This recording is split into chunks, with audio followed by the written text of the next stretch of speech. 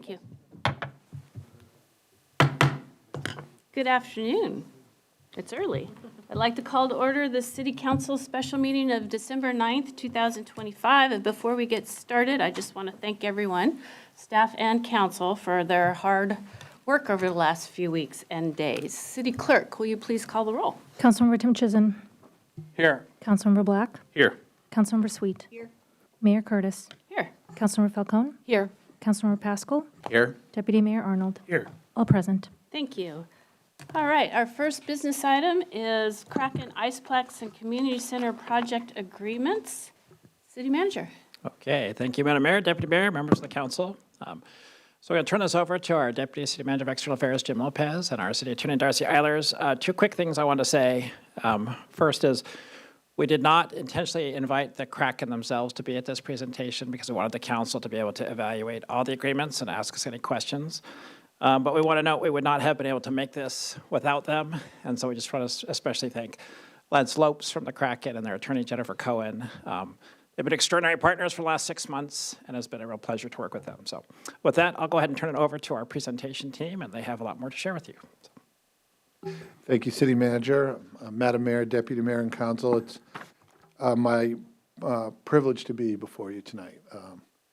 Summing up a multi-year body of work, and it's a great privilege to be next to our City Attorney, Darcy Eilers, and our Economic Development Manager, Jen Davis-Hayes, who joined me in this presentation.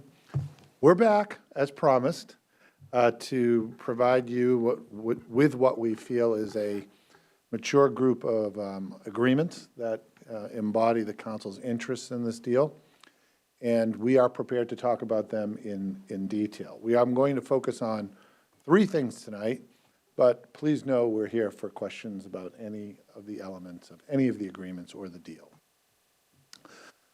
We thought it would be fun to start with the notion that it takes a village to build an Iceplex. And this is a good effort at all of the folks that have participated in this endeavor, including the Seattle Kraken team and our OPSIS architectural team and consultants, but heartfelt and deep thankfulness to our staff. They're listed here, and it's been a wonderful example of something that we really pride ourselves on here at the city, which is cross-departmental collaboration. And these groups are invigorating. The folks are so smart, and the way people interact is really inspirational to be a part of. So heartfelt thank you to all of the folks. And before you move on this slide, I also want to note that John Delanoy, our outside counsel from Pacifica, is online tonight. He wasn't able to make it in person, but is available online. And we had a major assistance from Pacifica, a number of attorneys there. John Delanoy, Deanna Gregory, our bond counsel, she participated, and Zach Tomlinson is one of their procurement specialist who helped us sort of frame this partnership. And so I want to express my thanks to them. And I'm so glad that John's here tonight to help us bring this to you as our presentation for potential final approval. Thank you. That will be our supplemental Pacifica slide. Yeah. So thank you. And thank you to them. They are an amazing group. Okay, so what we are here to talk about tonight is proposed resolution 5704. And the resolution does very specific things, empowering the city manager to finalize the agreement. It directs the city manager to execute the agreement to lease, which, as we talked about, is kind of like a purchase and sale agreement. It is a fundamental agreement to this entire endeavor.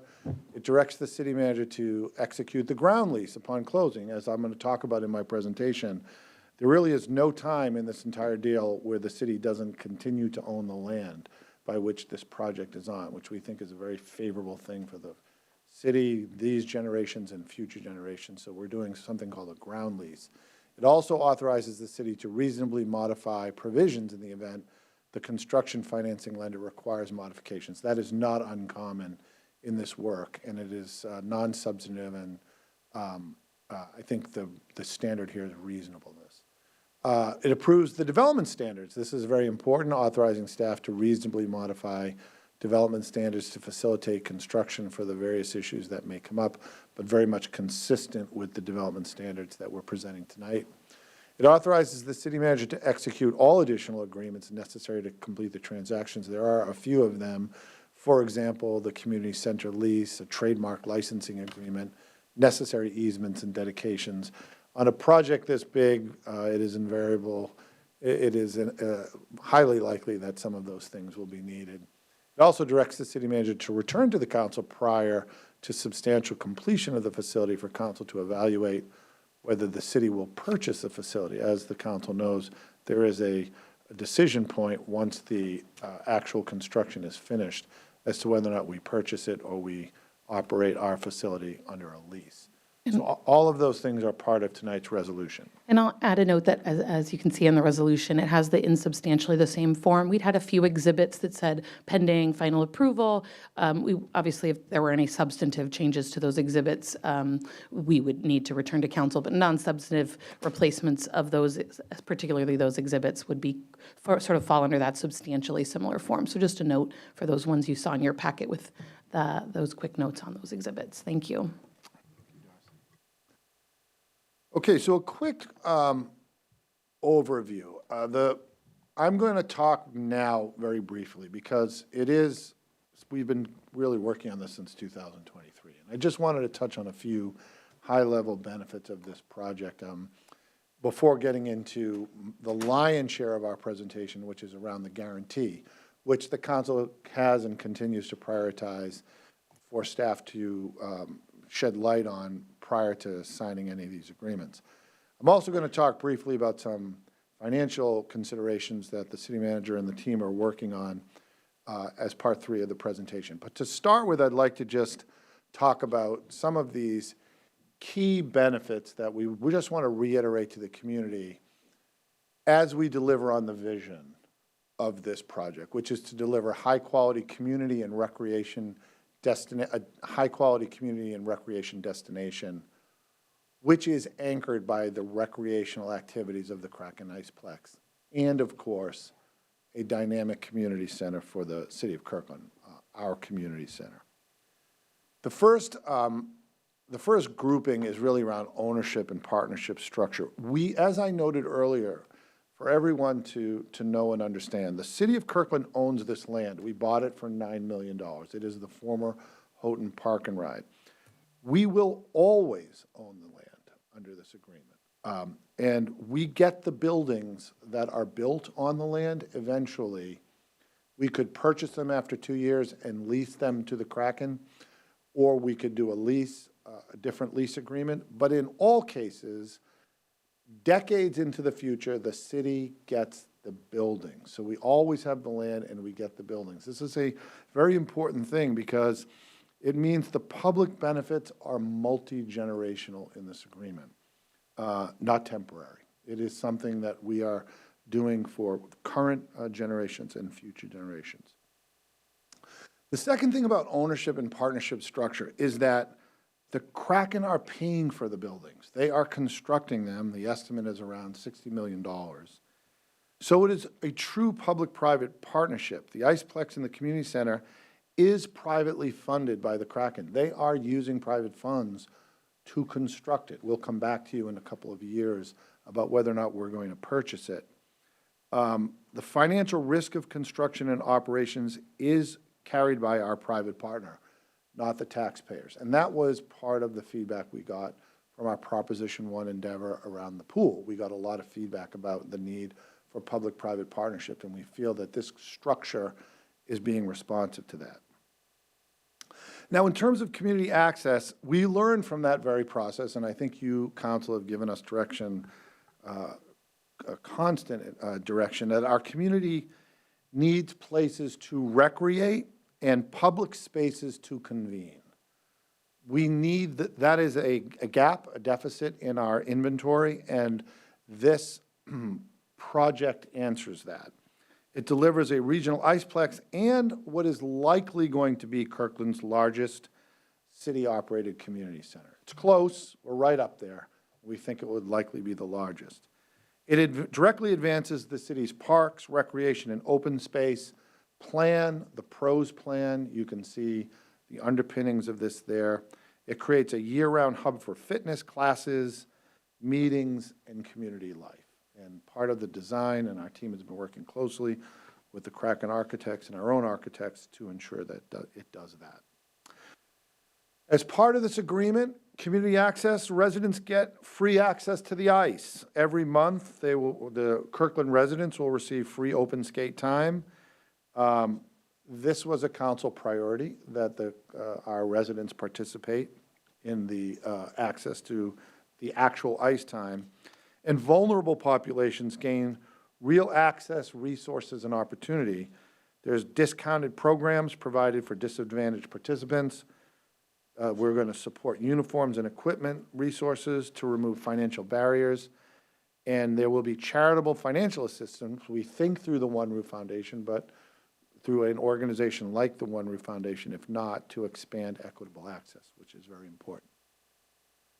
In terms of economic impact, the economic development gains investment, momentum, and global brand association with this project there. An independent analysis projected over $7 million a year in economic benefits. The Iceplex becomes, could we hope and feel that it will become a catalyst for the Northeast 85th Street Station Area Plan, which is a top council priority, and getting this project off the ground is a great, hopefully, catalyst to and harbinger of things to come in that area. There will be a restaurant, which we consider to be a placemaking restaurant, a destination, and we hope it will be a catalyst for tourism. And the Tourism Development Committee has spent a lot of time and effort promoting Kirkland as a destination, and with the number of tournaments, we think that's a real possibility. And of course, the city gains global brand association with the Kraken, but not just the Kraken. We also feel confident we will get brand association with the Torrent, the Professional Women Hockey League franchise in the Seattle area, where we actually hope this facility becomes their home base.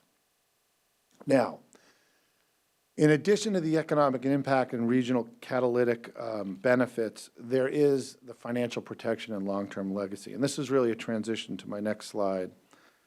The city is financially protected in this agreement. The parent company of the Kraken Slapshot is part of a financial guarantee, which I'm going to talk about. It's not just, we have a system that evaluates the Kraken's financial well-being and has a mechanism by which, if that well-being doesn't meet with the city's thresholds, they'll take immediate proactive measures to protect us in the form of a 2-year advancement of cash or a letter of credit. So it's not a handshake deal. This is a very sophisticated, enforceable agreement that we feel proud to bring to the taxpayers. Like I noted, the financial structure limits taxpayer exposure. The Kraken carries the risk, including the construction risk, and the city retains ownership control and enforcement authority throughout the deal. And let me close by saying that this decision today defines not just today's benefits, of course, but what we leave for the next generation of Kirkland families. We convert a single site into a permanent engine for health, connection, and opportunity. We create a place for kids to learn, families to gather, and communities to build. And long after today's vote is forgotten, we hope, if it meets with your approval, that this will be a place still serving our amazing city. So with that, as a grounding idea, we have been to the council, I think, over 11 times, and we did have this displayed in the Kirklander, which reached over 40,000 households, and we truly hope that folks that are interested visit those resources and learn as much as they can about this proposal. If they were to do that, they would see this projected timeline, or a timeline, and this is what I showed in our last meeting. We hope to have the council action result in SEPA and development plans early this year, and a potential execution of the ground lease no later than this summer, and we're projecting June. Hopefully, just before that construction can begin. And the Kraken's proposal is that they come back in June to September of 2027 with a facility. I did mention some of the outreach. Here, we kind of highlighted it. We had a lot of fun. We created the Kirklander this year, as the council knows, and directed us to do. And we did have the Kraken in the Kirklander. We had the Kirkland, these meetings identified in our weekly newsletter, This Week in Kirkland, and our podcast several times, and our website, where you can get, simply by searching the Iceplex on City of Kirkland, you can see, if anyone is interested, you can see a pretty comprehensive list of the, I believe, 11 presentations that we made to council. So with that, I'd like to jump briefly into the guarantee. The guarantee is really the foundation of tonight's presentation. It has been, if not the top, one of the top priorities of the council throughout this process, and justifiably so. The most likely scenario by which this facility is built, the most likely scenario, not definitive, is that the city would use its bonding capacity to actually purchase the completed project 2 years from now, and then lease the project back to the Kraken. That, of course, creates the question, how can we be certain that the Kraken are going to live up to the obligations of the lease? So it's kind of the most, I think, immediately understandable scenario by which we would talk about the guarantee.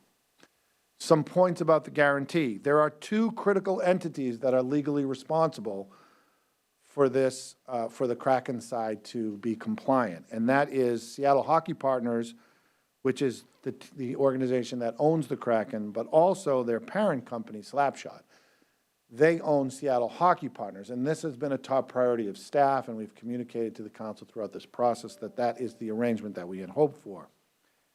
The guarantee applies in both scenarios, whether or not we purchase the building or whether or not we, and be the landlord, or whether or not we are the lessee. Very importantly, the guarantee is for full performance. It's not just financial. It covers all the obligations in these agreements, not just unpaid rent. It includes construction and operation and long-term lease performance. The city is protected across the entire life of the project, and we think that has been a very fruitful and endeavor, and we're grateful for the Kraken for that. As part of the guarantee process, and we can go into more detail as needed, the city uses a formal independent annual verification process to get assurances, essentially using this third-party auditor or accountant to determine the Kraken's financial health. And broadly defined, it is the value of the franchise against the debt of the franchise. And this third-party auditor will look at essentially the Kraken's financials as presented by their financial team and make an assessment that there is sufficient equity in the Kraken organization to satisfy our exposure, which would likely be around $60 million. So on an annual basis, we will take a look into the Kraken's operations and see this meaningful data. Can I jump in really quickly? please. I just want to be clear for posterity's sake. Our advisor is going to be the one receiving records from SHP and Slapshot's officer, and those records are never intended to be public records. They're never intended to be seen by city staff or viewed. The only thing we'll end up getting from our advisor is a certification from them, a letter from them noting that they think that the records they got were accurate and the valuations sort of met the needs of the financial covenant they made, and that they have the required amount of unencumbered equity effectively. And so that's the only thing the city will have as a result of this, but that was intended to be sort of protect what are otherwise non-public records of the Kraken's SHP and Slapshot records about their financial records and balance sheets and things like that. And so that really is designed so that we get this notification from somebody who's ours, but we're not going to ever see those records directly. And they're not doing their own audit, our advisor, they're just reviewing the records they're getting, and but those records are significant. Yeah, thank you, Darcy. As Darcy noted, the advisor operates under strict confidentiality, but we get the determination as to whether or not they meet our threshold.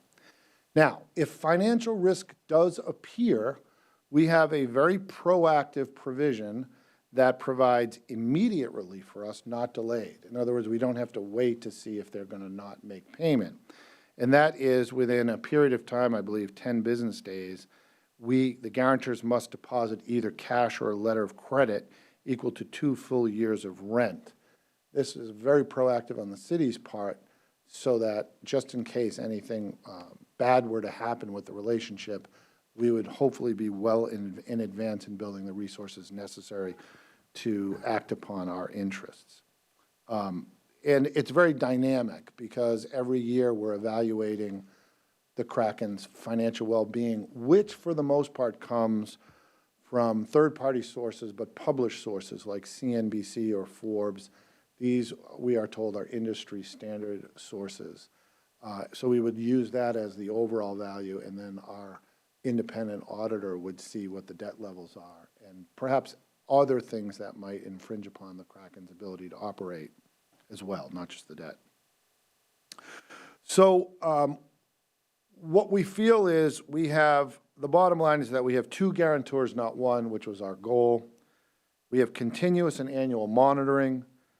We have an immediate 2 years of rent protection should their thresholds be broken. And this is protection for our taxpayers, for the operating budget of our facility, and for the viability of the long-term public asset. That is the guarantee, and I believe it is an Exhibit K. So apologies, this might be a good time just to note, I emailed you earlier, we had some last-minute negotiations to make some refinements to the guarantee that was in the packet. Kraken's accountants had reviewed it and had some refinements to make to sort of better qualify, to better qualify, this is just one of them, to better qualify the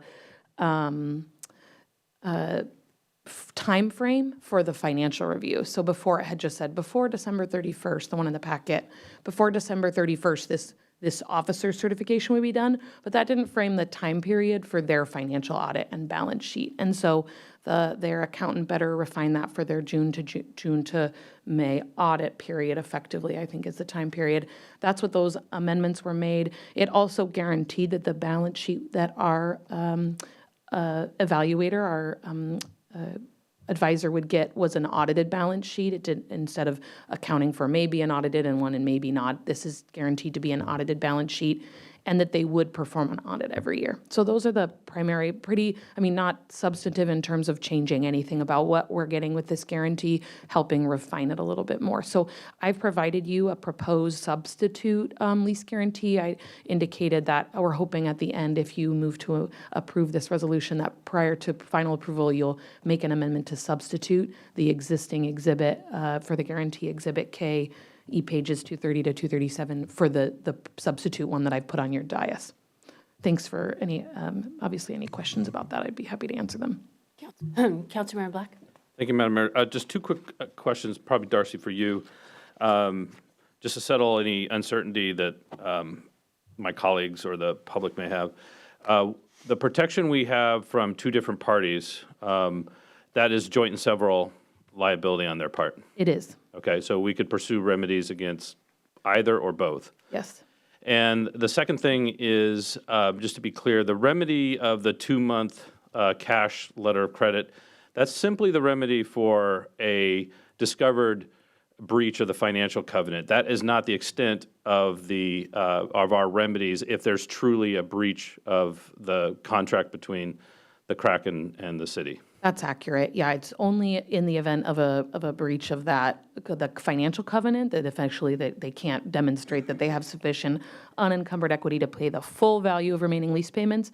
Kraken subsidiary, a Slapshot subsidiary who's the lessee under the ground lease or the operating lease, they could still very well be making their payments and meeting all their obligations under the lease, effective lease, and we would still get that letter of credit or cash payment if to sort of guarantee that we were able to make payments in the event of a later default. Good. And just to be clear, so if there was a breach of the contract not associated with the financial covenant, we would have whatever remedies are afforded by contract law. That's correct. All right, thank you.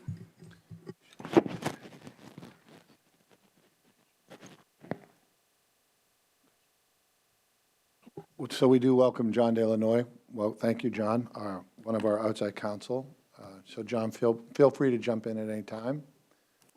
So that moves us to, so moving off the guarantee issue, although we certainly can revisit it, moving into the third kind of bucket of my presentation, which is 3 issues I just wanted to go over very briefly that involve some financial contribution from the city.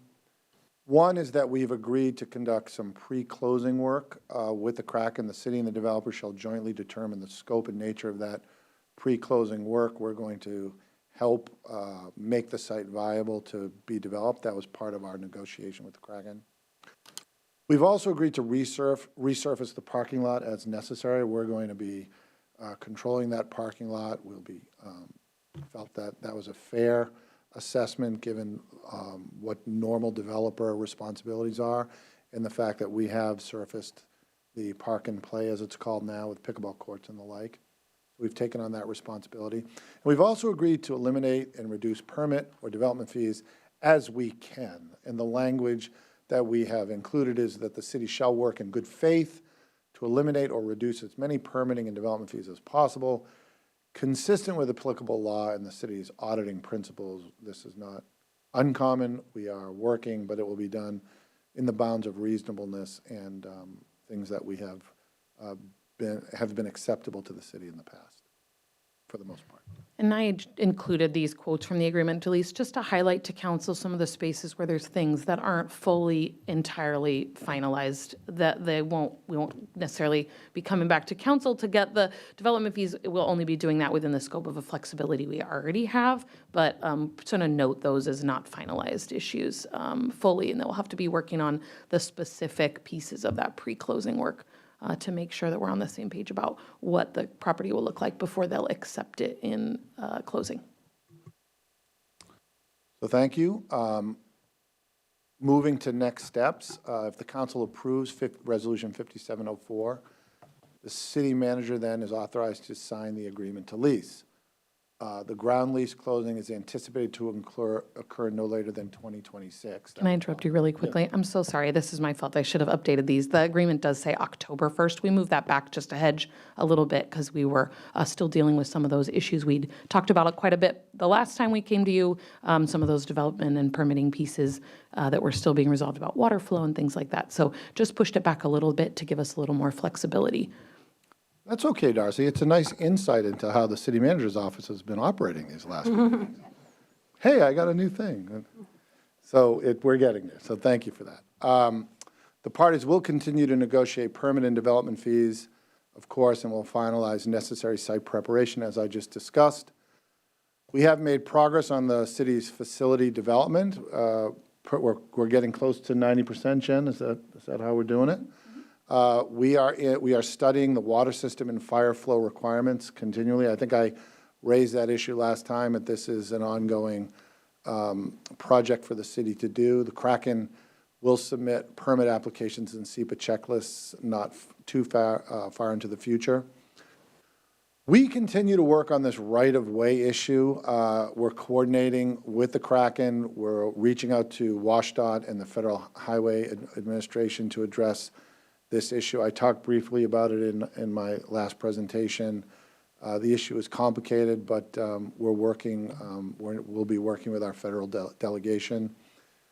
There's a right-of-way dedication, right-of-way vacation, and right-of-way easement for the stairs. We're working on all of those issues. As you can imagine, a project of this size does have its complexities, but we are confident that we will continue to work and find solutions to these items.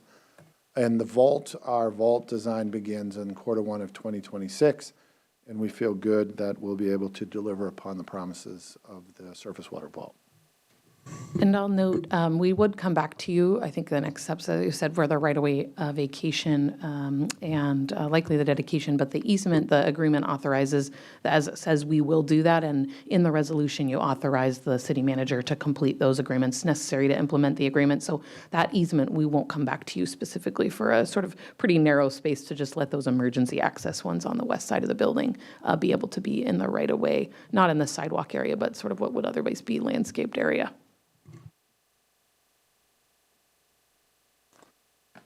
So that brings us to some proposed motions. And I want to stop here, kind of get organized around what we should prioritize. Here, we've identified a motion to. Can I jump in with this? Sorry. Yeah. These two that are on the screen are the ones, proposed amendments that that Deputy Mayor Arnold emailed you earlier today. And then on the earlier screen, which we'll need to go back to, are a couple that staff has requested that council consider. So there are four requested or proposed amendments, two proposed by Deputy Mayor Arnold, and then that will be proposed, and then two requested by staff that will need, if you're amenable, somebody to propose. So we can start with this slide if that works for everyone. Or first, you need to talk about it, but yeah, we probably want to go back to that first slide, actually. Yeah, Darcy, let's go ahead and talk about the original motion first. So, all right, This is the city's motion. yes, Councilmember Sweet? Then I move. Second? Say that on I'm the going to record. do it again. Move approval of Resolution R 5704. Second. All right, it's been moved by Councilmember Sweet, second by Councilmember Falcone. Any discussion? Now we can talk about the motions. Okay. Councilmember, or Deputy Mayor? Well, first, I would move to amend Resolution 5704 at page 34, Section 8.2, as shown on the screen, and substitute Exhibit K as shown on the screen. Second? It's been moved by Deputy Mayor, second by Councilmember Black to do what's on the screen. Any discussion? Deputy Mayor? Anything you want to add? Pretty self Now, Okay, this is the stuff that Darcy just covered with the latest all right. and greatest guarantee. So may I have all those in favor, please say aye. Aye. Any opposed? Amendment carries 7-0. Deputy Mayor? And then second, I have two amendments here. There was a typo where Resolution 5704 had the wrong reference for the development agreement on the park. Want to change that from Exhibit B to Exhibit L to talk about the development standards. And then as Darcy and Jim have outlined, there's a tremendous amount of work that's going to happen between now and closing. And while we are delegating that work to staff, I think it's going to be important to keep the council apprised and wanted to direct the city manager to come back at least monthly to talk about all of those pre-closing activities and their status. In addition, we'll have the stormwater vault and other things that may require council action. So those are the two things that I'm proposing here. So I'd like to move to amend Resolution 5704, page 17 at line 95, section 3, to replace Exhibit B with Exhibit L, and then to add a new section 5 and rename the existing section 6 with the language shown on the screen. Second?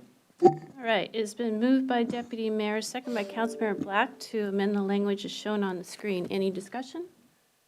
All those in favor, please, Councilmember Tim Chitzen. Deputy Mayor, this is your motion. I'm comfortable with that, but is no less than once a month? Do you want to say as needed, or do you want to say no less than once a month? I'd like to, like we have with other big projects going on, even if there isn't a lot to report, I'd like to be a standing thing on the agenda once a month. Okay, all right, understood. Any other questions, discussion? All those in favor, please say aye. Aye. Any opposed?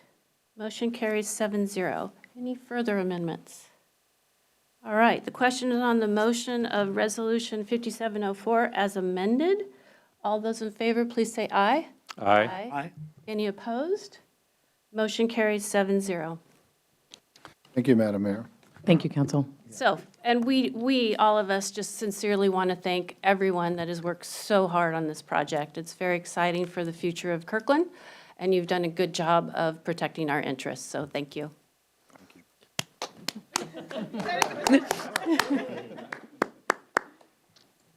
All right, we are moving on to item 3B, which is the Homelessness Continuum of Care Action Plan Adoption. City Manager. Okay. Thank you, Madam Mayor. So as we're switching out, we're looking for final action on Resolution 5705. This was originally going to be a presentation from Jen Boone, who, as you all know, maybe has left us and has had a beautiful baby girl. Oh, we hadn't heard. And then Lynn Swagstra was going to kick in, and she has strep throat, and she is no longer here as well. So filling in is our brand new, welcome to Kirkland, new manager, Becky Gilly, and then obviously Juliana DeCruz, who's been working on this project for quite some time. And so we are going to have them give you a presentation on what has changed, and we're looking for final action on the homelessness action plan tonight. So. Wonderful, and welcome.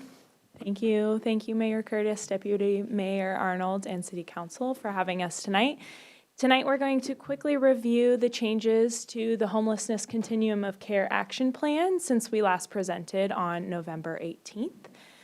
We will also provide a brief update on the Health Through Housing opening, and Becky, our Human Services Supervisor, will provide that update towards the end.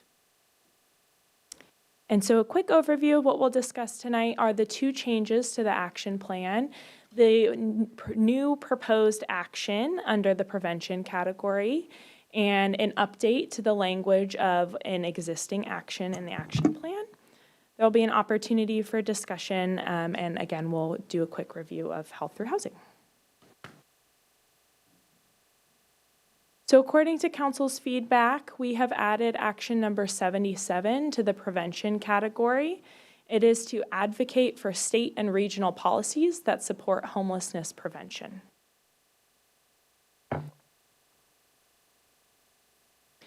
The other action that is being edited in response to council feedback is action number 65. This action language is a hybrid of the original language and some of the language that was workshopped at the last council meeting. We believe it gives the flexibility for council to be proactive about a broad approach to affordable housing funding, but also suggests a regional levy mechanism. And the action plan notes that this action requires additional community engagement when it comes time to implement this action. Those are the two actions changed to the action plan. I do want to note that we intend for this action plan to be a living document and that it would update every 3 years in response to state, regional, and national changes, and that there would be regular reports to council as part of the regular budget process. So with that, any questions or changes? Councilmember Tim Chisholm. Thank you. I'm not suggesting any changes or amendments, but I'm incredibly skeptical about advocating for a regional housing levy because I would want to ensure that our taxpayers in Kirkland would get housing in Kirkland and not have their tax money exported to other parts of our county. And so, I would suggest that we have a separate vote or briefing if we as a council are going to support any type of King County housing levy. Thank you. Thank you. Anyone else? I'll take a motion. Madam Mayor, Yes, go ahead. I'll move to adopt Resolution R5705, adopting the Homelessness Continuum of Care Action Plan. It has been moved by Councilmember Black, second by Councilmember Sweet, to adopt Resolution 5705, the Homeless Continuum Care Action Plan. Is there any further discussion? Councilmember Sweet. I just want to say, and I said this before when you reported out the first time, this document was just a joy to read. It makes me so proud of how far we have come in terms of addressing these terribly significant issues. So I want to thank you so much for this body of work and for bringing it in. I told Kelly earlier today that we were landing some planes tonight. And this is certainly a big one. Thank you. Thank you. Thank you. The question is on the motion for 5705. All those in favor, please say aye. Aye. Any opposed? Motion carries 7-0. Thank you. Thank you. And handing it over to Becky for an update on Health Through Housing. Thank you. Since one of the action items in the plan is to support the implementation of Health Through Housing, we wanted to provide the update on the opening of Sheila Stanton Place. The Code of Conduct, the Safety and Security Plan, and the Community Relations Good Neighbor Agreement are all complete. Kirkland Homeless Outreach Coordinator has referred clients for the first wave of East Side referrals. 2 have passed the initial background checks and have moved on to the next phase of screening. These clients could potentially move in as soon as the last week of December. The Homeless Outreach Coordinator has additional clients identified for the next wave of referrals and is in the midst of completing the paperwork. Does council have any questions? No, but that's good news. Thank you. Thank you. Thank you. All right, we are moving on to 3C, which is the 2025 year-end budget adjustments. City Manager. All right, thank you, Madam Mayor. Again, we're switching out. As we're doing that, we're looking for final action on amending the biennial budget. Here to give the presentation is Kevin Pelstring, our Financial Planning Manager. And in reserve is our Finance Director, Michael Olson, if needed. Welcome, Kevin. Thank you, City Manager. Moving very quickly tonight. That's the goal. All right. Madam Mayor, Deputy Mayor, members of council, I have, are the slides? Yeah, I do, sorry. No, it's okay.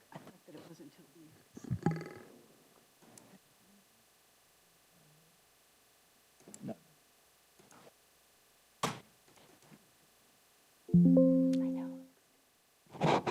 All right. Pardon the delay. Madam Mayor, Deputy Mayor, members of council, I have about 20 slides for you tonight. Don't be deterred. We can go through most of them pretty quickly, but have some detail on some of the mid-buy adjustments and service packages and a few updates since when we reviewed most of this in November. Please stop me. I'll try and go through them pretty quickly, but please stop me if you have questions, and I'm happy to go into them in more detail. This is that one. It's combined. There you go. Yes. Yep, that's the one. All right. Thank you.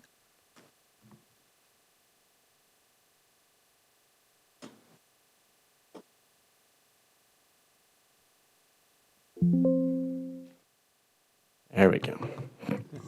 All right, so first, wanted to start with a bit of background on budget adjustments. You've seen this a few times, but just like to bring up the reminder as we do budget adjustments twice yearly. So reminder, the budget is adopted by fund via ordinance, which is what you'll be taking action on tonight, including all of the resources in it, including reserves, fund balance, et cetera. And the difference between total adjustments, so tonight there's $46,450,000 in total adjustments and $35,057,000 in appropriation adjustments. So appropriation adjustments are actually increasing the available resources in the funds. So I want to make that distinction. So that $46,000 or the difference, $11 million difference is using existing resources, which could be salary savings, it could be reserves, fund balance, that sort of thing. So of that $35 million, $9 million is interfund transfers from existing resources. So many related to service packages. So as we bring forward service package costs, we then are, if we're buying a vehicle, that goes to the fleet fund. So a lot of this cost gets doubled, tripled up as it goes across the different funds. And that's kind of a quirk of municipal finance. $12 million is from Bellevue and Redmond for the South Reservoir Water Project. $3.5 million is from new grants for park projects. $2 million is for park impact fees above budget. $3 million is recognizing contributions from the pooled human services, and then $1 million from the 26 King County Parks levy, and another $1 million from affordable housing fee in lieu and evergreen health levy. So it seems like a really big number, but you break it out, and it's all things that, or most things that you are familiar with already.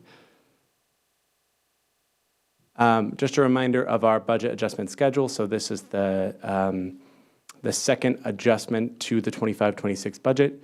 There will be a couple more bites of the apple in 2026 as we are also simultaneously building the 27-28 budget.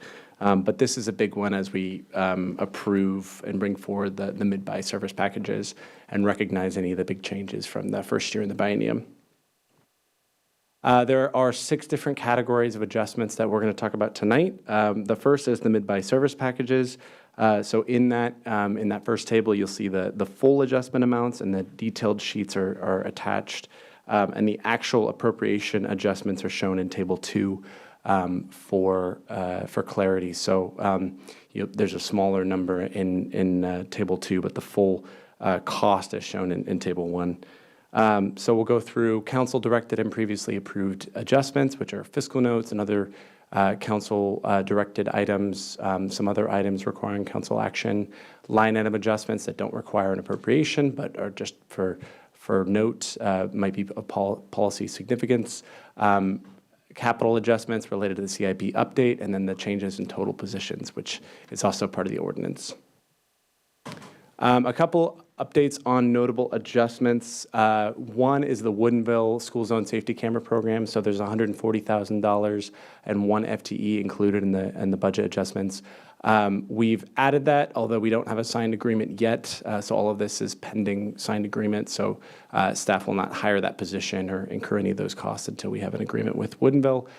They're continuing to review the plan and the estimates. And we'll provide an update in 2026. There'll be a few months delay once they start the program before they start issuing citations, and that requires staff, Kirkland staff support, so we'll have some time. So we'll bring back an update in 26 as soon as we hear back from them. The second is the Emergency Management Event Safety Monitoring Service Package. That was an update from a previous service package that city manager directed staff to update. So this is changing the service package to transfer funding to the Fire Sinking Fund, which will require council approval to allocate onto the CIP. And staff is exploring other temporary ways to enhance visibility into downtown during select times and when there's a lot of people downtown. So still looking to explore options there, but we'll come back with approval from council in 26.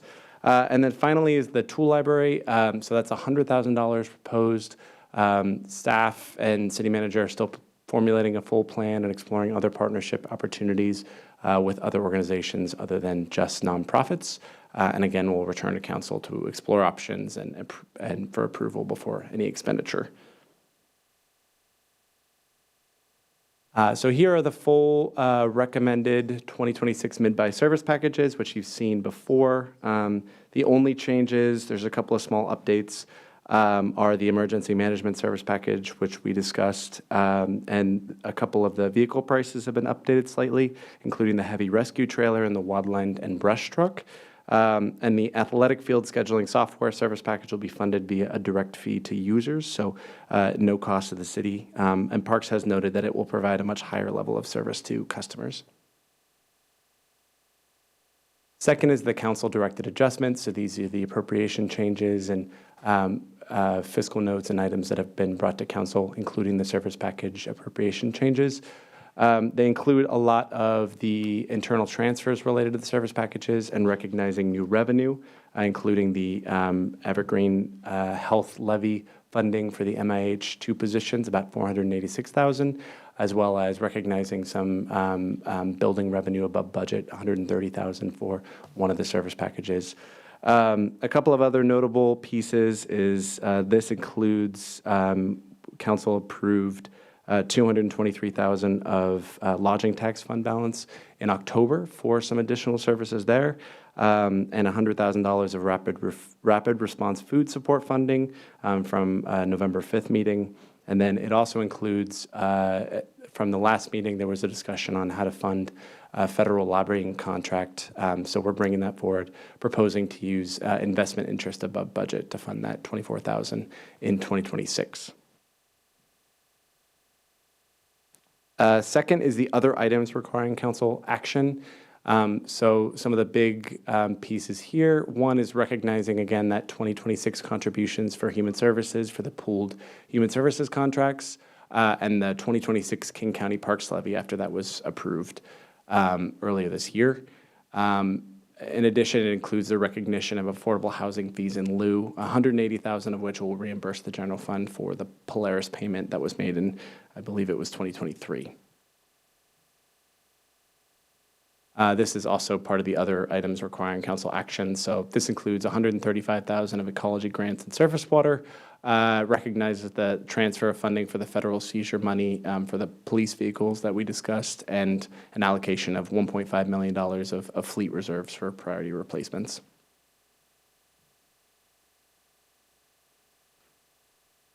These are the line item adjustments that don't require council action but have policy significance. So the biggest one, just wanted to note that we're returning $34,000 of unused funding from the MFD study back to the CMO budget for the station area activation where it was originally allocated. And then finally, the capital project adjustment. So this is recognizing all the changes from project closeouts and from adjustments coming from the CIP update. So it includes $26.9 million of additional appropriation, including about $2 million of park impact fees above budget. It also includes that $12.7 million of revenue from Bellevue and Redmond for the South Reservoir Water Project. The City of Kirkland's portion has already been recognized in that project, so this is recognizing the totality of the other cities' involvement in that project. We'll talk a little bit more about the CIP updates in the second portion. And finally is the position changes. So again, the ongoing FTEs are included and adopted by council as part of this adjustment process. So this includes a couple of new FTEs, 2 FTEs related to the Homelessness Action Plan, 2 FTEs related to the MIH service package funded by Evergreen Health Levy, 1 deputy fire chief, and 1 judicial specialist funded by the City of Woodinville School Zone Safety Cameras pending agreement. And finally, the adjustment summary. So this is showing each of the types of funds and the adopted budget as of the June budget adjustments on June 17, 25, the appropriation adjustments of $35 million, and then the amended budget amount, which would be $1.15 billion. One thing, a couple of notes I wanted to take here before I move for council action on this. One, there was a question last meeting about working capital. Wanted to provide a little bit more of a better definition on that. So working capital is the standard term in municipal finance to describe the amount of readily available cash that a city keeps on hand to manage day-to-day operations and short-term obligations. So it's basically so that the city can pay its bills when there's a difference between revenues and expenses and timing and respond to minor unexpected costs. It may also, and we sometimes refer to it as unallocated fund balance, unreserved fund balance, or just sometimes fund balance. And we usually refer to it as the ending biennial budgeted amount. So it includes all of the changes that council has made, but it doesn't always include all of the budget to actual changes that happen throughout the year. So if we see, an overage in one revenue or an underspend in another expenditure, it doesn't automatically include that unless council takes action to make an adjustment to recognize that. So including all the revenues and expenditures in the mid-buy budget adjustments, were budgeted to end the biennium about $363,000 above target. So that's a little bit higher than what we had brought to you in November. It includes some of the fee in lieu reimbursing Polaris and some of the other service packages costing a little bit less than expected. And it also, we have the City Council Special Project Reserve, which is full at $250,000. That's been unspent this biennium. And one other note, we did receive $528,000 of one-time sales tax from an audit from 2023 in the October sales tax receipt. So that could be available for use next year, but it's unclear, and we're still determining whether or not there are pending appeals for that. But that was a big one-time payment that we could bring back for deployment for something in 2026. That is all I have there. So, Madam Mayor, staff recommendation is for council to approve ordinance 4916. So I'll pass it back to you. Thank you. Council, any questions for Kevin? I will entertain a motion. Councilmember Black? Thank you, Madam Mayor. I'll move adoption of ordinance O4916, an ordinance of the City of Kirkland amending the biennial budget for 2025-2026. Second. It's been moved by Councilmember Black, second by Councilmember Pascal. Any discussion? Councilmember Pascal. Thank you. After talking with the city manager, one of the topics on the budget was the tool library. So I had a motion that I'd like to offer. I move that none of the money allocated to the tool library be expended until staff returns to the council with an implementation plan that is reviewed and approved by the council in 2026. Second. All right. It's been moved by Councilmember Pascal, second by Councilmember Black to do the motion as stated. Any comments? Yeah, I just want to offer a little bit of reason why I put this out there. I know that the intention is to do that. I think this language clearly articulates that this is the expectation of council and required before that money is actually expended. And that's because I want to understand the plan for that we have a sustainable plan to fund that isn't an ongoing subsidy that the city is going to continue to fund, that this is seed money to make it happen. And then there are questions about where it's located, what facility is at the best use of the facility. Are there other opportunities for that facility that could be better utilized for other services? So I think those are all questions that, for me, I have, that I'd want to have those discussions. That's not a discussion tonight with the budget, but it is a discussion that is warranted before those funds are expended. Thank you. Councilmember Black? Thank you, Madam Mayor. And I just want to express the reason I support this motion. Obviously, I seconded it. It's an unusual case where there's just a little bit more uncertainty about what exactly we're talking about, the location, the partner, what the 100,000 would be used for. So I think it makes sense for us to clarify this intent. Thanks. Thank you. Anyone else? Councilmember Tim Chisholm. Oops, and then I'll go. Thank you. I had additional questions surrounding this idea of a tool library. Specifically, my questions were mostly related to liability. And I heard on one hand that we wouldn't have liability, or we had reduced liability because we were using a partner. But I also heard that our intention was to operate this out of a City of Kirkland fire station. And I think the City of Kirkland, from a legal liability standpoint, would have there'd be a challenge there saying, we're not operating this, but it's operating out of our fire station. So I still have questions surrounding that. And I support this amendment so that we can have more vetting of this.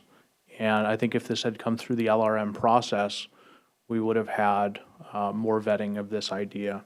So I'll also be supporting this amendment. Thank you. Thank you. Councilmember Sweet? I also support this amendment just because we kind of had, the plan was beginning to come together, but now we've got a lot more options to look at, I think, before a plan can be put together in terms of both the use of the facility. We have already talked about making sure that as we move forward with the transfer station, that we potentially put something in the transfer station plans to accommodate the tool library. So yeah, I think it needs a lot more flesh, but I think it's an exciting opportunity. And I spoke with Shoreline's mayor today about it, and they're basically, the tool library in Shoreline is operating as a nonprofit independently, and they're doing fine. Thank you. All right, the question is on the Pascal amendment. All those in favor, please say aye. Aye. Any opposed? Motion carries 7-0. Now the question is on the original ordinance as amended, ordinance 4916. City Clerk. Thank you. On the motion to approve ordinance 4916, amending the budget for the 2025-2026 biennium as amended, Councilmember Tim Chisholm. Aye. Councilmember Black. Yes. Councilmember Sweet. Yes. Councilmember Falcone. Yes. Councilmember Pascal. Yes. Deputy Mayor Arnold. Yes. Mayor Curtis. Yes. All in favor. Ordinance carries 7-0. Thank you, Kevin. Thank you, Madam Mayor. I'll just add that the tool library in Seattle has been very useful as I've battled some blackberry bushes in the last month for me. So All right, so next steps on the budget are going to be, we'll come back to council in the February council retreat to review some potential budget actions to balance the 27-28 budget. So starts to get exciting all over.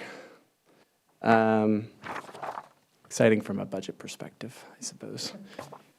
All right, next is the 25-30 CIP update. So excited to get back in my old stomping grounds a little bit. Just a couple of slides here. Most of the updates you've already seen in previous study sessions in September and November. From changes from November 5th study session, there's a change in the funded CIP, which is increased by 1.2 million, and the unfunded CIP increased by 1.9 million. And again, that big change on the unfunded CIP side, mostly in transportation from the original adopted CIP last year, is related to a restructuring of the unfunded list and referencing a lot of the broader list of projects in the TSP rather than including them directly in the unfunded list. So just wanted to call that out. And one other piece, this isn't included in the CIP update resolution at hand for adoption, but I did want to provide an update on some options to fund the Kamayakan gym expansion that we discussed last meeting that we went over the CIP.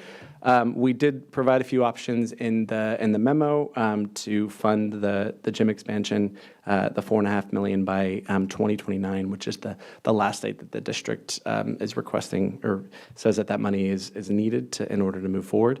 The Houghton Village financing, or the set-aside REIT money for debt service for Houghton Village, if that were to be sold, could be used for the Kamayakan gym, or partial funding for pool enclosures, or some combination of both. So we'll return in 2026 for ongoing discussions for that and more information. All right. For parks, a couple of updates. One is adding a $100,000 grant for ecology grant for design work on the Spinney Homestead Park renovation plan and development. So this is moving partially from the unfunded program. There's some questions about the actual cost that we'll have to bring back as part of the 2732 CIP once we learn more on this early design. The second is adding an new unfunded project, the Community Center Capacity Enhancements. So this is, again, an unfunded project with an estimated cost of $2 million. Adding this to the CIP also means that it's included in the Capital Facilities Plan, which makes the project eligible for REIT funds and park impact fees should council allocate these funds to the project in the future. So providing some additional flexibility. And for facilities, there are a few adjustments here. One is adding $105,000 of police Prop 1 funding to the KJC door security replacement to accommodate an increase in scope there. Adding $400,000 for system upgrade work in the KPC building system upgrades, specifically in the lighting and fire alarm panel portion of that project. And then finally adding $350,000 of park impact fees above budget for the Houghton Park and Ride purchase project, and that's for site prep work. And then again, as discussed, we're removing the emergency management event safety monitoring project that was related to the proposed service package pending further council action. And finally, again, back to you, Madam Mayor. The staff recommendation is to approve Resolution R5706, adopting updates to the 2530 CIP. Thank you. Any questions for Kevin? Councilmember Black. Thank you, Madam Mayor. You'll entertain a motion? I will. I move for adoption of Resolution R5706, adopting updates to the 2025-2036 year CIP. Second. It's been moved by Councilmember Black, second by Councilmember Sweet. Any further discussion? All those in favor, please say aye. Aye. Any opposed? Motion carries 7-0. Thank you. Thank you. You get to go home early. Terrific. Thank you so much, Council. Thank you. All right, we are moving on to item 3E, which is quasi-judicial, the Lake Washington High School Master Plan Amendment and Plan Unit Development for Sports Field Lighting. City Manager. All right, thank you. As we're making the switch, because this is quasi-judicial, I first want to turn this over to the City Attorney, Darcy Eilers, for opening remarks. And then Senior Planner Tony Levitt will be actually making the staff presentation on this. Thank you. Darcy. Good evening, Council. We did this recently a couple months ago, so we haven't had very many of these quasi-judicials, but I'll jump in. This item for Council consideration of the Lake Washington High School Master Plan Amendment and Planned Unit Development for the sports field lighting is a closed record quasi-judicial matter based on the recommendation of the hearing examiner and the factual record that was developed before the hearing examiner. This means the Council will not be receiving any new testimony or evidence this evening. Here's the format that Council has established for this type of matter. Senior Planner Tony Levitt will make a staff presentation and is available to answer questions from Council. Thereafter, the Council may take this matter under advisement before taking action and voting on the process to be permit application for an amended master plan, either tonight or at a subsequent Council meeting. If the Council wishes to vote on the resolution this evening, Council will need to suspend its rules to allow for that. When the Council acts on the application and the recommendation of the hearing examiner, it may grant the application, modify and grant the application, or deny the application.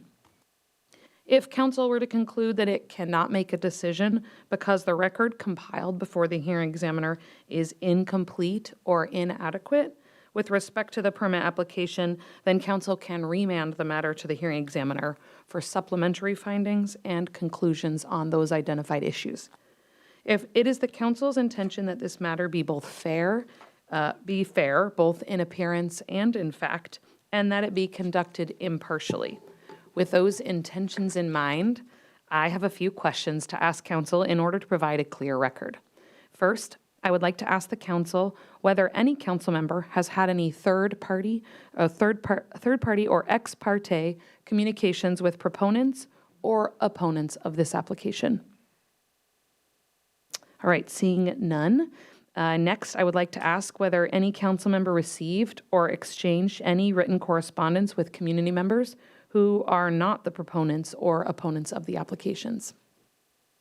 All right, seeing none.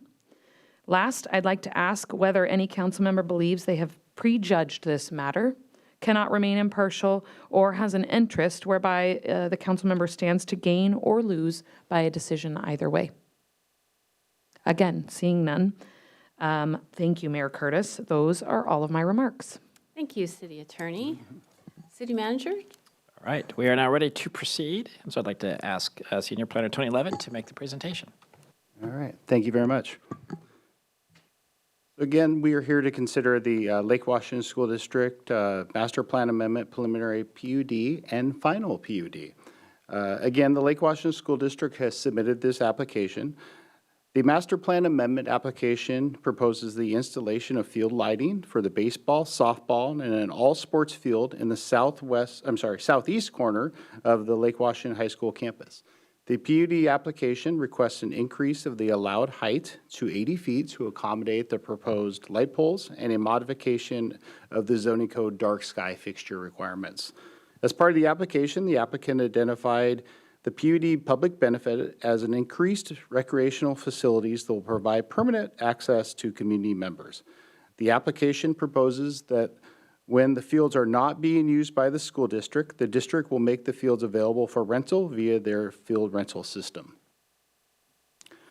The school district is currently in the process converting these fields from natural grass outfields to artificial turf fields.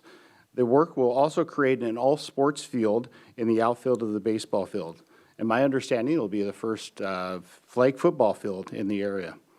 The proposed project calls for the lighting of the baseball, softball, and all sports field. The proposed light poles are located along the perimeter of the fields.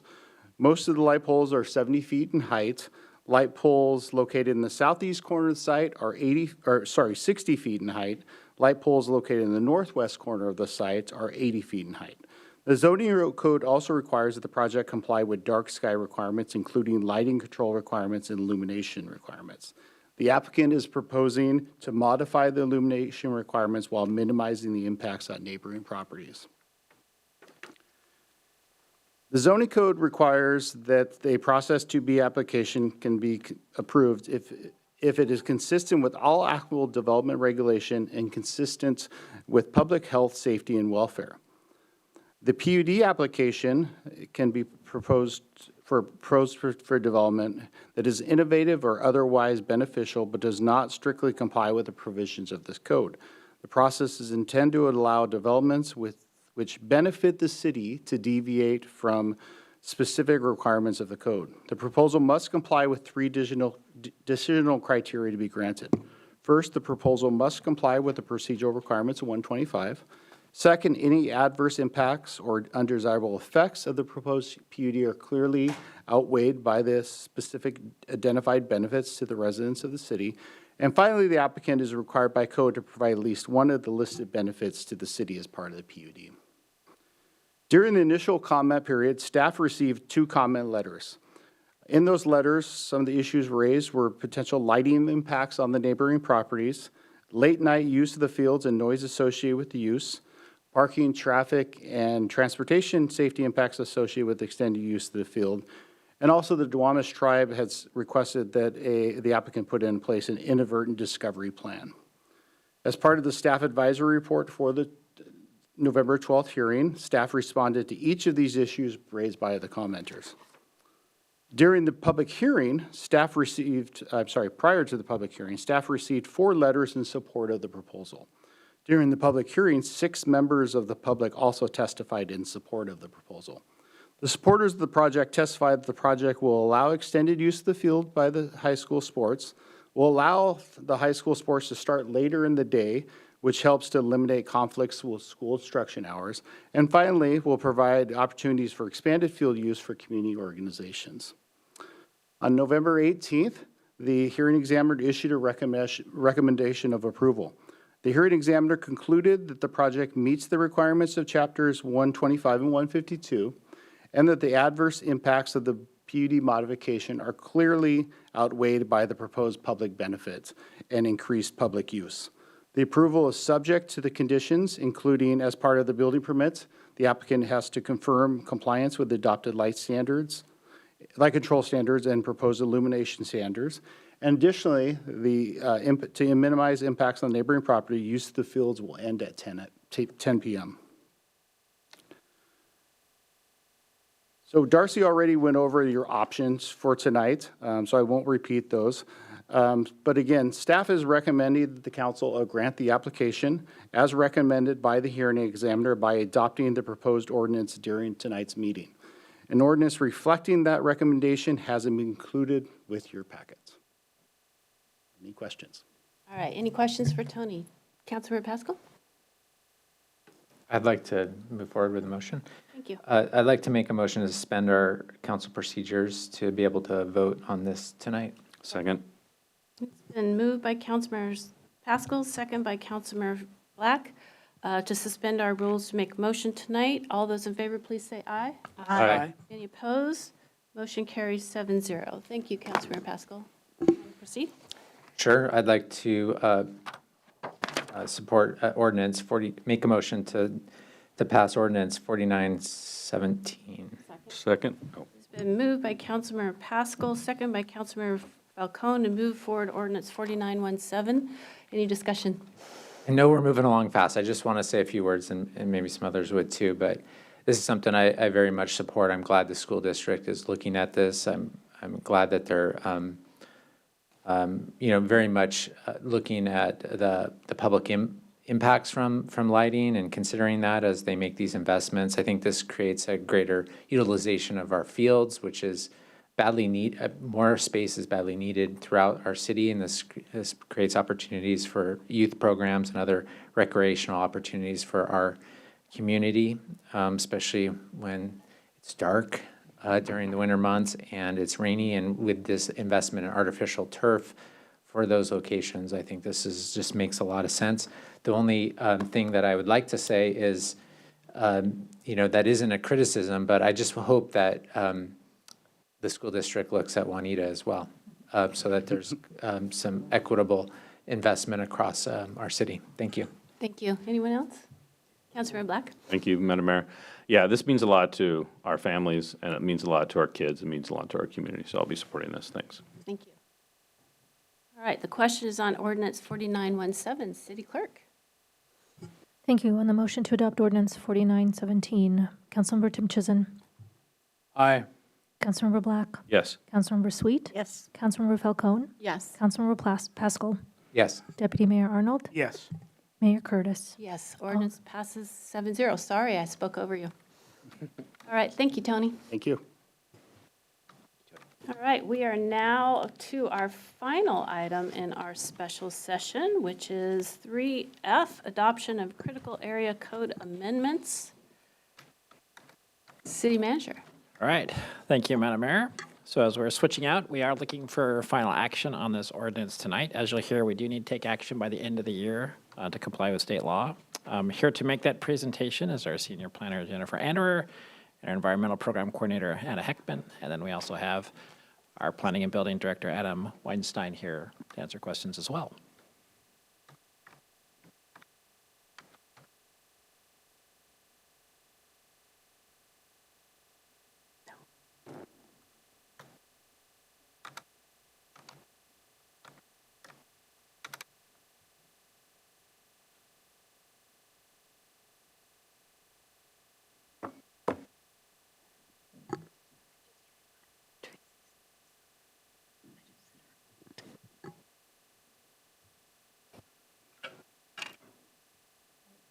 Thank you, City Manager, Madam Mayor, Deputy, and Council. We have 4 slides for you tonight just to go over the changes to Chapter 85 and 90 under Ordinance 4918. We'll start with Chapter 85, short and sweet. We were able to build in quite a bit of flexibility and clarity into this chapter. Revision to definitions reduces the amount of geohazard in the city. We have a new section for exemptions from geotechnical review as a whole. So if folks are looking to put in a repair on their deck or HVAC equipment, they don't need to touch this chapter anymore. We also have exemptions for other low-risk projects that require geotechnical review, but they're not complicated enough to require a third-party peer review. So new decks, retaining walls, and sheds. And then a big clarity component for this chapter was actually writing out tree and vegetation requirements, and then we consolidated that into Chapter 95, which is the chapter in the zoning code for trees. And that's it for 85. We're reserving the rest of the slides so we can dig into 90 with Anna. So as a quick review, our goal for this update was to update our regulatory requirements in a way that we could measurably improve both habitat and water quality in our existing degraded critical areas. We've talked before about quality over quantity, and we know that increasing quantity might not matter if it doesn't have quality improvements. We have water degradation that is measurable in our upper watersheds, and so we wanted to create regulations that are equitable up and down the watershed. Our habitat stream reaches outside of our forest areas all score fairly low. And so that correlates with good habitat, that correlates with our forested public park properties. So we wanted to make sure that our regulations take this opportunity. It's a one opportunity when people go to develop to create improvements on these private properties in our riparian and watershed areas. So what does this look like if you have a property that is in a wetland buffer or a stream buffer? We are proposing to continue the implementation of our 2017 buffer increases. We only get 20 or so delineations a year and about 5 properties that go into improvements as far as quantity that come through. So with this 2017 buffer increase, we are increasing emphasis, and there were some code changes on this for mitigation sequencing. We want to make sure that people are aware that this is something we do. And we want to continue to create the emphasis for the measures to minimize impacts to our wetlands. We have some exemptions. We created some allowances for public and private voluntary restoration, knowing that people should be able to take advantage of clearing blackberry, ivy, and all of the other things that are in the riparian areas. And then we have some documentation requirements we updated for emergency activities so that we can work with people after storms or floods to make sure that they can get what they need. And then we created some improvements for our technical report requirements. Identifying regulated buffers on the plans is pretty important, not just one, but RMZs if it's applicable, and whether it's a reduced buffer or a regulated buffer. We want initial assessments of surface water runoff for these permits. Some of our permits don't require surface water review, and so we still want to know where's this water going so that we can help make decisions. And then identify important factors for mitigation success, such as, is there beaver activity on the property? This seems to be a big deal in the success of some of our mitigation, and if we can take care of it in advance as far as designing appropriately, that's something to know.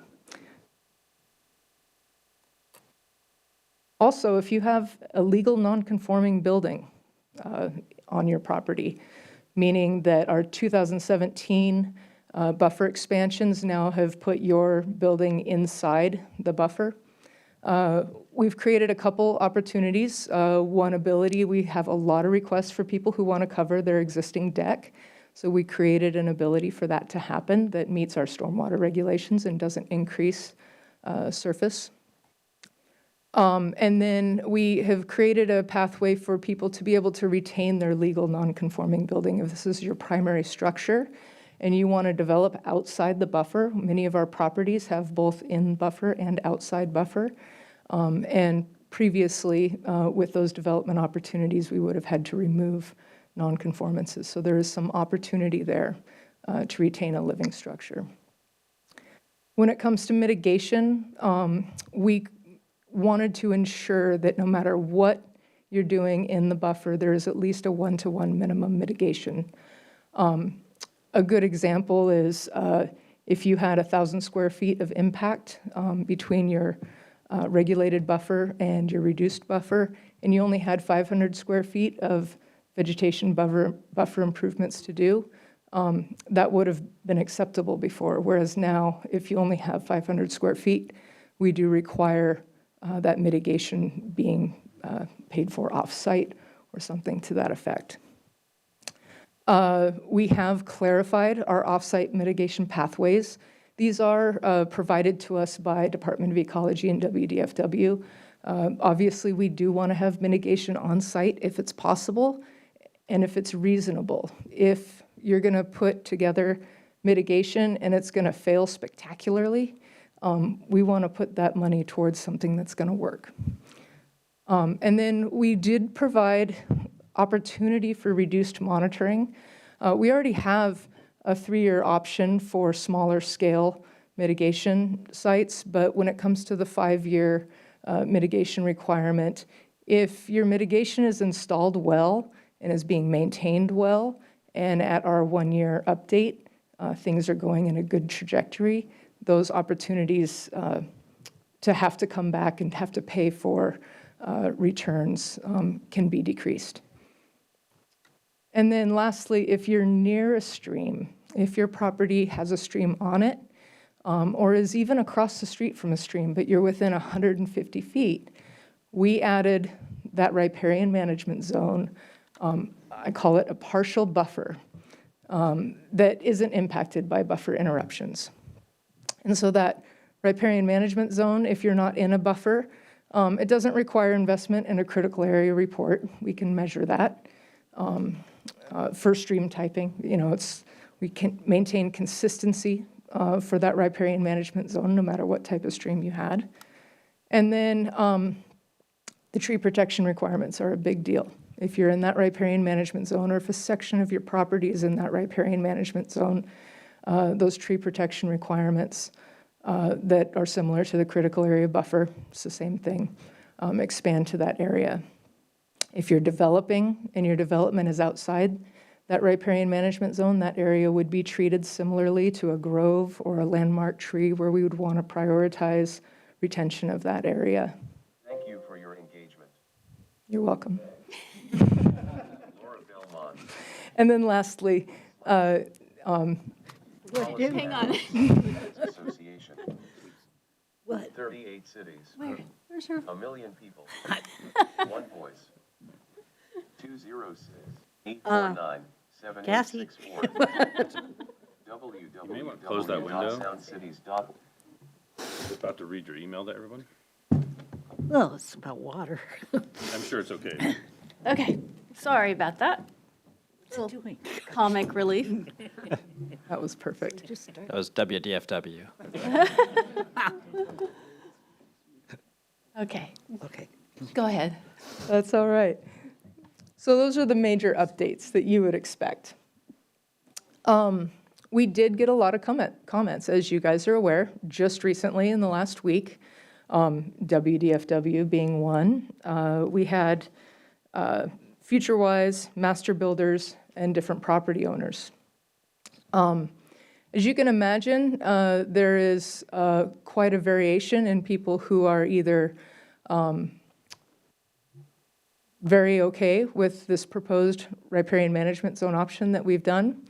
We have people on the opposite side that want us to take back the 2017 expansions.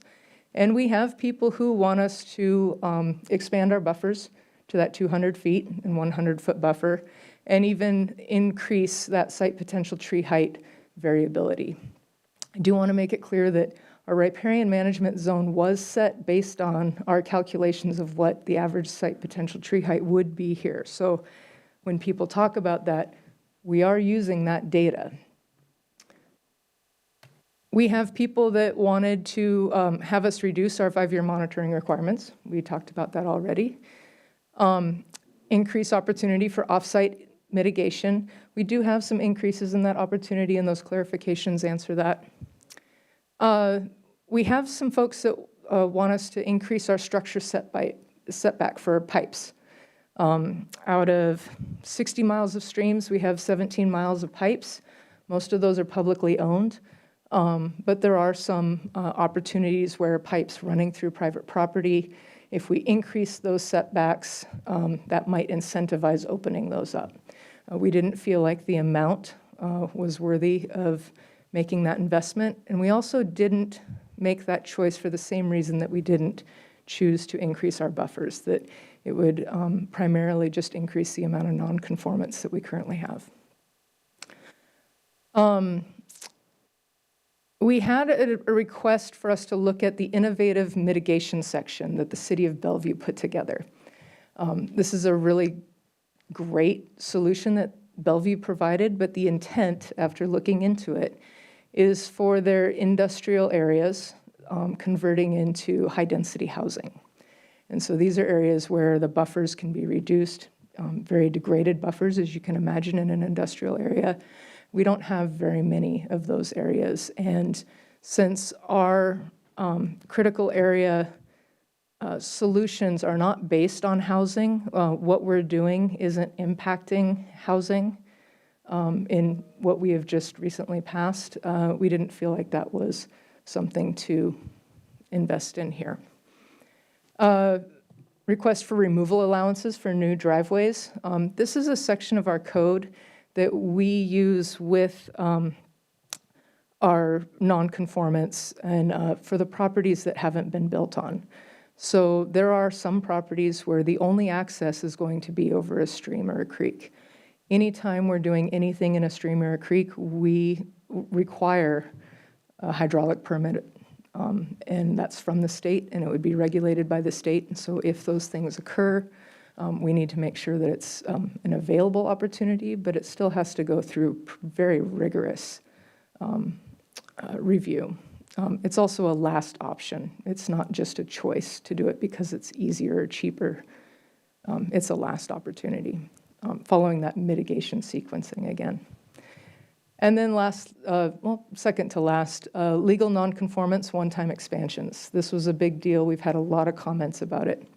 This was integrated with the 2017 buffer increase, where someone could do 250 square feet to the front of their property, meaning towards a stream or a wetland, or 500 square feet one-time option to the side. These are part of that balance that we are taking from properties. And they're not implemented often. The intent of these is for being able to meet the goals and objective of any sort of redevelopment if there's no other option. Again, mitigation sequencing would be used if there's ability to build on the backside of the property towards a road or something, that would be promoted. And then lastly is a request for that removal of the option of both buffer averaging and the reduced buffers. And there has been some calculations that look scary, building only 37 feet from a stream or something to that effect. And again, this buffer averaging is not something that we implement just for someone's good faith. It is, the intent there is to create connectivity and to retain areas that have high value. For example, like in a wetland, if there's an area that is lower and easier to connect to the wetland that might be outside the buffer versus a parking lot on a neighboring property that impacts the buffer that you're doing, that would be a good reason to do some buffer averaging. So those were things that we didn't implement.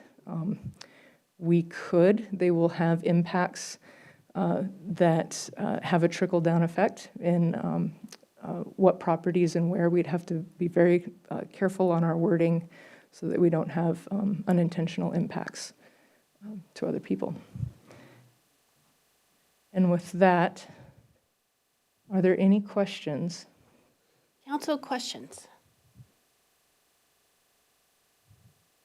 Councilmember Black? Thank you, Madam Mayor. Are you entertaining a motion on the ordinance? Sure. Before I do that, and I won't take much time here at all, but I just want to express my appreciation for the work that has been done on this, and the availability of the team to talk to council members about this policy, and to help us, make sure that we got our questions answered and make sure that we were able to sort of, confirm the thoughtfulness of this approach. I appreciate this because it's it's a lot of thought has gone into how to balance competing interests. A lot of thought has gone into how to balance quality of stream health and wetlands health over quantity in a city like ours that is in many ways, at least from the standpoint of ecology as an urban environment. So appreciate that and the fact that we're striking that balance while also complying with the legal mandates. So I'll move ordinance for adoption of ordinance 04918, an ordinance of the City of Kirkland relating to zoning and land use to update Kirkland's critical areas ordinance through amendments to chapters 585, 90, and 95 of the Kirkland zoning code and establish an effective date. Period. Thank you. Second. It has been moved by Councilmember Black, second by Councilmember Sweet. Before I call for a vote, I also want to say thank you, and you've done a great job of responding to the emails and questions we've gotten lately. And there's always this tension when we move with state-mandated environmental concerns. And there's people that say we're not doing enough, and there's people that were saying we're doing too much. So no one's completely happy, so we've done a good job because we're darned if we do and we're darned if we don't. So anyway, you've crafted some really good code, and I appreciate your work on this, so thank you. The questions on the motion of moving forward with ordinance 4918. City Clerk? On that motion, Councilmember Tim Chizen. Yes. Councilmember Black. Yes. Councilmember Sweet. Yes. Councilmember Falcone. Yes. Councilmember Pascal. Yes. Deputy Mayor Arnold. Yes. Mary Curtis. Thank you. Ordinance passes 7-0. Great job. All right, well, we were super efficient. Councilmember Falcone? Yes. Thank you. Let the record indicate that the mayor did vote yes in the affirmative. I was wondering why Councilmember Falcone was looking so alarmed. Okay, so motion now carries 7-0. All right, that concludes our special meeting for this evening. We will be back at 7:30 for our regular meeting. Thanks, everybody. Thank you.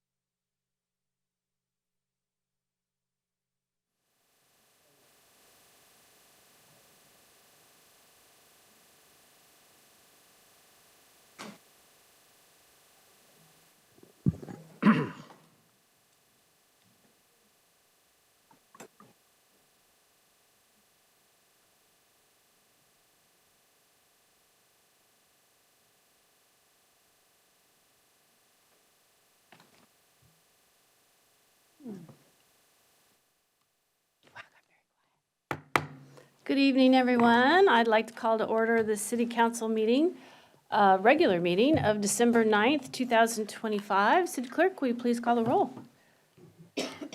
Councilmember Tim Chizen. Here. Councilmember Black. Here. Councilmember Sweet. Here. Councilmember Falcone. Here. Councilmember Pascal. Here. Deputy Mayor Arnold. Here. Mayor Curtis. Thank you. All present. We're going to start tonight with a special presentation, honors and proclamations, to recognize our colleague, Councilmember Sweet. I'm going to read a few words about Penny Sweet's retirement. I'm going to try not to cry.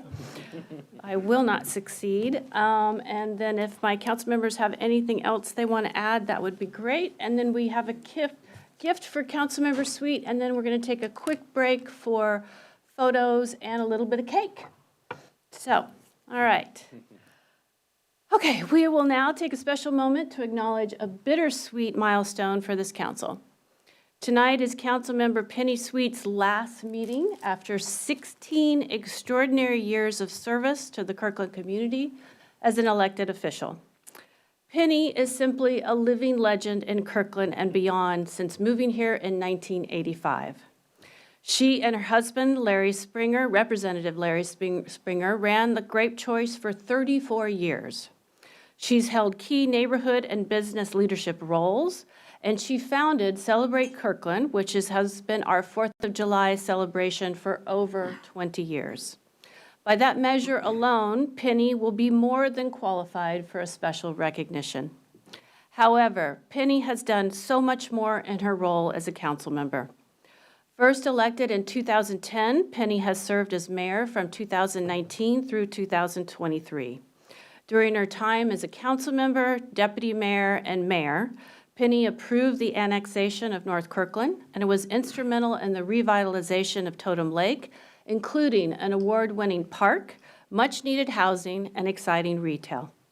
She voted for the city's purchase of the Cross-Kirkland Corridor and numerous projects that have guided its evolution over the years. She also championed the development of new public facilities such as the Kirkland Justice Center, new and renovated fire stations, and the renovation of the Kirkland Teen Union building. Additionally, she was involved in the redevelopment of Park Place into the bustling and beloved Kirkland Urban, bringing new houses, jobs, and services to the city. Penny was the first mayor in the United States to guide a community through a global pandemic. She has also tirelessly advocated for Kirkland's interests on regional boards over the years, helping to ensure we have clean water, effective solid waste management, robust emergency services, efficient regional transportation, and so much more. Over 16 years, she has participated in well over 500 council meetings, spent more than 100,000 minutes in this chamber, and cast thousands and thousands of votes. And through it all, Penny has put the health, safety, well-being, and joy of the Kirkland community first, always doing what she thought was best for the people of Kirkland. Penny, Kirkland is a better place because of you. And it's hard to think of a local leader in recent times who is leaving bigger shoes to fill. I have sat next to you for 7 years. I cannot thank you enough for taking me under your wing when I first joined council. You have truly been a role model and an inspiration. Thank you for everything you have done for our community and the people you serve. It has truly been an honor. We will have our official celebration in January for all those in our community near and far to share their gratitude to Penny. Until then, please join me in thanking Councilmember Sweet for her years of service to the community and the indelible mark she has left on the city of Kirkland.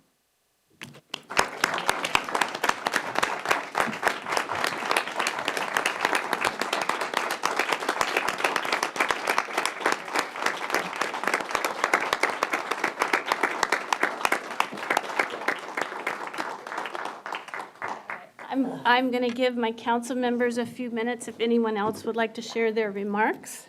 Councilmember Sweet? Oh, Councilmember Falcone? Those are some big shoes to fill, but thank you. I'm going to use first names. Penny, you are a Kirkland institution. You really are. Your legacy is deeply rooted not just in your work on city council. Let me move my microphone so I can look at you and be heard. But through community. And I really admire the intersection of those things with you and how you had that deep fundamental roots in community, and then you brought that to your work on city council over the years. Through your roles as a small business owner, event organizer, council member, regional leader. I mean, this woman is known regionally for her work and is respected by all. I've yet to meet a person who didn't have the level of respect that Penny deserves. Penny, I don't know if you know, you have a lot to do with me wanting to run for council.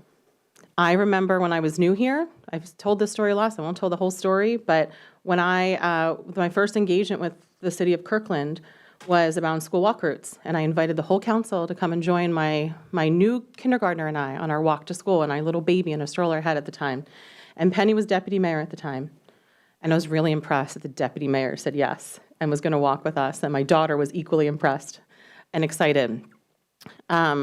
And we had a lot of conversations that day, but what really struck me and made a lasting impact is Penny's GSD mentality, to get stuff done. She immediately connected me to the then head of Public Works, and then I walked with the head of Public Works, and we got stuff done. Within weeks, our community was better, and that was because Penny said yes. That was because Penny is so approachable, even though through all of her accomplishments, she is so deeply rooted in community that she wanted to help make things better. And so I thank you for that, Penny. That means so much to me and my family and the whole community that you've done that. So you've impacted this community in ways that you probably will never know through the years. So thank you for that. I often tell people, I've told her this recently, I often tell people that I want to be Penny when I grow up. And there's so many reasons for that. But one of the reasons that I most admire Penny is that you are one of the most open-minded people I know. The conversations we've had serving together over the past 6 years, I want to always be as open-minded as Penny is, and constantly learning and constantly wanting to once the, saying once you know better, do better, like Penny lives that. She's constantly wanting to know more and understand more and be open-minded. And I want to be Penny when I grow up. So Penny, thank you so much for all that you do. Your impact will last on council, will last long after, because you have mentored and been an example for all of us up here on the dais, as well as new council members as well. So thank you.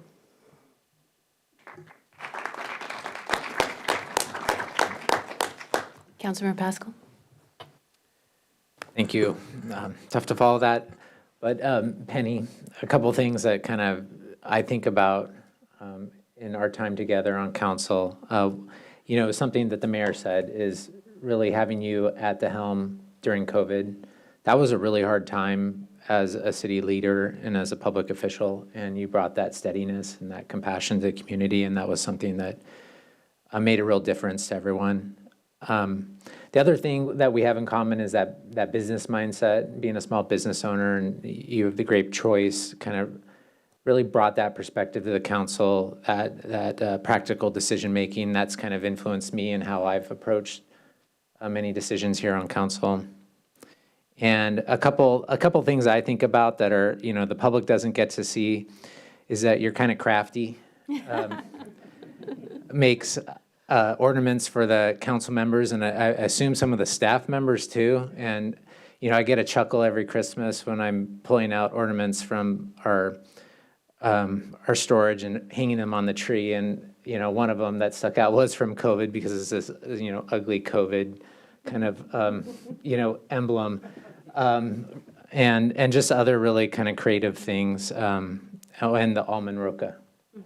So I'm expecting that this year too. Yeah, thank you. But like a personal story, related to kind of what we do here on council is before I was a council member, one of the projects that I was kind of advocating for as a resident of the community was the 100th Avenue corridor. And, this was 14 years ago. So this, we're dating ourselves here. But I was contacting council at the time and trying to advocate for that project. And at the time, Councilmember Sweet, took my call, and I met her in the back room at Grape Choice, and she's like, "What can I do for you?" And I was like, we got to do something about 100th Avenue. She's like, "Let me know, what can I do?" And so I kind of had a whole PowerPoint presentation. She didn't look at it. She's just like, "Okay." And we're going to be cutting the ribbon on it this Friday. So, that's pretty special. And that's going to be a legacy for you. So thank you. Thank you for all the work you've done.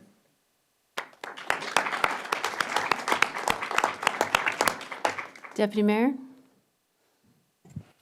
Well, Penny, you've provided such steady and effective leadership supporting and building the community, and especially this city council. I went back and looked at the agenda for your first meeting. And it's really fun because there was a presentation by Transportation Commissioner John Pascal about the Transportation Conversations program at a very first meeting. And you have supported, you've been a friend and colleague and supported all of us. There have been 15 council members that have served with you, the 6 of us, plus Amy Wallen, Bob Sternoff, Dave Asher, Doreen Marchioni, Jessica Greenway, Joan McBride, Shelley Kloba, Toby Nixon, and Tom Neer. And that is a smaller number than I would have expected when I compiled the list, but it kind of shows how you've built and brought people along and kept things steady. In addition to the things the mayor had mentioned as part of your legacy, mentioned that you helped navigate the city through City Manager Dave Ramsey's retirement and the hiring of Kurt Triplett. Big part of the legacy. The redevelopment of Totem Lake Mall into the destination village at Totem Lake, which people around the region still says, wow, how did Kirkland do that? The Kraken partnership that we approved tonight that will be something that will continue to benefit the city for generations. And the baton that you handed off at the Utility Summit, saying, here's a challenge, set the stage, you all take it and solve it. We all will just strive to be as effective and as impactful as you have during your career on City Council. We'll miss you.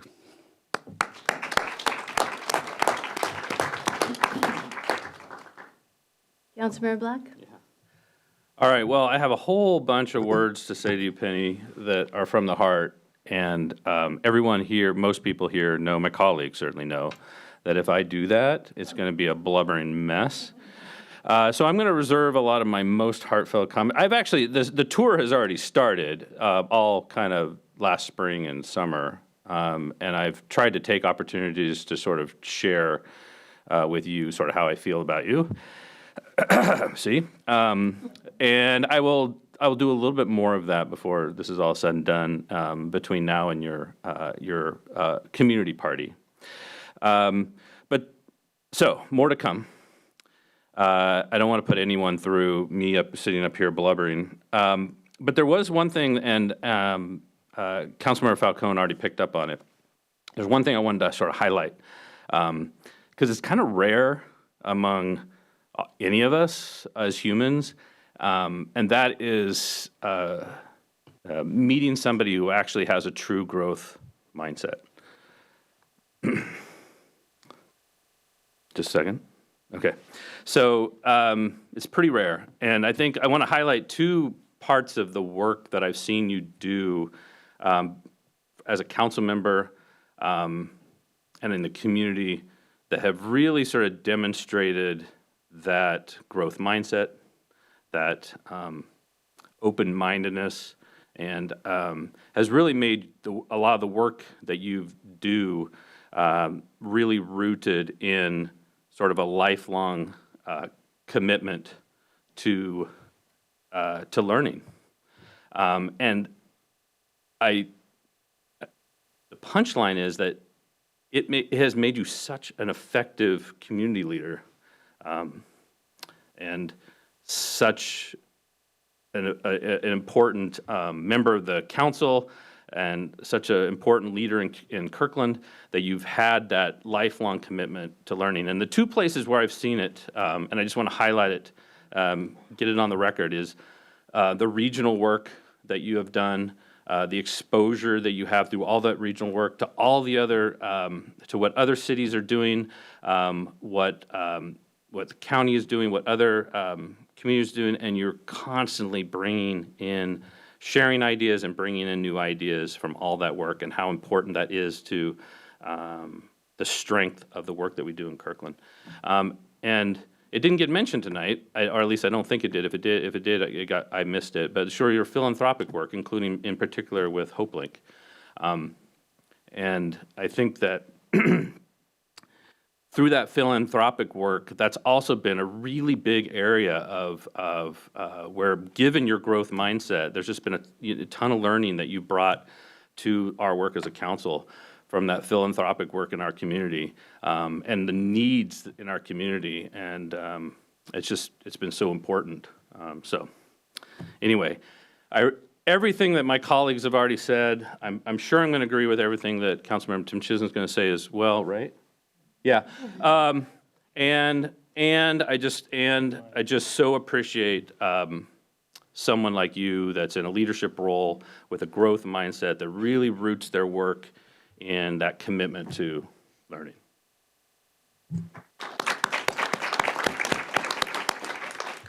Councilmember Tim Chisholm. Thank you. Penny, you've never been anything but gracious to me. Well,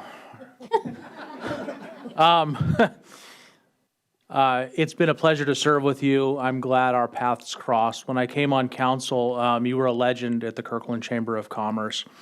And I took your seat as the liaison to the Kirkland Chamber of Commerce. And the work you've done as a small business owner, and the work you've done here in downtown Kirkland to make this an amazing place for small businesses is really impactful. And I had big shoes to fill when I came on to become the liaison to the Kirkland Chamber of Commerce.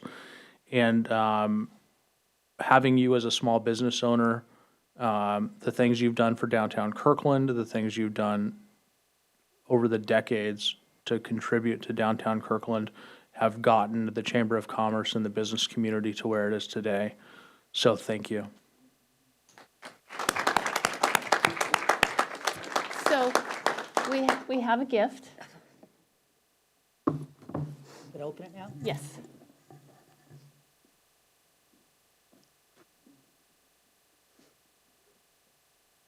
Oh. Yay! Now I have. You have to hold it up. She gets to go home with her own gavel. So Larry's got two, I've got two. And Now, does it have an inscription? yeah, do you want to read it? I know. It's tiny. Put your mic It on. says, oh, sorry, to Penny Sweet, for 16 years of dedicated service on the Kirkland City Council as council member, deputy mayor, and mayor. With gratitude, Kirkland City Council 2025. Thank you all so much.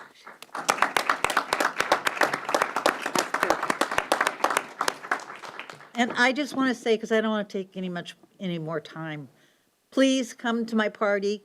I'll be more organized about it.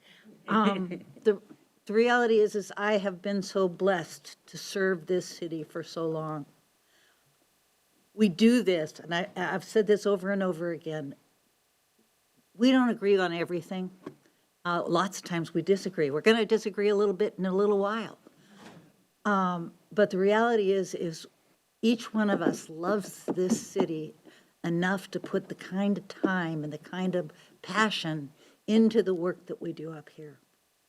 And I think it's a testimony to you, our citizens, about how much we value this community and this city.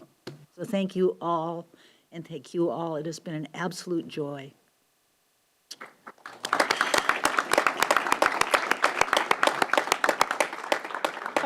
All right, we're going to take a short 15-minute break to do some photos and have some cake. And everyone here is invited to have some cake, so thank you.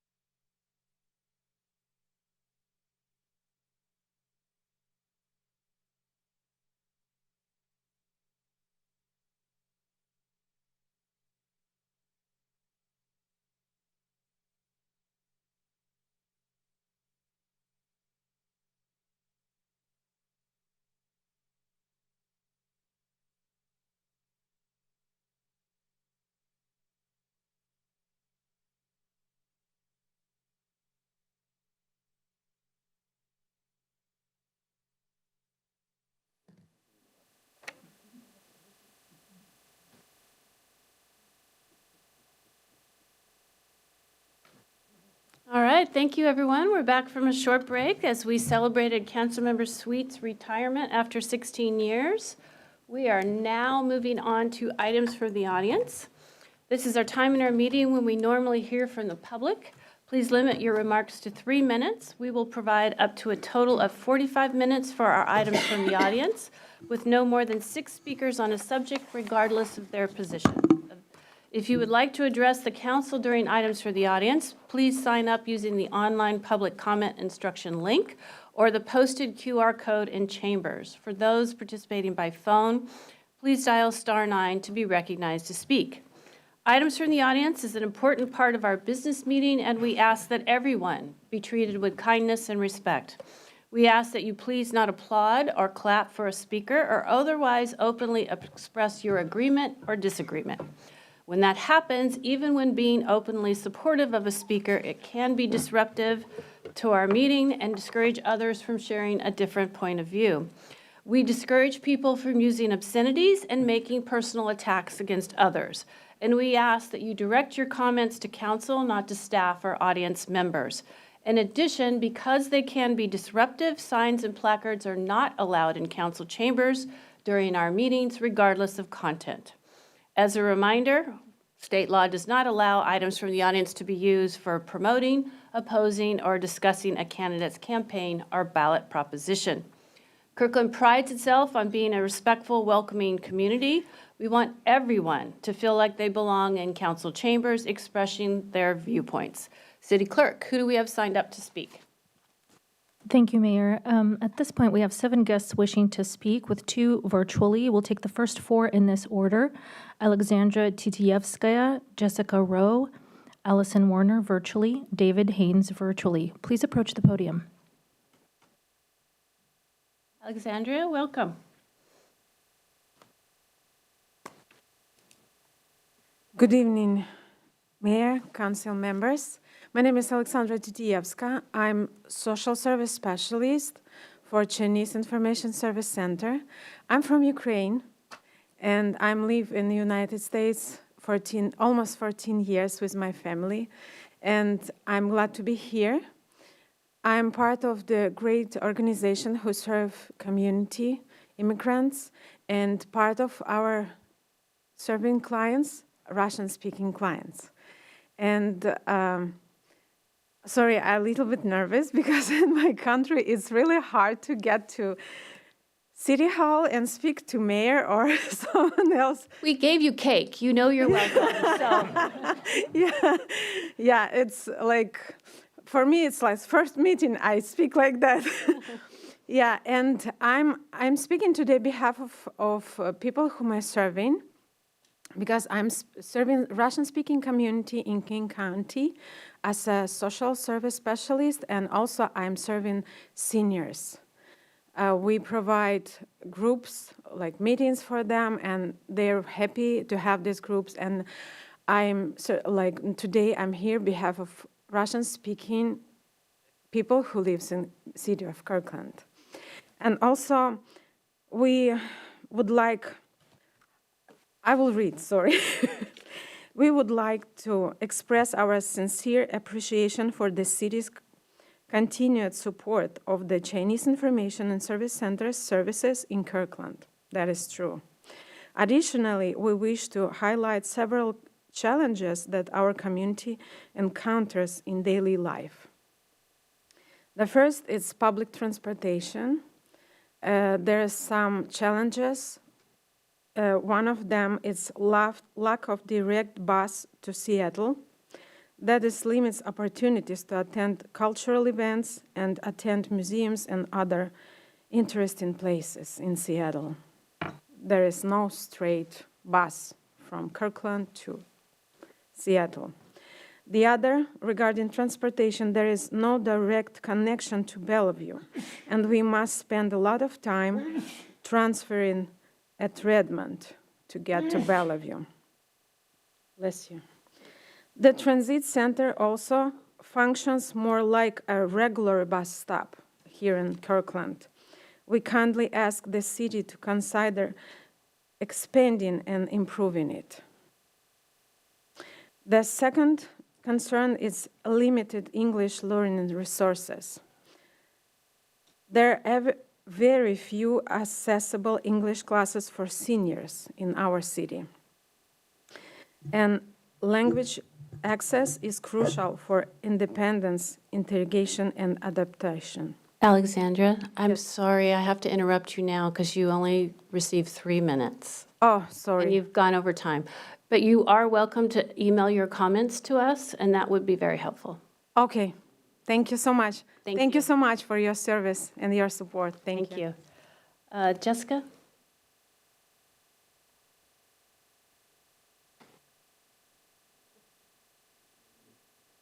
Welcome.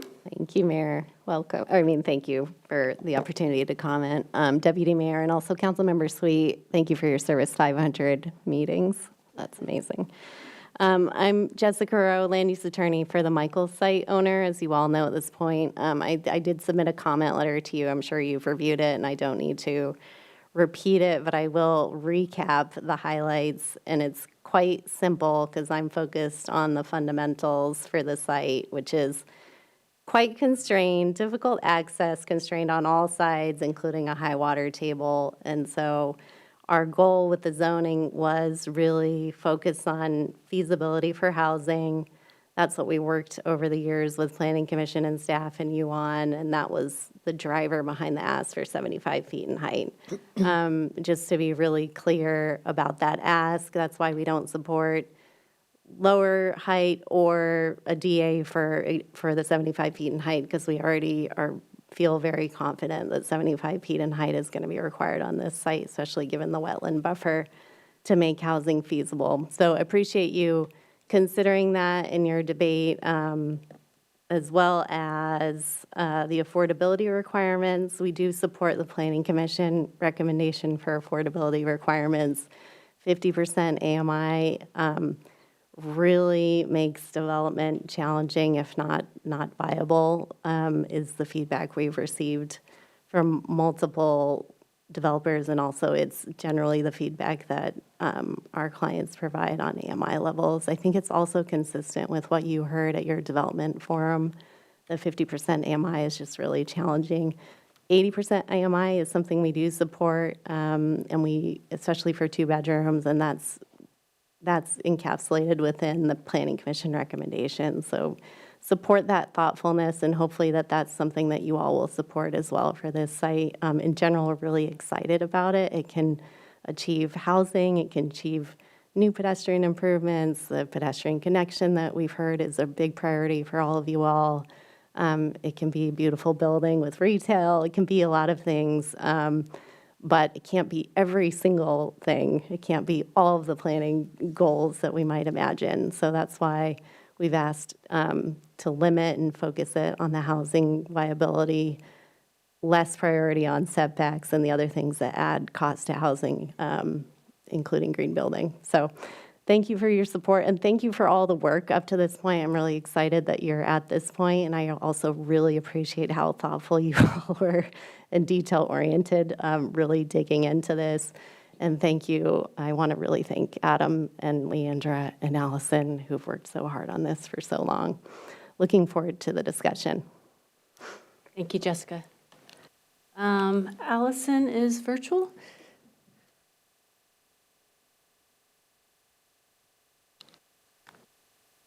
Allison, are you there?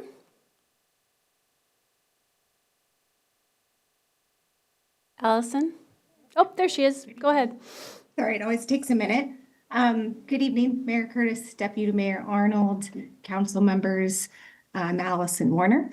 I am with Balboa Retail Partners, and we own the Goodwill site. I quickly want to start with just congratulations to Councilmember Sweet. Wow, amazing work here.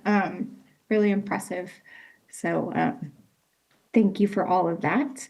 I also have submitted many letters and spoken many times, so I won't go into too much detail here, but do want to thank you guys for all of the work and obvious thoughtfulness that has been put into this.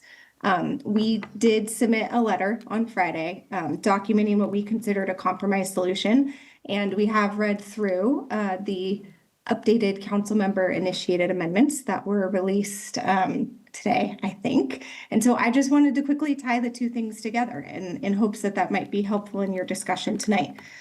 So from where we stand, we really think that we're close. We're excited to be at this point. We think there's a lot of opportunity that could happen on the Goodwill site. And the compromise solution that we proposed really aligns with the amendments that are before you tonight, number 11, 12, 22, and 26. We also think that amendment number 8 in concept is viable as drafted. It's a bit confusing and hard to understand, and with a bit of cleanup, it could be something that does really work to help create incentives for developments, along with, all the things needed to achieve the goals of the city. So I'll just quickly summarize real quick. We support amendment number 11, 12, number 20, which is the design review process put forth, amendment number 22 and amendment number 26. Again, amendment 8 just needs a little bit of fixing. Amendment number 9, I think, really could be solved through amendment number 26. And then quickly, the ones that we think just go too far and really result in a redevelopment not happening at this site would be amendments 1 and 2, the base zoning, amendments 3, 4, and 5 that revert back to the development agreement. Again, we've worked so hard on this. We know what's going to work here.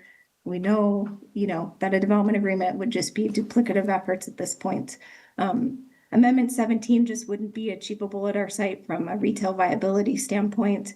18, like Jessica just spoke to, setbacks really do add costs, which goes against the idea of creating housing and affordable housing. The same thing with number 19. So good luck tonight. Thank you again. Really excited to be at this point and look forward to seeing what happens as we get through this process. Oh, and quickly, yes, staff. Leandra, Allison, Adam, the whole staff has been amazing to work with. You guys have a really good team in the city of Kirkland. So thank you to all. Great, thank you, Allison.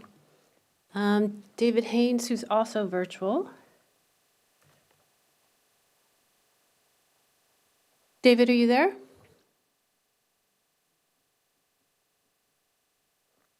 We saw David earlier, but he's not in our virtual room right now. We may want to go back to that. We'll go back to him. Who's next then?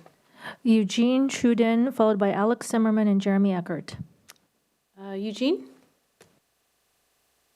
Good evening, council members.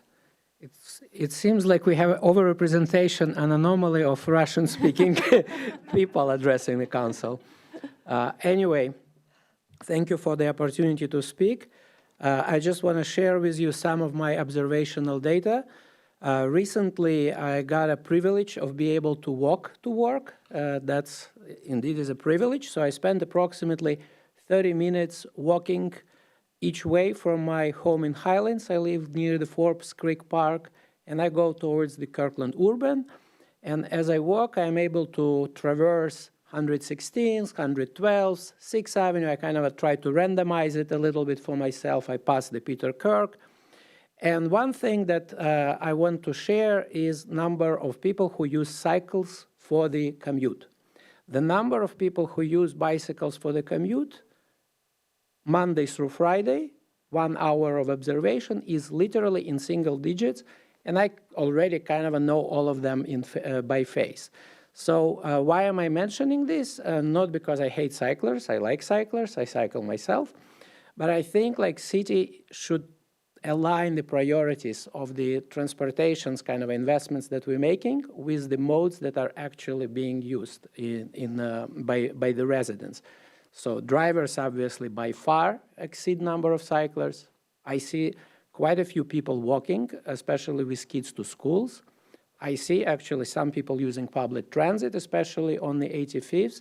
I don't see any cyclers, but I see how we added cycling lanes. We made the 112s more narrow. It's kind of like a little bit more difficult for drivers to get out of there.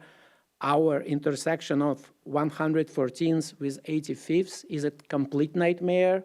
The traffic is backed up. People are driving erratically. Nobody can make that left turn because signal lights are not synchronized between the signal light, how you exit from 114s, and the next signal light that kind of goes under the freeway. So I I would like to urge you to sort of prioritize drivers too, because we are people too. And even though that I'm walking, ironically, now to work, but I'm thinking about most of the neighborhood who are the drivers. Thank you very much. Thank you. All right, Alex. Thank you very much.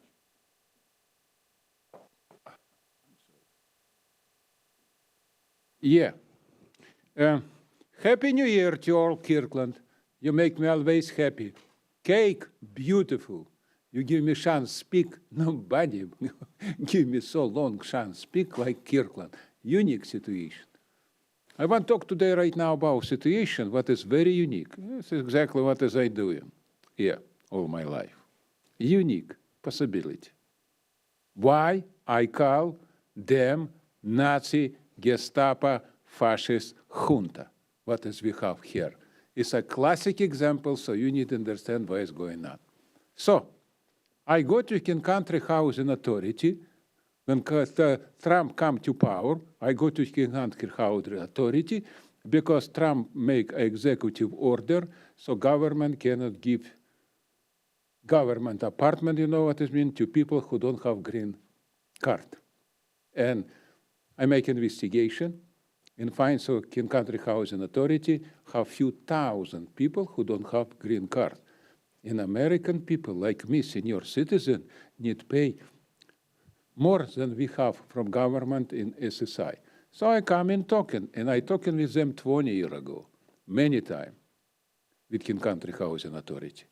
Spent few years for fighting, not happen. They crook, liar, real bandita, quadruple salary for 10 years. That's exactly what they have. So 20 years later, I come and start talking. I talking only about business. I don't know talking who you are. You know what it means? Everything what is I talking is a real business. I'm a businessman for all my life. So they have five commissioner. And I talk to commissioner. You give me trespass for 60 days, Country Housing Authority give me trespass for 60 days. Why commissioner don't stop on this? No, they not stopping. They approve this. So don't have sense. Because commissioner here for controlling Country Housing Authority. So mean something doing for the people. This not happen. Why I speaking here about this? Because Neil Black, you know what it mean, one from the commissioner. And I right now sue all five. That's exactly what is I doing. And I will sue again and again and again. Because Trump brings something what is important for all American citizens. It's important for me too. And I citizen almost for 40 years. So why I need be poor and dying without penny, you know what it mean in my life, when somebody who comes is a stranger, you know what it mean, have apartment, government subsidy apartment and pay only 30%. Yeah, I need pay a couple $1,000, what is I don't have this money. It's a problem. So I sue them now. Viva Trump, viva New American Revolution, stand up, slave and happy cow. Guys, we need doing something about this. Yeah, I talk to you, Black. All right, next we have Jeremy. Jeremy Eckert, followed by Lisa Berenson and Phil Allen. Good evening. My name is Jeremy Eckert. I am Land Use Counsel for Balboa. Councilmember Sweet, congratulations. 500 meeting number is really amazing. My client went over, Allison went over a handful of items, but there was a lot, and these items just came out, so we wanted to just touch on them again. We talked about a compromise solution in the letter, and we believe that items 11, 12, 20, 22, and 26 implement that solution. 11 and 12 take what the Planning Commission did on affordable housing and converts them into time-limited incentives. Item number 20 follows the design review process. Item 22 follows what the Planning Commission recommended for high-performance building standards, and again, turns it into a time-limited incentive. And item number 26 requires if townhomes go first, that the pedestrian improvements around the entire site have to go with it. It's very simple, clean. 11, 12, 22, and 26 implement the compromise solution. The two items that I want to talk about some more are items 8 and 9. Both of these items consider a covenant that require a bond for affordable housing if townhomes go first. And my client Balboa is very much open to this concept, but as drafted, it just does not work. And I'd view it as double dipping on affordable housing. It would require a bond for 30 affordable housing units, as identified by the cost of land, cost to build these units, plus land, plus the development fees, plus revenue. And I just don't, when I think about underwriting a project and needing to put a bond aside for this, I don't know how you make this calculation or say how it works. What we would see here is that this is not to replace the affordable housing. Ultimately, the mixed-use project will be there, and the affordable housing will be provided with the city's inclusionary zoning. If this bond and covenant was going to be enacted, we would see this more as like a interest payment for the delayed affordable housing that will come with the mixed use. We think that a straight, steady number is something that a developer could hang their hat on and that could be underwritten. Something to the tune of $1 million or $2 million, if you wrote that in, would make some sense. You could underwrite it. That could go towards affordable housing. So we do not support 8 or 9 as drafted, but with some work, putting in a steady number, again, $1 million or $2 million, that's something that could work. And Allison mentioned earlier the provisions that we believe that are issues that they're a step backwards. That is 1, 2, 3, 4, 5, 17, 18, and 19. Thank you all very much. Thank you to staff. Thank you to the City Attorney's Office. Thank you. May I? All right, Lisa. May I? Councilmember Timchis, why don't you wait it till it's All a right. business item? Thank you. Go ahead, Lisa. Hello there. So I'm Lisa Berenson. And as far as the Michael site goes, this is like, I'm going to just keep hammering and hammering and hammering until this nail hits into a wall. So the setbacks must be not modified. Setbacks must be required. The height limit should not be what they are proposing or what you are considering.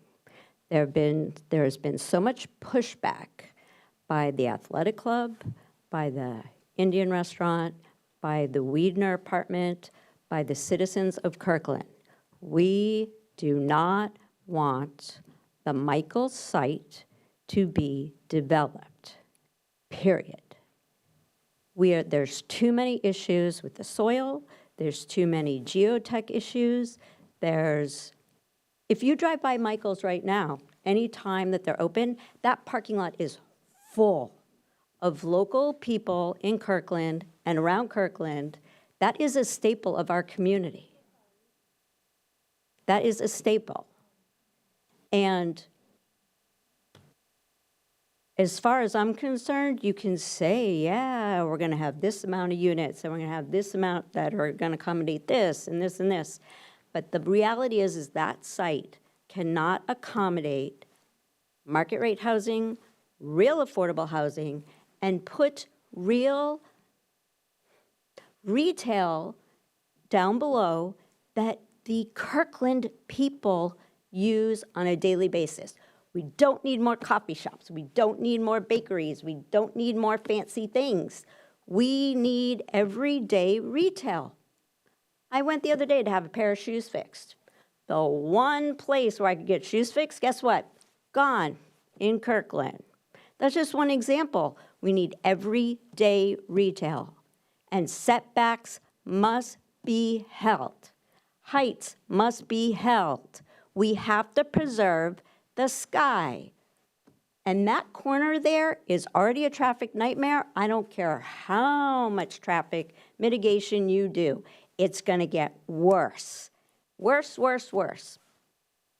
Leave the Michael site alone, fix the building, and preserve it for the people who live here. Thank you, Lisa. Bill Allen.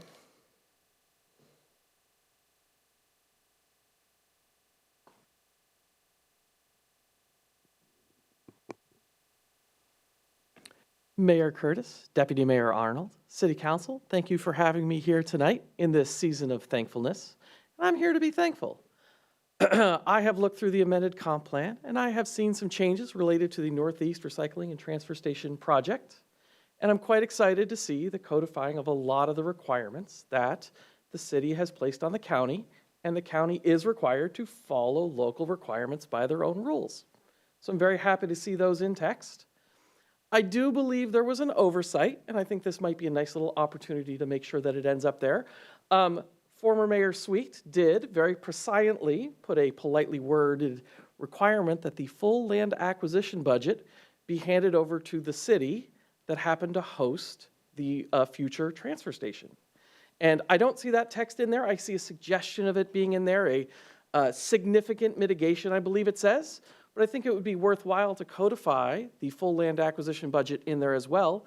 I believe that currently stands at $34 million, and I believe that the future city council will be able to do lots of great things with that money should the appeal fail and other things fail and the county decide to go forward.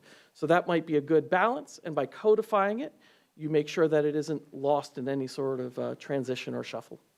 So that is my ask of you tonight. I am quite thankful that the county returned to me that document some years ago, and I do hope that the council here takes that into consideration, makes a small amendment to the comprehensive plan before voting on it.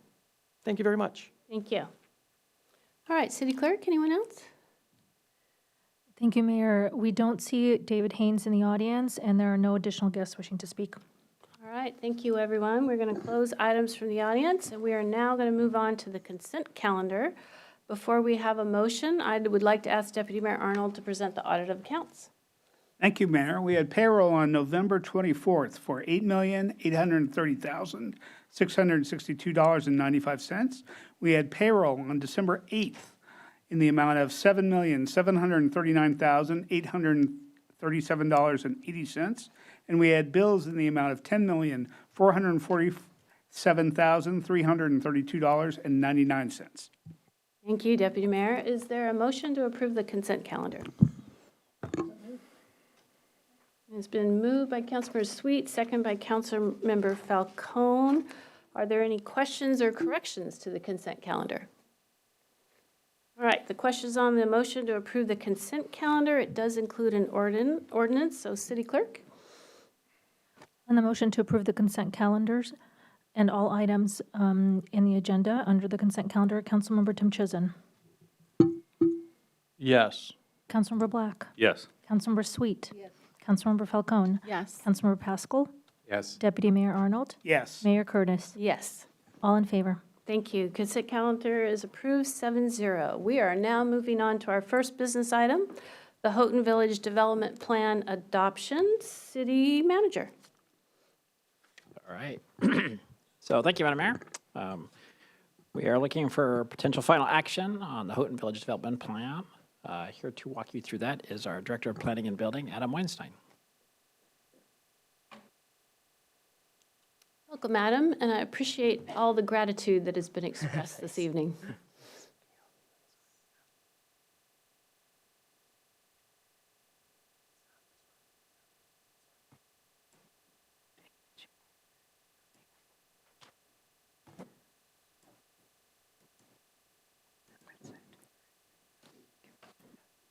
All right. All right. Good evening, Mayor Curtis, Deputy Mayor Arnold, and council members.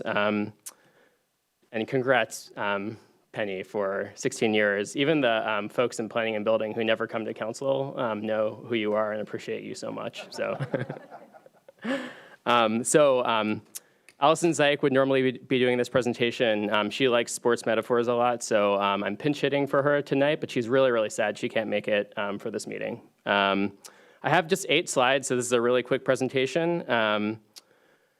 We'll talk a little bit about public comments. We'll go over the development plan really quickly, and then we can wrap up with council questions and discussion. But we've talked about this project quite a bit over the course of several meetings. Let's see here. Oops. We'll talk about the development plan. So we've done development plans a lot in the city before. You're aware of that. Kirkland Urban, Bridle Trails, many other development plans across the city. This is not a new concept for us. The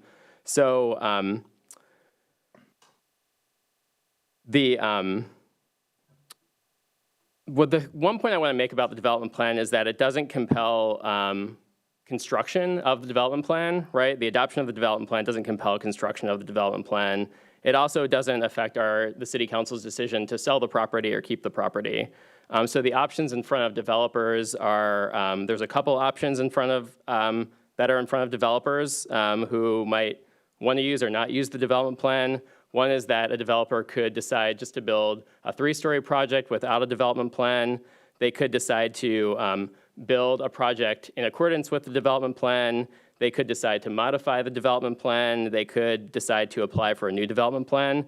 So really what the development plan does is that it solidifies the community's vision in it, and it gives the future developer some certainty if they're building in accordance with the development plan. So the draft development plan includes a couple of components. The first is sort of the policy and administrative part of the document, which really encompasses things like procedures for future development, how the plan is administered. And then the second part of the development plan is the development framework, which again, you're very familiar with. It talks about things like how much housing would be provided as part of the development plan, how much open space there would be, the community and commercial space that would be provided, and then the process for modifications. So this is an illustration of the sort of the high-level program for the development plan. It's reflective of the community vision for the site. The development plan, I would note, allows for 10% deviations from the amount of housing that is called for in the development plan, and then also a 10% deviation from the amount of commercial space that is identified in the program as well. And it includes things like access, how people are getting into and out of the site, connections to the CKC, new street connections, et cetera. There's also a whole design and sustainability section of the plan as well. So back on the 18th of November, the City Council, in thinking about the parking that was required for the project, directed staff to incorporate the Senate Bill 5184 requirements into the development plan for parking. So those are much reduced parking requirements compared to what we have in most of the rest of the city at this point. I would note that we have to implement those reduced parking requirements by the end of January 2027. So by then they'll be in place citywide. This advances those amendments a little bit earlier in the process. And then Councilmember Pascal has circulated an amendment to the ordinance that he's welcome to talk about. And I think that pretty much wraps up our presentation. So with that, happy to take questions. And if Councilmember Pascal wants to talk about his amendment, that would be the time. Okay, Councilmember Falcone, do you have a question? Oh, sure. Okay, thank you, Madam Mayor. I move that we adopt Ordinance 04915, adoption of the Houghton Village Development Plan. Thank you. Second. It's been moved by Councilmember Falcone, second by Councilmember Sweet to move forward on Ordinance 4915. Any discussion? Councilmember Pascal. Thank you. To get the amendments going tonight, I have amendment to Section 2 that I'd like to propose here on the screen. It reads, the city manager is directed to transmit to the City Council no later than March 3rd, 2026, the Kirkland zoning code changes necessary to incorporate the Houghton Village Development Plan and a resolution for consideration expressing the council's intent to sell the Houghton Village property. That's a motion. Thank you. Second. It's been moved by Councilmember Pascal, second by Councilmember Black to add Section 2. It's a new section, correct? Section 2 is the existing section. It's just But the it's underlying just with language. the edit at the end. All right, thank you. Any discussion? Councilmember Pascal. Yeah, just to explain a little bit of my thinking behind this. I believe this amendment would add direction to the city manager to come back and provide a potential resolution that expresses the council's intent to sell the Houghton Village property. And I believe this amendment recognizes that the ownership of the property is also a key decision on how and if the development plan would move forward. The ownership of the land should be coupled with this decision tonight, is my opinion. If the city is committed to letting private developers lead any development activities at the site by purchasing the land from the city for fair market value, I would be able to support this plan this evening. Thank you. Thank you. Councilmember Black. Thank you, Madam Mayor. Well, just quickly, I've seconded the motion and I'm supporting it, and in part because I think it's consistent with the process that we're likely to follow, one. Two, it doesn't close down our options, the city's options for the site. I think it leaves all possible paths open, including potentially further discussions with some of the respondents to the RFP. So because of that, I think this is a good amendment, and I appreciate it being brought forward, and I'm going to support it. Thank you. Anyone else? Councilmember Sweet? You know, I'm not going to support this amendment just because I think the timeline's too short. And I think it also forces an action that we haven't really had a lot of discussion about. So I will not be supporting this amendment. Thank you. Councilmember Falcone. Thank you, Madam Mayor. I've shared, I think the last time we talked about this, that I haven't given up, that there may be some options. I know there's been some conversations with some affordable housing affordable housing builders and organizations that there may still be a path forward, and that may involve selling the land. But I agree with Councilmember Sweet that we're not quite there yet.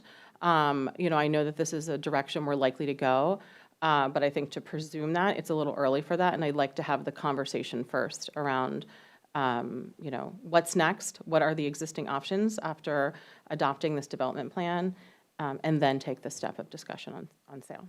I will not be supporting it. Thank you. Thank you. Deputy Mayor? Thank you.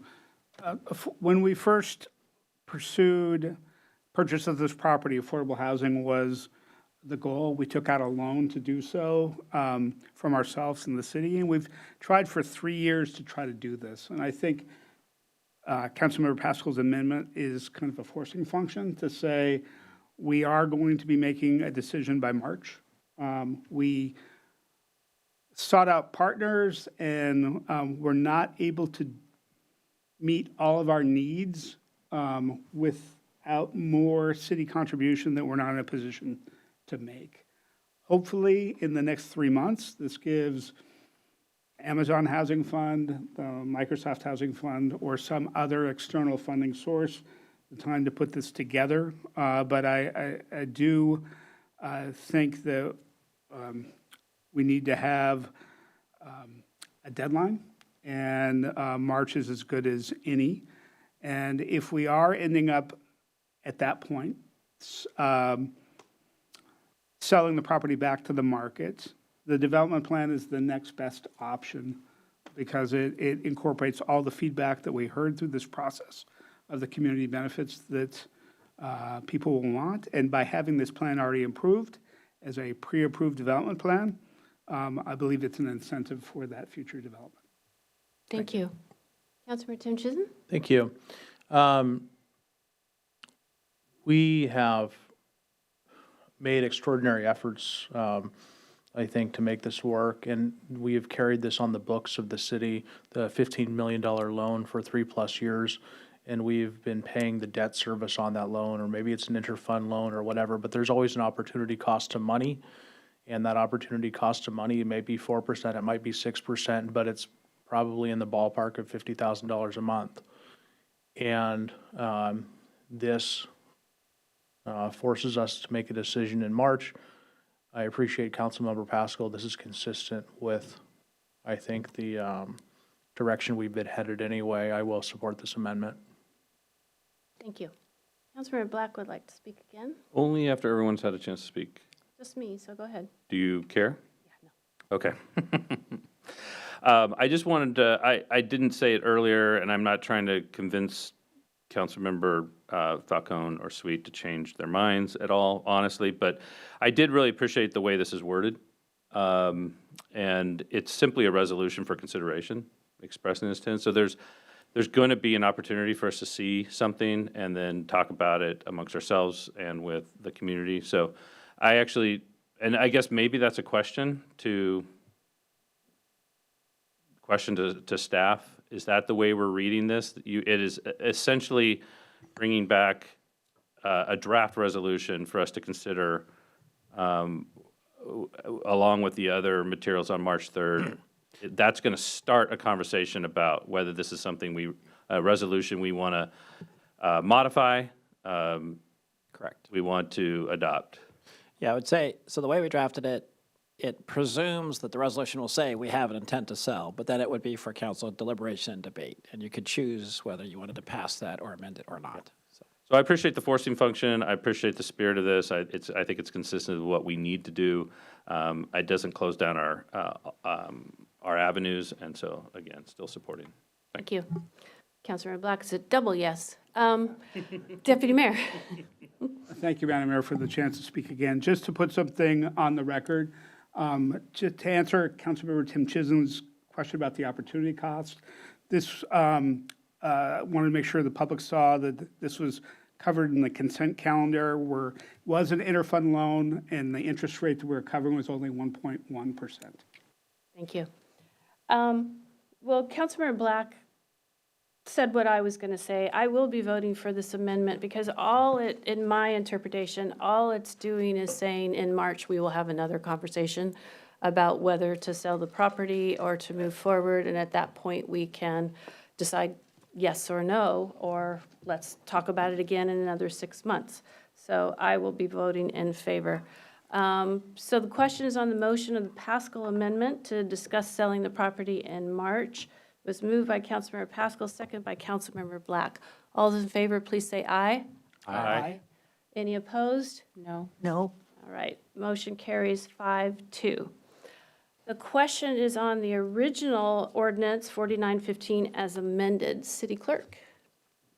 Thank you. On the main motion as amended, Councilmember Tim Chisholm. Yes. Councilmember Black. Yes. Councilmember Sweet. Yes. Councilmember Falcone. Yes. Councilmember Pascal. Yes. Deputy Mayor Arnold. Yes. Mayor Curtis. Yes. All in favor. Ordinance passes 7-0. All right, Adam, are you up for 9B? Yes, and Leandra, yeah. Okay. I'll get it up. So next on our agenda, we have a briefing on the zoning code amendments for the Juanita Business District and the North Juanita Center. City Manager. Okay, thank you. Madam Mayor, I have a brief concern. May I? Proceed. During the comments, we heard from several developers that made comments. I believe they had previous versions of the amendments when they made those comments, not the current versions. They've since been provided with the current versions of those amendments. And I would like, I think, to make a motion that they get 3 minutes on the mic should they wish to readdress the issue. Second? Is that, City Attorney? is what I said accurate? I do believe that they were working on prior version rather than the most recent one that was sent later this afternoon as basis for their comments. So they've sent them those updated ones. I don't think there would be any issue if you'd like to invite comment from those who had provided public comment earlier if that was something council wanted to offer. You had to throw me a curveball. Okay. Sorry. It's been moved by Councilmember Tim Chisholm, second by Councilmember Falcone, that we will open up opportunity for the developers to speak again. Councilmember Black? I'm going to support this amendment. I'm hoping they can do a minute instead of 3 minutes. Thank you. Any further discussion? The basis for my comments were mostly around amendment number 8, where the comments were clearly based on a previous version of the amendment. And was Jeremy. I think he's outside, but I just wanted to let them readdress it because it seems fair. Okay, thank you. All those in favor, please say aye. Aye. Any opposed? All right, so we will allow 1 minute of public comment as of now. Go. So, are you ready? Can you do it in a minute? Yes, thank you very much. Jeremy Eckert, Balboa. Thank you. I've worked with staff in the hallway, and we appreciate the council hearing the concerns. We understand that the version before the council was not the same that we received. We understand that the version before the council in item 8 says $2 million. That is acceptable. Item number 9, my understanding, still has the old and outdated language, and we would encourage you to put the $2 million figure into amendment number 9. Thank you all very much. Great, thank you. All right. Council, can I just take a moment? We believe that there was a oversight in having 8 and 9 both updated with the same language, and Deputy Mayor Arnold's intent, we confirmed, was to have both of those say 2 million instead of one saying 2 million and the other saying the equivalent of 30 housing units. And so the version that you'll be shown tonight that Deputy Mayor could move if he desires will have 2 million in either of those if they're presented. Great, thank you. And thank you, Councilmember Tim Chisholm, for the clarification. All right. Okay, we are now ready to proceed. Thank you. Just to open up, I just wanted to say that one of the things that we're going to propose to the council is the process by which you do the amendments. So we're going to talk about them not in numerical order, but in sort of order of impact, working way through. So we're going to explain that, and then if the council agrees with that, we'll just sort of take them in the order we think makes the most sense. With that, I'm going to turn it over to Adam and Landra. Welcome. Thank you, City Manager. Good evening, Madam Mayor, Deputy Mayor, and Council. I am excited to be here tonight to present on the Juanita Zoning Code amendments. Sorry, let me get to where we're supposed to be. Great. So the Juanita Zoning Code amendments, as you know, pertain to the JBD4 and BC1 zoning use zone areas within the Juanita neighborhood, and they're located within the Juanita and North Juanita neighborhood centers. We last briefed you on this project at your November 18th meeting, and we're back tonight with draft code amendments that council may consider for adoption. I'm also joined tonight by the Vice Chair of our Planning Commission, Angela Rosman, who has agreed to be available to share the Planning Commission perspective and answer any questions you may have for the Commission. The agenda for tonight starts with a staff presentation. I have about 56 slides, which should move quickly since we've had some amendment consolidation and withdrawals. The numbers here shown in parentheses reflect how the presentation slides are distributed to give you an idea of where we'll focus most of our time. As a project overview, attachment 1 of your meeting packet includes some familiar policy language adopted almost a year ago to date. And that is Juanita Neighborhood Plan Policies J16 and J20, which support and encourage increased capacity within these study areas in Juanita. We began the zoning code amendment process with the Planning Commission in March of this year, and we brought you their recommendations in July for review. Since then, we've been working with you to compare the recommendation to what we typically see in other neighborhood centers. And all of that conversation has kind of laid the groundwork for tonight, where the council will consider amendments to the Planning Commission recommendation, which is reflected in Ordinance 4920. To quickly review what the ordinance reflects, we've listed some of the key development standards for each study area on screen here. I won't go through them all, but in short, the main components include an increase in height to 75 feet in each study area, commercial requirements orienting retail and other active uses towards the right-of-way, and flexible affordability and high-performing building standard requirements. Other development standards included in the ordinance, such as lot coverage, parking, setback requirements, and open space mandates, have been reviewed with you at prior check-ins in July and September.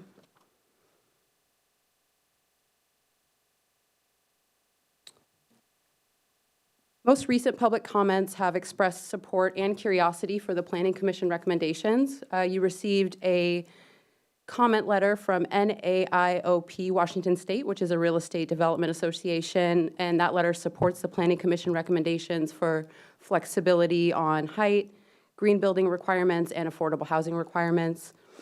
There have also been conversations with owners of nearby shopping centers in the BC1 zone that have inquired on how these changes may apply to their properties, if at all. So some curiosity noted. We've also been grateful to receive comment letters from the CAR property owners, which you have heard from them throughout the process and again tonight. And I won't take too much time to summarize those, but overall, the JBD4 property owner team has expressed site-specific constraints that make certain development standards very impactful to their project viability. And the Balboa team for the Goodwill study area has articulated their position in their comment letter. Particularly of note is that compromise solution that we heard about earlier, and support for Planning Commission recommendations for height mitigation, such as the sky's exposure plane near, which regulates height near low density, and the commercial ground floor requirements that are oriented along 100th Avenue Northeast. They have offered that compromise solution for the townhome allowance question. So we've been exploring with you how the city can grant townhomes on a portion of the BC1 study area site while also guaranteeing a mixed-use development that will eventually front 100th Avenue and the Northeast 132nd intersection. To quickly review, and there's been some moving parts since I created this slide, so forgive me if we adjust, but the proposed amendment package from the Balboa team is summarized here. It includes a combination of incentives and penalties, or sticks and carrots as we've been calling them. It grants flexibility for the mixed-use development through incentives, and it makes sure that we as a city still obtain some of those comp plan envisioned public benefits at the site, such as affordable housing or funding for it, and then better pedestrian connections as well.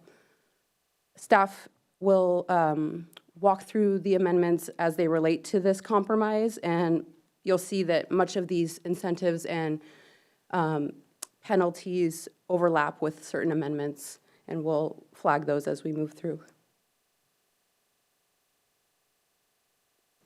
So as the city manager mentioned, I want to pause here for an explanation on how we plan to move through these next 40 slides.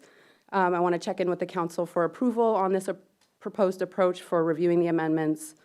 The amendments have been, some amendments have been added and withdrawn, but we have retained the numbering for consistency and for clarity as you and other people in the community might be following along.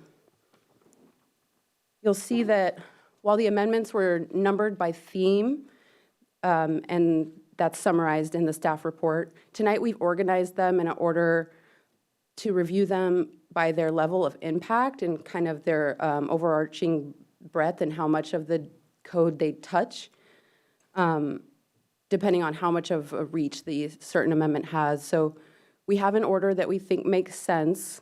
It seems logical, and we don't foresee any amendments being sort of boxed out by prior votes. So we suggest we go in an order that reviews amendments concerning development agreements initially, then moving on to incentive-based amendments for each site, then tackling those more singular topics such as commercial amendments, design amendments, and public improvements.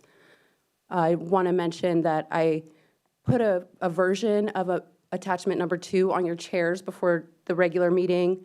That has since been updated, and we'll show you where as time goes on.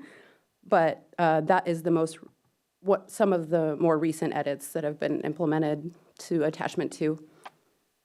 And finally, before I turn it over for input, there's a staff recommended motion that was flagged for you in the staff report and via email today, and that will grant staff the authority to make sure this all lines up and ensure any amendments to the ordinance that are approved tonight are plugged in appropriately.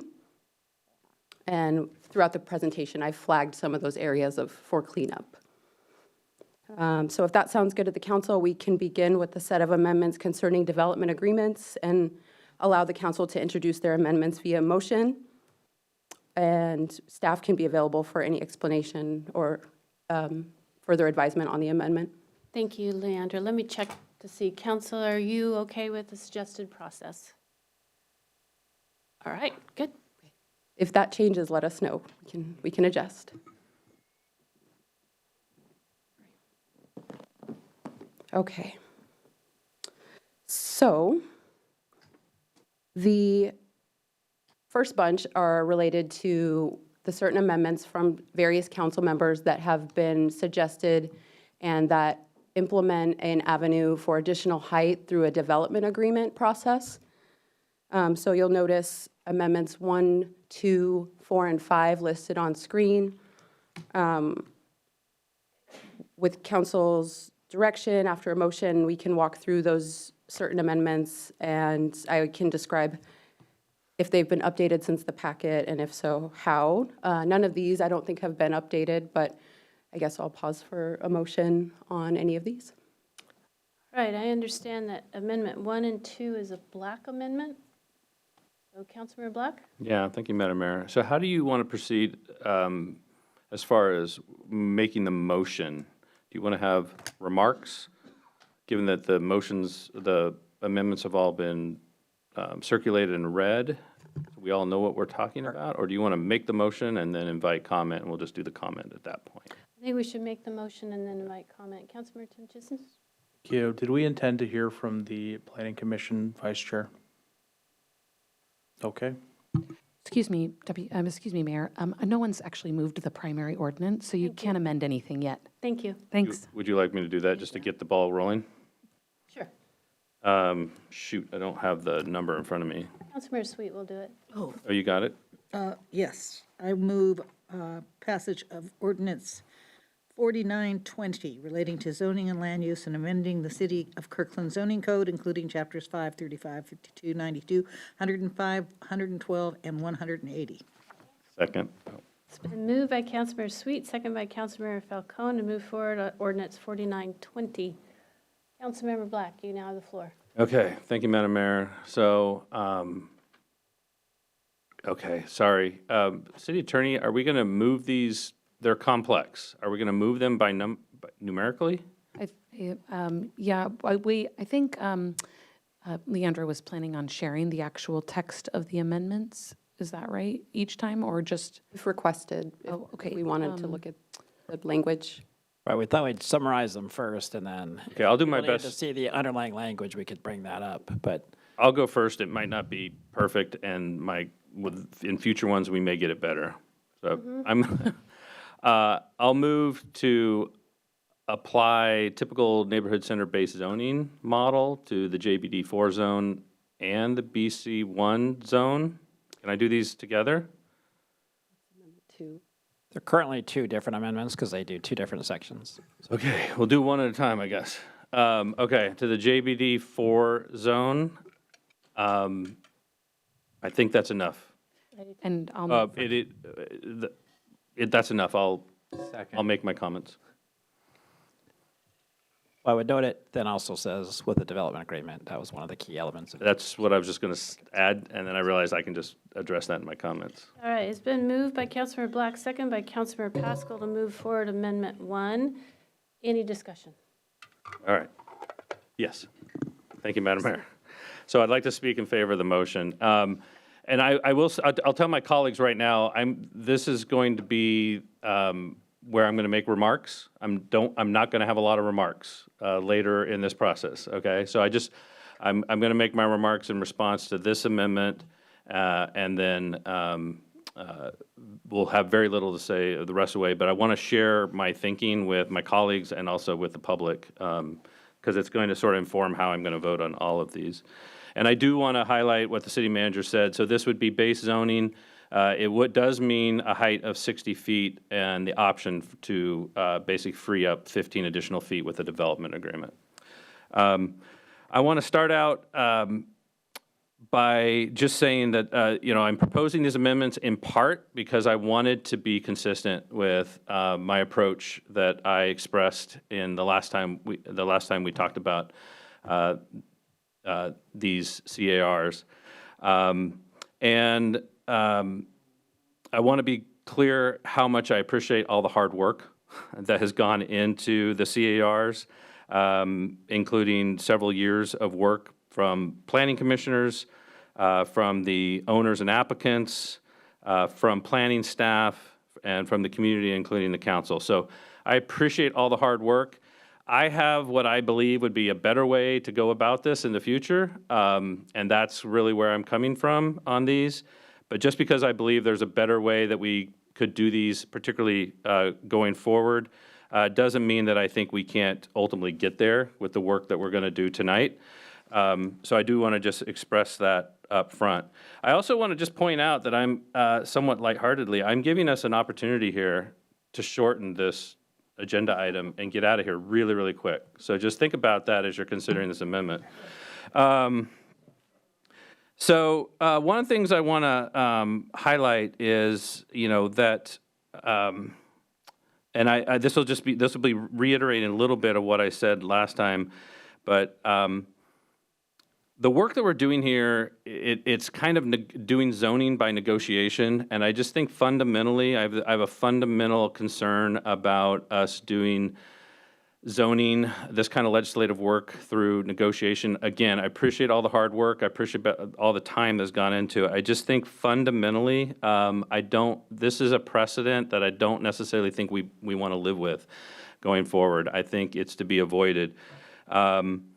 I think the overall experience for property owners and applicants and planning staff and planning commissioners and the council and the committee, or community rather, would all be improved if we didn't take this approach to CARs in the future, including this one. I think ultimately the choice between doing zoning by negotiation and doing zoning negotiated customizations through a development agreement, neither may be perfect, but I say given the choice between zoning by negotiation and a development agreement, I favor a development agreement. I think it creates more certainty for the owners and applicants, and I think it's a better experience for the city of Kirkland and the community as well. So that's why I'm making this amendment. I want to, whether or not this passes, this and the one related to BC1, I hope that some of the ideas I've expressed and some of this experience for us all and some of the ideas I've expressed, I hope they become part of a discussion that we have about maybe improving our CAR experience for the benefit of all of us. Again, those same individuals, the planning commissioners, the planners, the applicants and owners, the council and the community. I think we may have brought to light this sort of the unusual character of these two CARs. I think we may have brought to light that there's some improvements we can make into our CAR process so that we don't sort of start down this path of sort of doing zoning by negotiation. As I move forward, I said this would be the bulk of my remarks. As we move forward, if this does not pass, I'm definitely going to engage with my colleagues on the other amendments, and I will vote my conscience on each of them. My touchstones are going to be, I do want to try to catalyze the development in the near term. So those amendments that do that, I'm inclined to support. One of the things we're doing, and this is why zoning by negotiation I think is fraught, is we're responding, and I guess my criticism would be that we're over-responding to current economic conditions. I had a conversation with developers just a couple weeks ago, and they are developers that want to develop in Kirkland, and even they warned against over-responding to current economic conditions when making these type of legislative decisions. So anything that we're proposing tonight that sort of addresses the fact that we might be over-responding to current economic conditions is going to be important to me. Anything that's going to encourage greater consistency across our neighborhood centers, that's also the spirit of my amendment. And then I do think we have to be worried about establishing unwanted precedents that we don't really want to live with going forward. So I hope to have some support for this amendment, and that's where I'm coming from. And again, those will be the bulk of my remarks for the entire session tonight. Thanks. Thank you. Before I go to Councilmember Tenchison, do you want to add anything, Councilmember Pascal, or shall I call on someone else? You did second, so. Yeah, thank you. Thank you for that. Yes, just a few words. I have a lot going on in my head, so I kind of wrote down Something really concise that I wanted to say about this amendment. So thank you, Councilmember Black, for raising it. So I'm going to say it a little bit differently than Councilmember Black, but when zoning requires highly specific outcomes, which we're asking tonight, we already have a tool designed for that, and that's the development agreement, where we can have community benefits that are negotiated and then enforced and more certain. And I think our overall system benefits when we have the same process for everyone. And so for me, it's about looking beyond these these couple sites. It's about having a process that's consistent, that's repeatable, that we have the adequate resources to staff and to make a reality. Because we pass this tonight, we're going to have 10 requests come in the door next year or the year after, similar to this, all wanting the same thing. We don't have that capacity. That's not the way that we should be doing our land use planning. The current process is just not sustainable. We are rewarding a broken process by passing this tonight. This amendment, I think, provides consistency across neighborhood commercial centers, and so that's why I'd be supporting this amendment. Thank you. Thank you. Councilmember Tim Chisholm? Thank you. I'm going to follow Councilmember Black's format of making consolidated remarks, and you won't have to listen to me 26 times. I submitted 0 amendments on these developments, and that primarily is because I think the Planning Commission did a good job, and I didn't see major corrections that I needed to make in their recommendations. Their recommendations on affordable housing inclusionary requirements were thoughtful and designed to make development happen. I also don't view townhomes as negatively in this area as I do, for instance, within the station area, where we've promised very high density. Townhomes in this area are going to be, first-time home buyers, and although that's not publicly popular that 1.8 is a first-time home buyer, it is in Kirkland, and these 80 townhomes will be first-time home buyers. And that's who we're going to have, and I don't think that townhomes are so undesirable within this location as we've talked about. The fallback position of the developers is a very good one. The developers can re-sign their retail tenant, not do this development, and revisit this issue in 20 years. That is, I think, a very easy position for these developers to take. And if we pile on taxes and fees and tariffs and bonds and penalties through the amendment process, I think they very well may evaluate the feasibility of development and just simply re-sign their retail tenant, and that neither of these projects will actually materialize. My goal tonight is to resolve this process in 2025. I understand amendment number 1, and I understand kind of the frustration with this process, and I understand that we should revisit and talk about the CAR process before we take on new ones. But we did take on these ones, and we took them on 2 years ago, and the developers have participated in good faith through a multi-year process, and I think they deserve to move forward tonight.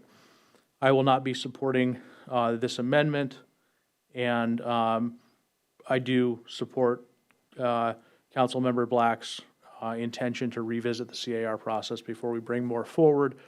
But we've gone down this path too far, and so I will not be supporting amendment number 1. Thank you. Thank you. Councilmember Falcone? Thank you, Madam Mayor. Well, I also am going to start with a few thank yous. Thank you to staff, Planning Commission, to the community for all the input, and my colleagues for the really thoughtful proposed amendments tonight. I really appreciate that, even if I won't be supporting all of them. I do appreciate the thoughtfulness and the intent behind them.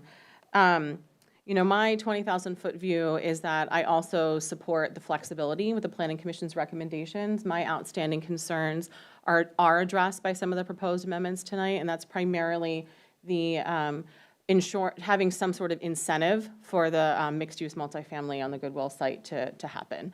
And if it doesn't happen, that there's some sort of, fee. I don't know if that's the right word, but I keep using that, but some sort of fee that would help with the difference in what those affordable housing units would cost today versus, in 5 or 6 years. So I do support that because I want to make, that's something would be a huge community benefit. And given the concessions we're making in flexibility and especially on that site with the townhomes, I think that it's only fair that we do something like that. And we've heard comments from the Goodwill site representatives that they support that as well, and that seems feasible. I do agree with Councilmember Black that we could have done this better, and there are certainly lessons learned, but this is where we are now, right? The expression, don't let perfect be the enemy of good, I feel like that's kind of where we are right now. There are ideally it would have, there may have been some things we could have done a little bit differently, and there are things that we can learn from. At the same time, we need to be pragmatic. I agree with Councilmember Tim Chisholm and his comments about the reality of wanting to see what would best benefit our community as a whole, and moving forward and not delaying this or kicking the can down the road, I think is the direction that we need to go. I made comments the last time we talked about this that, I have concerns about the reputation of, doing business with the city, that we take, so long, that we are so close to the finish line and then we punt again. I think that that's not good for the reputation of our city. We've heard, wonderful comments tonight about our fantastic staff that are great to work with, and I want to maintain that reputation with the community. And I do think proceeding with approving this without delaying it with option for a development agreement is the direction to go. What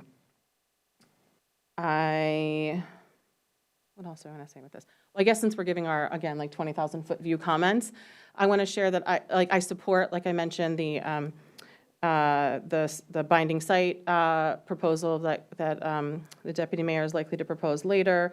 I also support the pedestrian improvements. Something that didn't come up that I just want to mention and get on the record is that I have concerns over if that other half of the site does not get developed, that it may be an eyesore in the community. I think about Kirkland Urban, the Google site there, where there's a chain link fence around a vacant area, and it's an eyesore. And I would love for that property now to do something, perhaps partner with the city with something like I think of the Houghton Park and Play, right? Where we had a temporary usage of that site. It looked better, but most importantly, it was more useful. I'm not proposing an amendment tonight, but I do want to just mention that I really hope that, and I think it's in the best interest of whoever, the development, those folks that developed the townhome site, to have that not be an eyesore right next door to it. And so I would like for us to keep that in mind, everybody, both the city and the folks that are developing that property, that that's something that I think would be in all of our best interest. There may be opportunity for the city to partner on something there if there is a vacant site for a period of time, that we could do, like I said, something like the Park and Play, or we could do, pop-up shops, or I think there's potential uses. I know we're not there yet, and I actually hope we're not there, that we're never there, and that it does get fully developed for the best use for our community. But if it doesn't, since we're talking about the carrot and the stick of if that doesn't happen, I would like for us to have that conversation. So I'm just putting a bug in everyone's ear about that I will raise that in the future, and I really would like for that to look appropriate for the improvements that are already being made with the pedestrian improvements around the site and with the townhouses that are likely to be developed. I just want to make sure that happens. And so I will not be supporting this. I do really appreciate the intent, Councilmember Black. I think it was really thoughtful. So thank you for that. And that is it. Deputy Mayor Arnold. Thank you, Mayor. First, I wanted to appreciate my colleagues' amendments. A lot of great ideas here. Everybody's working in good faith to potential solutions. And I also appreciate the ideas that have come up at this point. We will need to talk about the CAR process and perhaps discuss how we can deal with neighborhood centers generally and not as individual amendments. Great discussions going into the new year in the planning work program. I appreciate the opportunities to engage with the applicants in good faith to understand their particular constraints, and appreciate how much we've learned from them. And I appreciate the staff and the public's patience as we consider 29 amendments tonight, because under the Open Public Meetings Act, this is the first time the seven of us can talk in detail about all of our amendments. And so I appreciate or ask for everybody's indulgence as we talk through things. My policy comments apply to this and future amendments as well. I do not support development agreements in neighborhood centers. I think it's a tool used for a much more intense or much more customized development, like we've used them at Totem Lake, at Kirkland Urban, at the proposed Google campus in the station area before Google pulled out. I want zoning that realistically enables redevelopment, which is going to mean height, and want to use incentives to encourage near-term development, not an incentive that says, this is instead of involving height where that's the only height that works. I recognize the retail environment is evolving, and while I want to preserve our neighborhood grocery stores, I don't know that we're going to be seeing new neighborhood grocery stores. I don't know what new drugstores look like, given that we have a number of existing ones that have closed through the city, so I'm going to be very cautious with retail requirements. And then finally, I do support the Planning Commission's recommendations. The commission has done a tremendous amount of work on this, and the amendments that I have proposed and the amendments that I will be supporting are the ones that hew to their recommendations. Thank you. Thank you. Councilmember Sweet? Thank you, Madam Mayor. This is a lively discussion. Like my colleagues, I have great appreciation of Councilmember Black's thoughtful proposal, but I feel like we're too far down the road. Yeah. Finish strong. Don't have to. You said everything I was going to say. So I think we've traveled this road, and we've got to a place where we're going to have to, I guess I can't, fish or cut bait. And that's literally how I feel. I feel like we do need to be responsive to the economic environment that's out there for a while yet.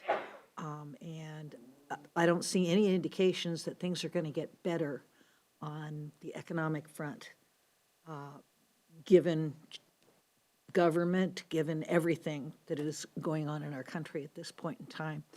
I think the work that the Planning Commission done was honorable work. I think that they were trying really hard to be not just responsive to their job, to getting us through this process, but I think we've had a good partnership with the representatives of the organizations that are trying to develop things that we really desperately need, which is housing. So I am not going to support this amendment. I will probably support most of the amendments that move in the direction that Councilmember or Deputy Mayor Arnold is alluding to. Thank you. Thank you.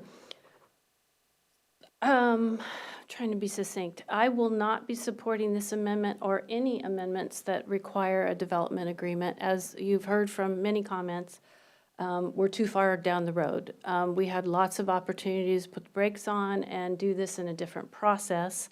And I am sensitive to both the work that the Planning Commission has done and the reality of our economic situation and our goals for more housing and retail and creating more walkable neighborhoods. I do want to also echo that I am highly appreciative of all of my colleagues for the amendments that they've put forward. They've shown a lot of thought, a lot of creativity. And Leandra, I have to thank you for all the hard work you've done over just the last week, corralling these amendments and presenting them in a way. So thank you very much. I will not be supporting this amendment or 2, 3, and 4, I believe. So the question is on the motion whether to move Amendment 1 forward, made by Councilmember Black, second by Councilmember Pascal. All those in favor, please say aye. Aye. All opposed? No. No. The motion fails 2-5. All right, Amendment 2. Before you move on, I just have a request. If you're moving the amendments, if you moved the ones that was in the packet in front of you, then we'll have a clear answer record of like what the amendment is. So we had printouts of the latest version that was given to you. amendment I mentioned before, number 9, that we made a couple tweaks to, since you got this packet, will show on the screen so that you have the actual language that, you don't have to read it all, but just refer and say, I move amendment 2 as shown in your, at the, in your packet at the dais or something. Won't it be the same number up there? It's the same number, but up there doesn't actually show the language of that amendment. It just sort of gives the summary. So you want me to reflect on the amendment number and refer to the packet? Please. I could do that. Thank you. The revised packet, okay. All right, shall we go to Amendment 2 in the revised packet? Sure. Well, we certainly can, but it is a mirror image of Amendment 1, just for the public who's watching. It's a mirror amendment for the Goodwill site. You don't need to move it forward if you. I know. If my colleagues will indulge me just for a second, I'm going to withdraw this amendment, but I'm also going to make a comment. Okay. It's my prerogative, I guess, because I'm taking a piece of work off the table. I do want to say, in response to some of the comments, and I appreciate everyone's kind words, there is actual real risk to over-responding to current economic conditions. We can do that, and we could have done that. I wasn't around, but we could have easily done that with the Totem Lake development. We could have overreacted to current economic conditions in 2010, 2011, and we could have gotten none of the vibrant retail because we would have been told that only housing would make sense there. And we'd have lots of housing there, but we wouldn't have this vibrant community area. So there are real risks to over-responding to current economic conditions. With that, I will withdraw amendment number 2, and we can move on. Thank you. I'll hop back to this, this preview slide just to let you know the other amendments that deal with development agreements. That's amendment number 4 and number 5. Those were initiated by Councilmember Pascal, and I can go to the slide that summarizes each amendment as they're moved. Councilmember Pascal. Thank you, Madam Mayor. So given the comments that have been stated by my colleagues, I think there's not interest in a development agreement scenario in any kind of situation. But for the public, my amendments were similar to Councilmember Black's, except they were a little bit simpler, just focusing on the height and not all the other requirements and regulations. So it was simply a height, keeping the Planning Commission recommendations for all the other things related to commercial frontage, inclusionary requirements and everything. But because there is an appetite for development agreement, I'll be withdrawing this. But I will say that, I have heard loud and clear from most people I talk to in the community that height and scale are big concerns, mainly because these buildings would stand out as outliers. Not just today or 4 years or 5 years after they're built, but perhaps for decades. And I don't believe coherence is not anti-growth. Coherence is how we grow well. And those are things that we should be thinking about. And once one gets approved, we can guarantee, and I'm be willing to bet, even though I don't bet, that we're going to be getting this request throughout the city from here on out. Thank you. Thank you. All right, so Councilmember Pascal is withdrawing Amendment 4 and 5. Okay, the next group of amendments are incentive-based in nature. These are specific to the BC1 study area, and as described on the screen, amendments 8, 9, 11, and 22 all seek to provide some sort of incentive and penalty mixture, but that's mostly regarding Amendment 8, 8 and 9, which have received a little bit of tweaks since the packet was published. Just briefly before we move on to motions, as described in the packet and earlier, Amendment 8 seeks to conditionally allow townhomes provided that either a mixed-use development already exists on the site or a covenant is submitted with townhome development, with a townhome development and is recorded to King County to guarantee mixed-use development of at least 300 stacked units, that it is vested within 3 years after the first townhome is certified for occupancy. So if I may, there's been a few adjustments to Amendment 8 since the packet was published, so I'd like to go through those if that is helpful to the community, or I can allow or Deputy Mayor Arnold to do that as well. Deputy Mayor, do you want to? No, please go ahead. Thank you. So on Friday, the packet version of Amendment 8 didn't have some things that it has now, and one of those is a deadline for when the mixed-use permit must be vested. So we've worked with Deputy Mayor Arnold to solidify a specific date of 3 years after the first townhome is issued for occupancy. You'll see that reflected in Amendment number 8 as shown in the package of amendments that were sitting on your chair this evening. And then another aspect or change of Amendment number 8 was that the affordable housing payment is secured through a bond that equals a flat rate of $2 million.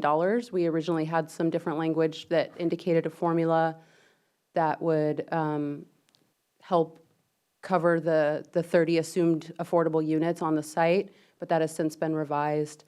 A staff note for code cleanup is that this amendment may require some minor code corrections in Chapter 35, just to ensure that the attached dwelling unit or townhome use is properly regulated as conditionally allowed, because the Planning Commission recommended it as an allowed independent use, and there's a difference on how those are regulated. So we would likely implement just some double checks to make sure that that's appropriately regulated.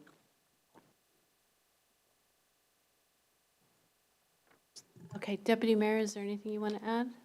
Could I ask make that a we motion? talk about Amendment 9, since it's a superset of 8 with another?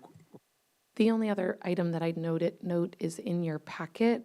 We added those recital clauses that we'd indicated in sort of the earlier rounds. We'd said if these amendments are made to tie the townhome and the mixed-use development together, we wanted some additional recitals in the ordinance to be able to support and show the thinking on tying those together. So there are 3 in your packet paper document. There are recitals at the end of 8, and then we didn't have them in 9 in your packet, but have added them to the one you'll be shown on screen if we get to 9. Those same recitals that sort of support that tie. So that's the other difference from the packet on 8. Thank you.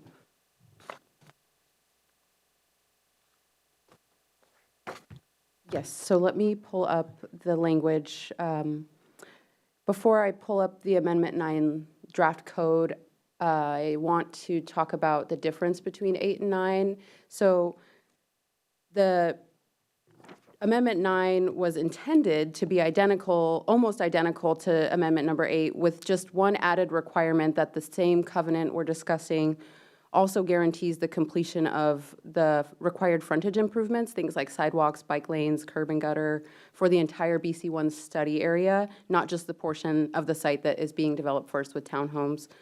So Amendment 8 and 9 are intended to be very similar, except 8 would leave out that public improvement requirement. I'm going to bring up some adjusted language for Amendment 9 that we can work off of, since it wasn't properly updated in your printed packet.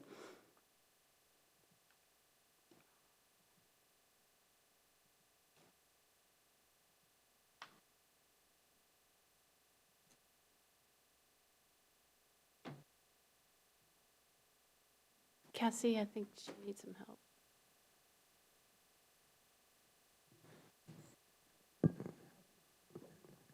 Oh, okay. Yeah.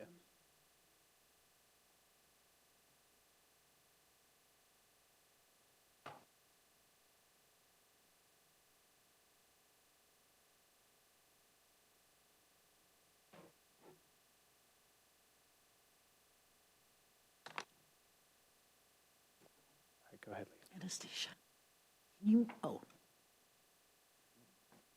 keep the box out of the language when it's.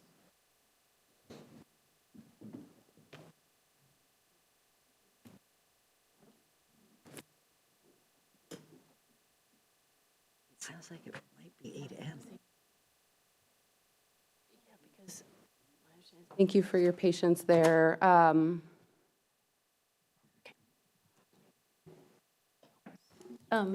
zoom in. While you're looking that up, Councilmember Falcone has a question. Thank you. I just want to clarify my understanding of proposed amendments 8 and 9.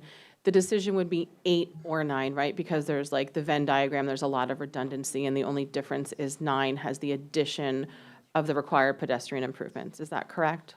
That's correct, and there's an added component for amendment number 26, which kind of secularizes or takes away the public improvement requirement and makes it an independent agreement. So it's really to achieve Deputy Mayor Arnold's full intent, the council could consider Amendment 9 or a combination of Amendments 8 and 26. Are those two things identical? Yeah, 8 plus 26 equals 9, basically? I know that math is Not in the code, but in intent and Okay. effectively, yes. My intention was to only offer 26 if 8 and 9 didn't pass. Gotcha. Thank you. Got it. So 9 is grown up 8. Right. Okay. I like that. Councilmember Tim Chisholm. Question on the amendment. If the developer wanted to do something else on the other side of the property, okay, a shopping mall, bowling alley, retail only, would that trigger this bond? If on the eastern portion where townhomes would otherwise be allowed, this only is triggered if someone proposes townhome development. So if they proposed other uses If that are already allowed. They do the townhomes, but instead of instead of multifamily, they do retail, they do a shopping mall, I don't know. If either 8 or 9 is approved and someone proposes a townhome development, they would be required to create that multi-use or have a sort of the penalty side of not creating that, not following through on their agreement to build multi-use on the other portion of the property. And that's defined by 300 dwelling units? Yes, oh, yes. Okay, thank you. Okay, Deputy Mayor? Thank you. To kick us off, I would like to move Amendment 9 as revised and shown on the screen with the addition of the recitals that the city attorney had discussed. This also shows the $2 million, which is instead of the 30, which is different from what you see in your packet. Okay. It has been moved by Deputy Mayor Arnold, second by Councilmember Falcone, to move the revised version of Amendment 9. Deputy Mayor. Thank you. And for the benefit of the public and everybody following along, this has been an iteration. I want to talk about the intent because a lot of the staff talk has been about a lot of the details. The intent here is to allow a multi-phase development with townhomes first on the western part of the Goodwill site and tying that to a mixed-use development to follow within 3 years of occupancy of townhomes, an idea that I incorporated from the mayor's amendment that in number 10 that's been withdrawn. In the case that that second phase didn't happen, there was some previous discussion of a formula that I was working on, and the simpler solution ended up just being a number. And so $2 million is the number that says there's an affordable housing fee in lieu if that second phase doesn't happen within 3 years. In addition, because this is multi-phase, I wanted to make sure that the pedestrian improvements happen with the first phase. That's the difference between 8 and 9. My preference is in 9. Thank you. Thank you. Any additional comments, Councilmember Falcone? Thank you, Madam Mayor. I also want to clarify my understanding of the 3 years. The 3 years clock starts ticking after occupancy of the townhomes. Is that correct? It's not 3 years from tonight. It's 3 years of occupancy of townhomes, and that's when the permits would need to be vested. Is that correct?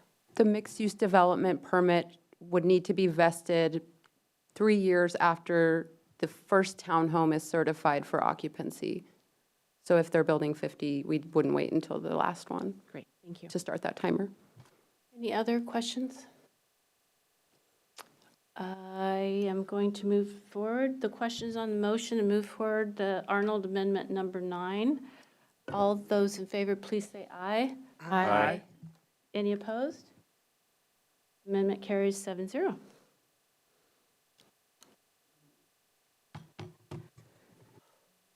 So to clarify, just to clarify, number 8 is being withdrawn. Is that accurate, since they accomplished Yes, similar I'll be objectives? withdrawing 8 and 26.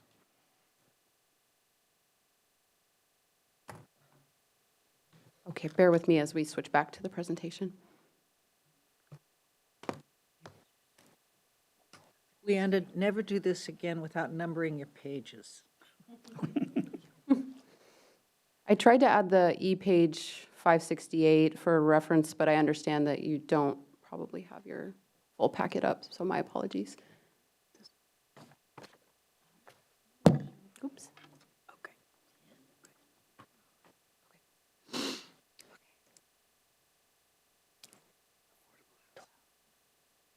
Okay, one moment. Okay. Sure.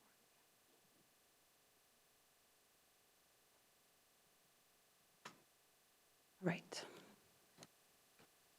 Oh. There it is. Okay. Wonderful. Thank you for your patience on that. Recognizing that 8 and 26 have been withdrawn. Trying to. There's that drafted language changed. 26. Okay. The next amendments that deal with incentivized requirements as an effort to implement pioneer provisions to promote the mixed-use development on the eastern portion of the BC1 study area. Amendment 11, I can turn it over to Deputy Mayor Arnold, but it seeks to require the mixed-use projects vested before 2030 to comply with the flexible Planning Commission recommended affordable housing standards. After 2030, the standard citywide and neighborhood center base affordable housing requirements of that standard 10% and 50% AMI for rental units would apply. Okay, thank you. Deputy Mayor. Thank you. I'd like to move Amendment 11 as shown in this packet. Second. Been moved by Deputy Mayor Arnold, second by Councilmember Sweet to move forward Amendment 11 as shown in packet. Deputy Mayor, do you have any comments? Yes. The Planning Commission originally recommended these exchanges as an incentive. My concern is if they are an incentive, that should be time limited, because once we make this change, we cannot return to base zoning without providing additional development capacity. So we want to have a time frame where we're talking about 2030. Amendment 11 covers this in BC1. Amendment 12 makes the same affordable housing change in JBD 4. I will also be putting other amendments on the high-performing building standards, also as pioneer provisions in future amendments. But for Amendment 11, we're talking about taking the Planning Commission's recommendation for affordable housing and making it an incentive that expires. Thank you. Councilmember Falcone, did you have a question? I did, yes. Thank you, Madam Mayor. Thank you for this, proposing this amendment, Deputy Mayor. I appreciate the carrot aspect of this, and I appreciate the balance of that with the stick that we just approved with Amendment number 9. My question is again about the clock here, and specifically for the BC 1 site, that the carrot and the stick's expiration date, like the timeline, don't match up. Is that intentional? Is that so that amendments, the BC 1 and JBD 4 sunsetting of this amendment, this incentive would be consistent? I'm wondering if it would be beneficial to have the carrot and the stick matched up for BC1 as far as these this additional flexibility for inclusionary zoning and high-performance building standards with the $2 million penalty. Madam Mayor, if I may. Yes, please. You're saying consistency with the 3 years with this, where we're talking about 4 years with this particular amendment. One of the reasons why I am proposing 4 years with this is that the current lease for the Friday. BC, for the BC1 zone is 3 years, and wanted to give additional flexibility for allowing that future redevelopment.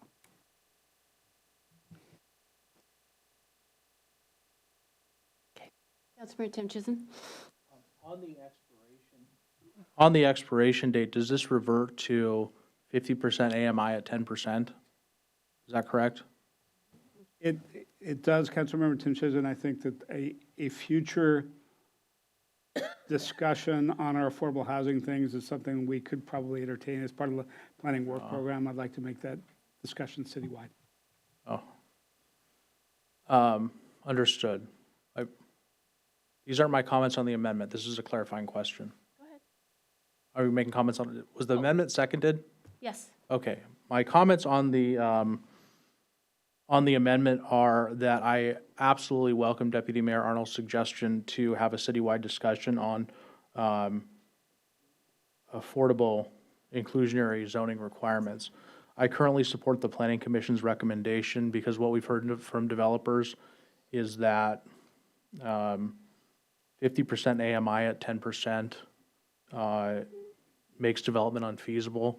And so I would support an amendment that revisited this subject at the expiration date, but I wouldn't support now an amendment that imposes this on the expiration date. Thank you. Thank you. Councilmember Black? Thank you. I just wanted to weigh in on this. I think we're gonna see a couple of this concept of pioneer provisions tonight. I just want to express this ultimately is consistent with one of those touchstones I talked about earlier, which is given that we are trying to be responsive to current economic conditions, I think it makes perfect sense, and I'm okay with the 4-year time frame. It makes sense to have these efforts to incentivize and catalyze the development we're looking for. It makes sense to me to have them expire. And then it returns us, although it's not my ideal, which would have returned us to base zoning across the board with respect to all these details, but it does return us to base zoning for our neighborhood centers with regard to a lot of these. So I'll generally be supporting these concepts of pioneer provisions for a lot of these incentives. Thanks. Thank you. Councilmember Tim Chisholm? Deputy Mayor, would you accept a friendly amendment to require a citywide discussion on affordable inclusionary percentages before the expiration date in order for the amendment to be in effect? I appreciate the idea, Councilmember Tim Chisholm. I don't want to commit to that without the context of the overall planning work program of what things that trades off against. Okay. I will.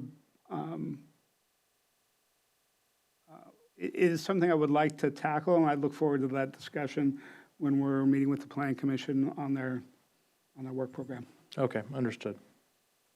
All right. The question is on the motion of the revised. Madam Mayor, I'm so sorry to interrupt you. We would like to display, or just make very clear that the packet language that you have in front of you is printed is correct, but the packet that was published on Friday has a different date. So just making it clear that we're looking for development to be vested before 2030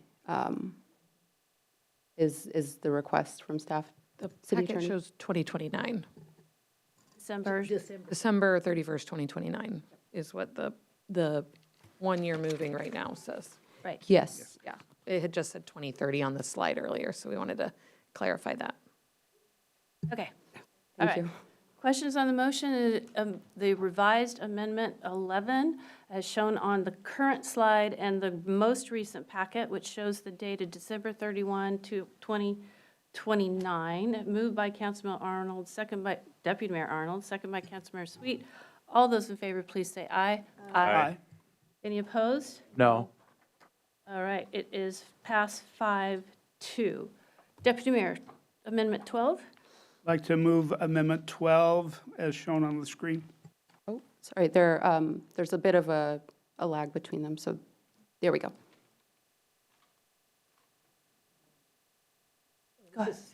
Okay, Deputy, except for JB. This applies to the BC1 zone, or excuse me, JBD4 zone. Thank you. All right, it's been moved by Deputy Mayor Arnold, second by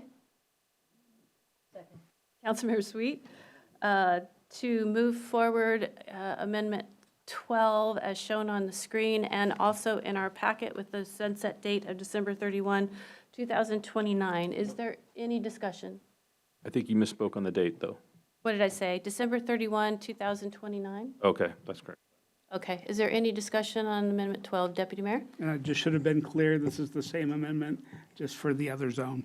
Thank you. Councilmember Falcone? Thank you, Madam Mayor. I just want to say that I support the Planning Commission's recommendations to not sunset. I think that I really appreciate the thoughtfulness and the flexibility in particularly trying to encourage family-sized units. And I want to make sure that we maintain that flexibility because I think that's really thoughtful and will get us much-needed larger units in our community. Thank you. Thank you. Councilmember Tim Chisholm? I'll be voting no and supporting the Planning Commission's recommendation on this. Thank you.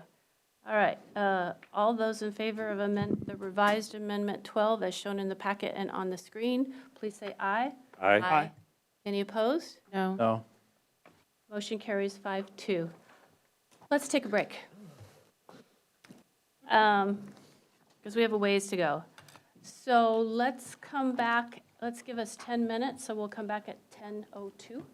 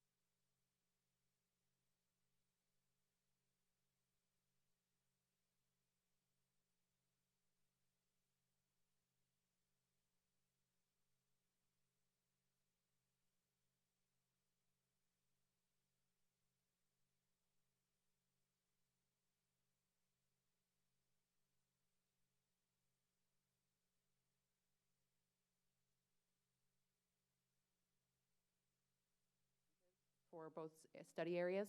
We reviewed Amendment 8 and 9 and 11 on this slide.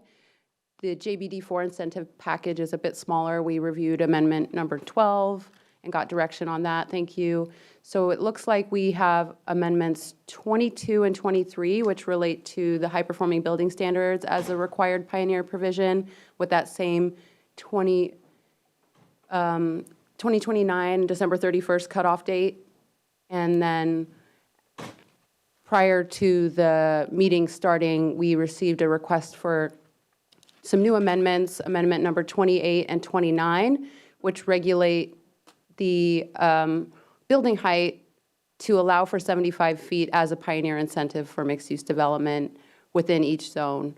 So I will pass it to council for motions. Thank you. I'm going to suggest that we take 22 and 23, which are Deputy Mayor Arnold amendments. I do have a request from the clerk that when I call for a vote, that you raise your hand, because it's challenging for her to hear yays and nays. So, Deputy Mayor? Thank you. Amendment 22 and 23 take the Planning Commission recommendation of waiving the high-performing building standards and make them pioneer provisions. As we've talked about during the study session, state building code standards are covering much of our high-performing building standards, so I am comfortable with not having this over the near term, but want to have a broader discussion over the long term. So 22 is for BC1, 23 is for JBD4, waiving the high-performing building standards. Can you make a motion separately? So I'd like to move Amendment 22, shown on the dais packet and on screen. Been moved by Deputy Mayor Arnold, second by Councilmember Sweet, to move 22, which expires on December 31, 2029. Any questions? Councilmember Tim Chizen. Did the Planning Commission permanently waive these, and you're putting a deadline on it? Is that correct? That is correct. Okay. Any other discussion? Um, Councilmember Tim Chizen. I'm going to support the Planning Commission recommendation. While I appreciate this amendment, Washington State, I think, has some of the strictest standards in the country, and I'll be voting for the Planning Commission recommendation. Thank you. Councilmember Falcone. Thank you, Madam Mayor. I also will be supporting the Planning Commission's recommendations. We've, in many conversations over the years in the city, I repeatedly talk about the lenses of equity and sustainability in all of the work that we do. And I still have those lenses in looking at this with support of the Planning Commission's recommendations because, we have to look at this in context, right? And in my mind, given that Washington State does have really high state building code standards and the close intersection of housing and especially dense housing and sustainability and climate change, combating climate change, I feel like that supersedes the cost that could be a barrier to getting this multifamily housing developed. And so I will not be supporting this amendment. Thank you. Thank you. Questions on moving forward with Amendment 22, waiving the high-performing building standards. The waiver will sunset December 31, 2029, as shown on the screen and in the packet. All those in favor, please say aye. Raise your hand. Aye. Any opposed? No. Motion carries 5-2. Amendment 23, Deputy Mayor. Madam Mayor, I move Amendment 23 as shown on the dais packet and on screen. This is the same amendment for JBD4. It's been moved by Deputy Mayor to move forward 23, second by Councilmember Sweet. Any additional discussion? Councilmember Tim Chizen. Reflection of my comments on the previous amendment. Thank you. All right. The questions on moving forward 23, which allows for waiver of the high-performing building codes, which will be sunset on December 31, 29, shown on screen and in the packet. All those in favor, please say aye. Aye. Raise your hand, please. Any opposed? No. Motion carries 5-2. All right, now we are to 28 and 29.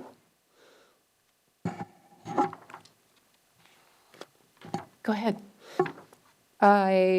We received a request to draft amendments that pioneer the maximum allowance of 75 feet as a maximum height for mixed-use developments that are vested in the BC1 study area prior to 2030. There is no page reference in your packet that was published, but in your dais printed packet, you'll see them at the very end. And I don't know if Councilmember Black has any further comment. Councilmember Black. What?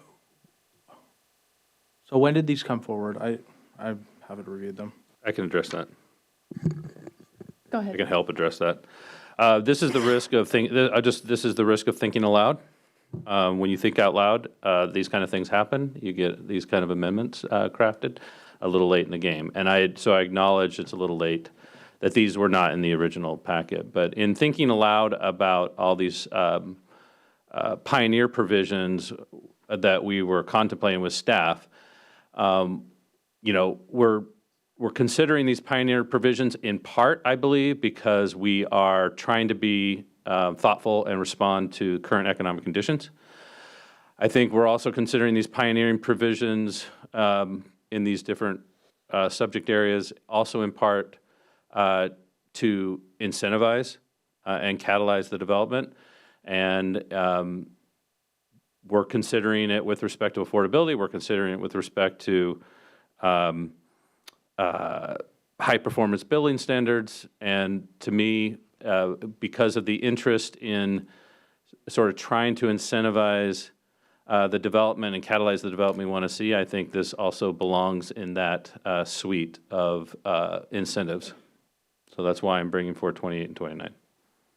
Make a motion on 28, please. Yeah, I'll move for adoption of amendment number 28 as it's not on the dais, I don't think.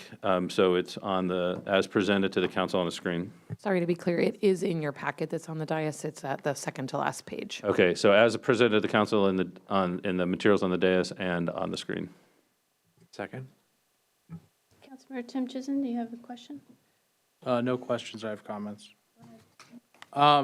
I mean, I appreciate this. I know it was brought forward in good faith. We have a briefing schedule. We had a briefing schedule. This wasn't brought forward. I haven't had a chance to fully evaluate it. I don't believe the developer was aware of this amendment before 10 minutes ago. And I will be voting no on this amendment because I just haven't had an opportunity to evaluate it. Thank you. Thank you. Councilmember Falcone? Thank you, Madam Mayor. I think with the other amendments that have already passed this evening, we already have like a pretty sufficient carrot and stick system to try to get what we're hoping to have on this site. Given that this is on the BC1 site, we've already are likely allowing townhomes on half the site, and so the density that we need, I think, is even more so needed on the other half of the site, given that the original conversation was around twice as much of multifamily housing. And so I'm not in favor of reducing that to 60 feet, regardless of when it's permitted and hopefully eventually built. And similarly, for the Michael site, I know that's not this amendment, but I have similar thoughts on that, given just the significantly decreased footprint with all of the reasons that have already been articulated with the wetland buffer, that I don't think it makes sense to shrink that even more. Thank you. Councilmember Pascal? Thank you. I'll be supporting this amendment. It's consistent with the past amendments in trying to incentivize the development to occur and then going back to base overall zoning, which was the intention of the first two amendments at the beginning of the night. Thank you. Thank you. Councilmember Black? Just one quick reaction. I just want my colleagues to know, again, when I said this is the risk of thinking out loud, this is the risk of thinking aloud and talking with staff. I got this amendment at 4:40. We started our meeting at 5 o'clock. So the first time I saw these was 20 minutes before our meeting started. So I just want you all to know it was not intentional on my part that these are late arriving amendments. It's just the nature of an active conversation about policies that make sense. So. Yay, staff, for being so responsive. Councilmember Sweet, did you have something you wanted to add? I'm struggling with this one because I hadn't seen it. I'm struggling with this one because I had not seen it. And it does feel, it feels like we had an agreement about being able to review and study these things beforehand. So that's where I'm feeling awkward about it. I also have not really had a chance to think this through. I know that particularly the JBD property is significantly constrained already by size, and it's 29 same square footage for the JBD property. No, it does not have square footage Oh, it does. associated. Okay. I still feel like this is a further constraint to this property, and I'm not going to support it. Thank you. Deputy Mayor? Thank you, and appreciate Councilmember Black's thinking out loud. Several amendments I had didn't gel until recently, so I don't fault him having some late thinking in this. That said, I will not be supporting this amendment. I do believe the additional building height is needed as a base, and I think across our neighborhood centers, what is feasible for height for development today is going to be higher than what we've what we've allowed in the past. Thank you. All right, questions on Amendment 28, moved forward by Councilmember Black, second by Councilmember Pascal, to sunset the 75 building height on December 31, 2029, as shown on the screen and in the packet. All those in favor, please raise your hands and say aye. Aye. All opposed? No. Motion fails 5-2. All right, Amendment 29, Councilmember Black. Withdrawn. All right, back to you. Thank you. So that wraps up the incentive-based amendments for the most part. The next set are related to the ground floor commercial requirements in both areas. If I may, I just want to describe a difference between Amendments 15 and Amendment 16. So both amendments seek to require commercial uses along 98th Avenue Northeast. This is something that wasn't a recommended provision for the Planning Commission. They didn't recommend any commercial uses to be required along 98th Avenue Northeast in the JBD4 zone. So Amendment 15 seeks to apply the same rate of commercial uses that has been recommended by the Planning Commission along Northeast Juanita Drive to apply to 98th Avenue Northeast. Right now, it reads as commercial uses must predominate the frontage, and so that same language would be carried on to apply to 98th North Avenue Northeast in Amendment 15.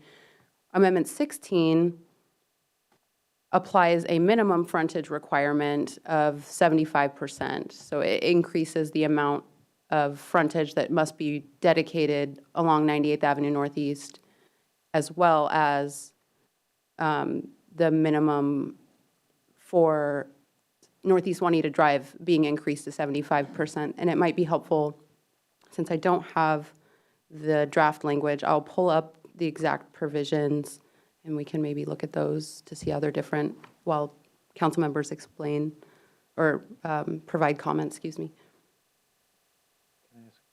Yes, go ahead, Councilor. There's a question.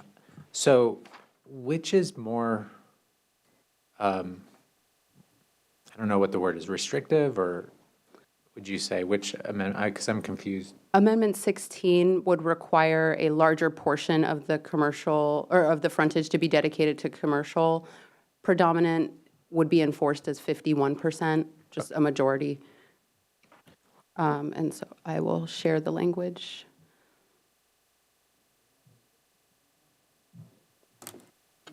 I was going to say, these cancel each other out, so we've got to figure out who goes first.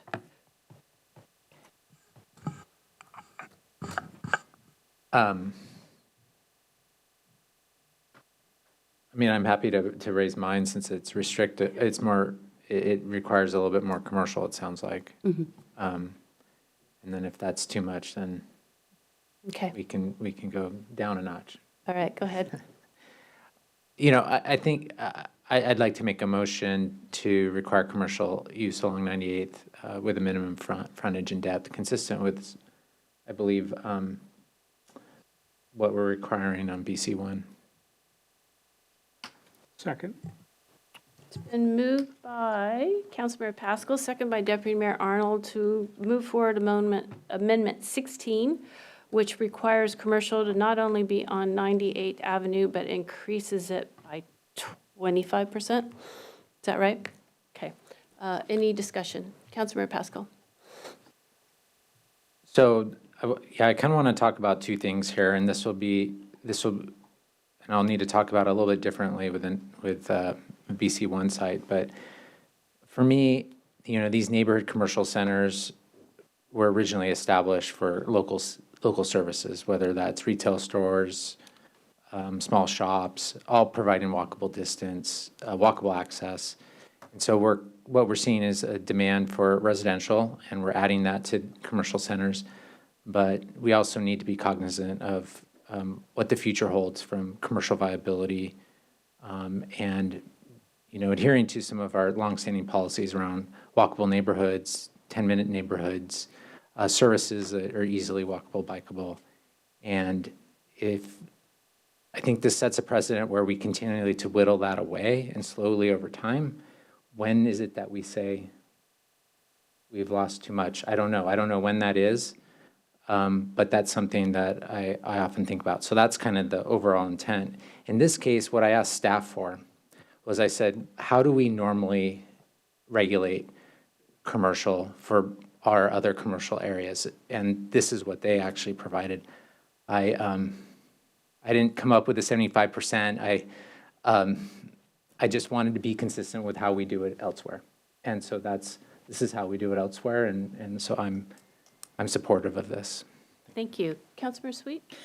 I'm not going to support this amendment, and the reason I'm not is because I still subscribe to some small business publications, and I don't think we're paying good attention in terms of what is happening with small-scale retail.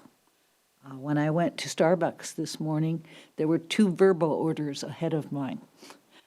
I never would have thought that you would have somebody deliver your coffee. So I think that the business is changing. Stores, we have too many facilities already which don't have the storefronts that we anticipated would be needed to fill them up, and they sit vacant. So I think 75% is too high. I don't know if there is a sweet spot. But I really, the other thing that I think that we need to think about is we need to think about what's going to be there besides storefronts.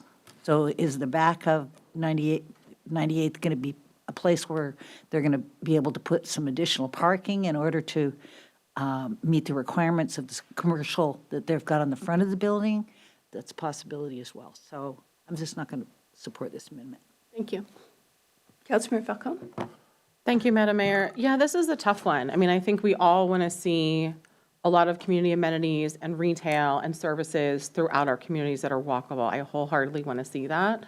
I also feel like there's a lot that we don't know. I think I agree with Councilmember Sweet with like the anecdotally what we're seeing patterns in our community with retail. And I remember Mayor Curtis advocating, and I forget if it was with looking at the 85th Station area again, or some other conversation that we've had around really wanting to understand what the patterns are and the trends are, and what we anticipate in the future based on data on retail. And so without that kind of information, it's hard to make these types of decisions. And I am, again, really want to see retail and a significant amount of retail. And at the same time, I feel like requirements for that could, are riskier, right, for financing projects like this, and especially with, like Councilmember Sweet said, seeing vacant retail spaces, et cetera. I know it makes it tougher for these projects to pencil, and I don't want, we want to strike that balance, right, with trying to push for as many community amenities as we can, but also being pragmatic that we want these things to be built, and we also want, if there's retail spaces, for them to be filled and vibrant. And so I will not be supporting this amendment because I think it's just it's a little bit too strict with that. Thank you. Thank you. Councilmember Black and then Councilmember Tim Chisholm. Well, thank you, Madam Mayor. So I just want to add my voice to this one, and just, I would say the inability to know is kind of what makes this entire exercise kind of fraught. Not knowing what we don't know, and frankly, not even really being able to know. And so, I really appreciate this conversation and some really thoughtful comments from my colleagues. But at the end of the day, I'm going to be supporting this amendment because it is hard for us to know what we don't know. It is hard for us to know what we may never really be able to know until we actually have a proposal in front of us for these properties. In the meantime, the one thing that is clear to me is that once it's something else other than a retail storefront, it's never going to be a retail storefront. That's lost for a generation or two until it redevelops again. So given that, I appreciate the thoughtfulness, but just examining where I want to come out on this, knowing the uncertainty, I would rather frankly, I'd rather have a storefront that's empty for a little bit of time. And, frankly, if that means some commercial rents come down a little bit in Kirkland because there's now like a storefront where one of our nonprofits can be situated, that's not such a bad thing. And we lose storefronts, and we lose them for a couple generations. So, thanks. Thank you. Councilmember Tim Chisholm. Clarification. So Amendment 16 is at 75%. Amendment 15 is at 51%. Is that correct? And the Planning Commission's recommendation is what? 51% for just Northeast Juanita Drive, no minimum for 98th Avenue. Okay. Okay. Okay, I won't be supporting this amendment. Thank you. Deputy Mayor. And just to underscore the purpose of this that we haven't brought up in the discussion, Councilmember Pascal brought this up during the study session. The 98th piece of this is the Catholic Alley site, and without a change here, either with 16 or 15, it would mean that there's no commercial required, and that's where we get to Councilmember Black's assertion that said we will lose the requirement for that retail or the space for that restaurant as that site redevelops. Thank you. I realized when everybody was talking that I was reading this incorrectly. So I need to clarify. But I think the way this is written, it says shall occupy at least 75% of the street frontage on 98th Avenue. So it's not calculating what's happening on the, 98th and, okay, so never mind. Talking myself through. Okay. I was going to vote no on this amendment because, as Councilmember Falcone said, I keep asking for more data and analysis on commercial space trends. We all recognize that retail space is changing, but we don't know what the right formula is. However, on the rare occasion, Councilmember Black changed my mind when he was talking, when he said that we can't go backwards, that we can't add a storefront after the fact. So I will be voting yes on this amendment. So the question is on Amendment 16 as shown on the screen and the packet, which asks for extension of retail space on 98th Avenue and Juanita Drive. Don't forget to raise your hands. All those in favor, please say aye. Aye. Any opposed? No. Motion carries 4-3. All right. Deputy Mayor, I assume you want to withdraw number 15? Correct. Okay. Leandra? Thank you. I'll go back to the slide deck for amendment number 17. This increases the commercial requirements along 100th Avenue Northeast for the BC1 study area, the Goodwill site, by adding a minimum gross floor area requirement of 75%. That is what's drafted in your packet and what you'll see reflected in front of you in the printed version. We've since consulted with Councilmember Pascal, and I'll show the next screen. Oh, I'm sorry, I'm not sharing. Yes, I am.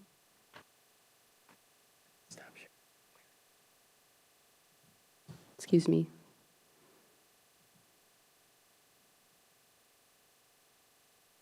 All right.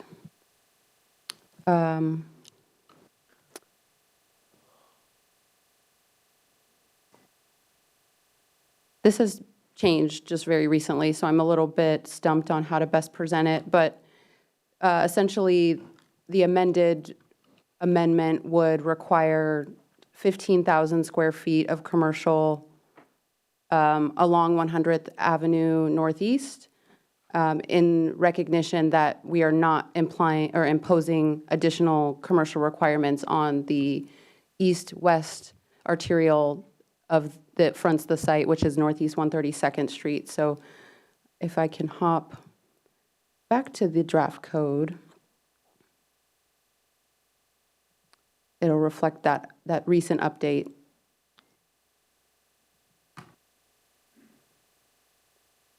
All right. So quickly, I'll just read. Mixed-use developments fronting 100th Avenue must include commercial uses along a minimum of 70% of the aggregate linear frontage of all buildings fronting that street, and include commercial uses equivalent to either at least 75% of the total gross floor area. That's in case multiple smaller mixed-use buildings are proposed, or 15,000 square feet total, whichever is less.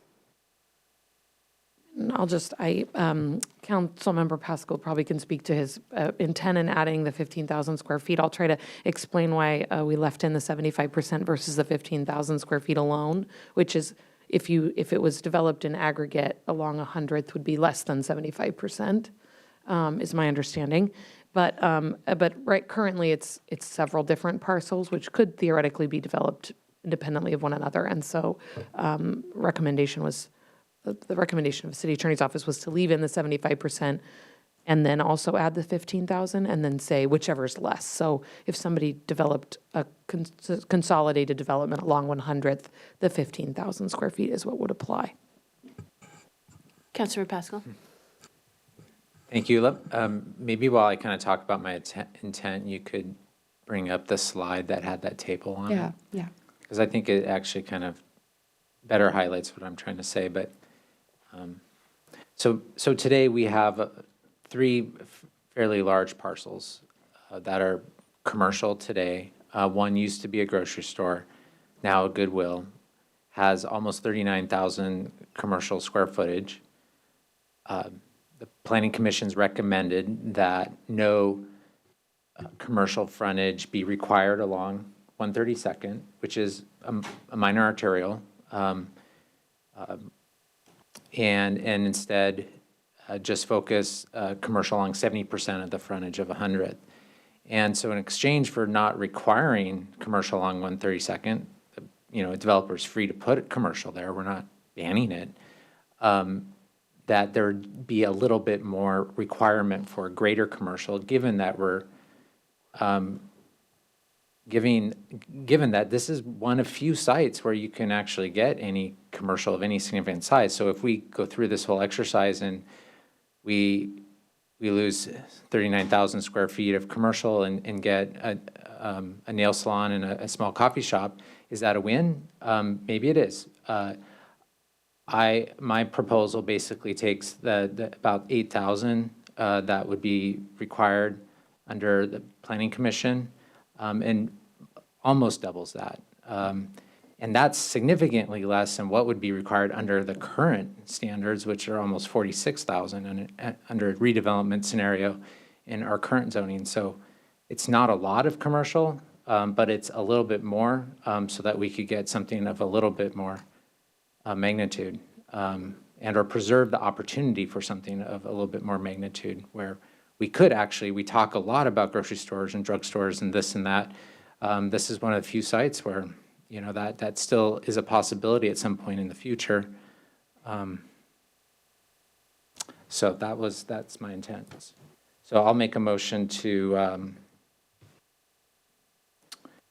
for amendment number 17, increase commercial requirements along 100th Avenue Northeast in the BC1 zone. And I'll pull the language back up as soon as my Zoom cooperates. It crashed for some reason. Second. Thank you. I was waiting for that.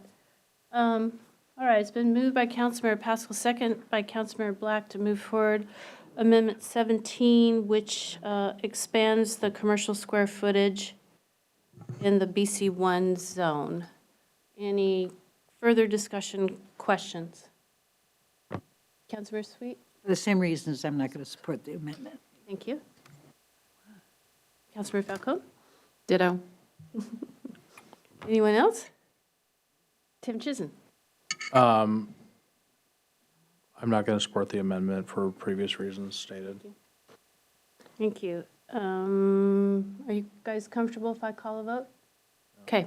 All those in favor of the Pascal Amendment number 17 as shown in the packet, please say aye and raise your hands. Aye. 3, any opposed? No. Motion fails 4-3.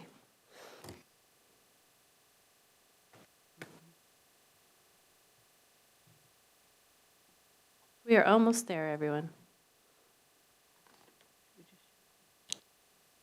They're just having a little issue. They got knocked out of the Zoom room, so trying to reconnect and just put the PowerPoint up through the other computer, I think. Okay. Apologies. Do we need some time? I think we're ready. Awesome. Yay, Cassie.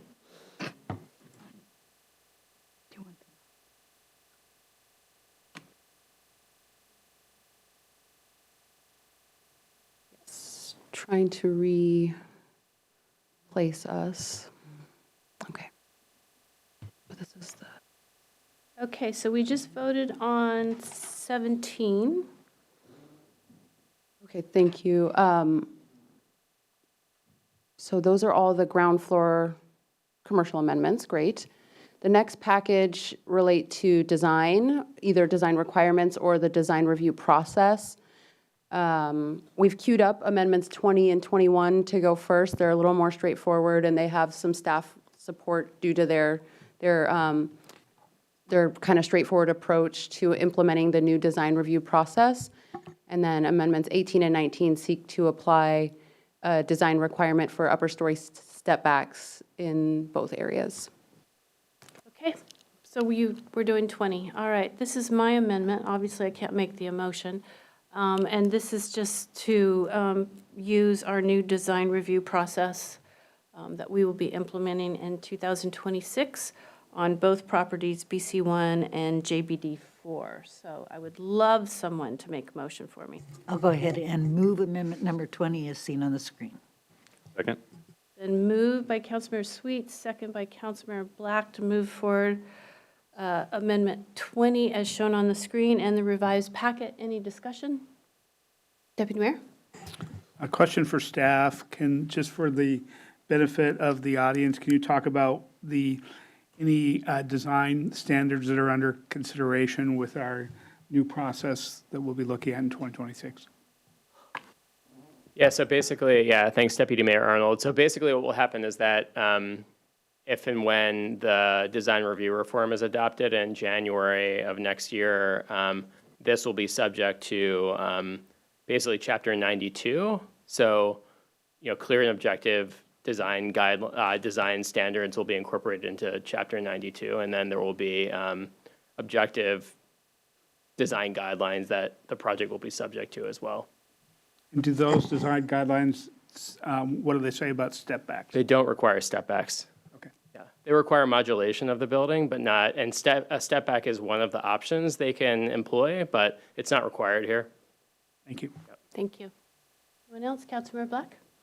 Okay, now I have a question for staff, if you don't mind, Adam. So, but I read this amendment to address not the design guidelines, but the design review process. So if these sites do have design guidelines through maybe this process that we're undergoing tonight, those would be the clear and objective design guidelines, and it would just be reviewed through this design review process if this amendment were to be adopted. Is that correct?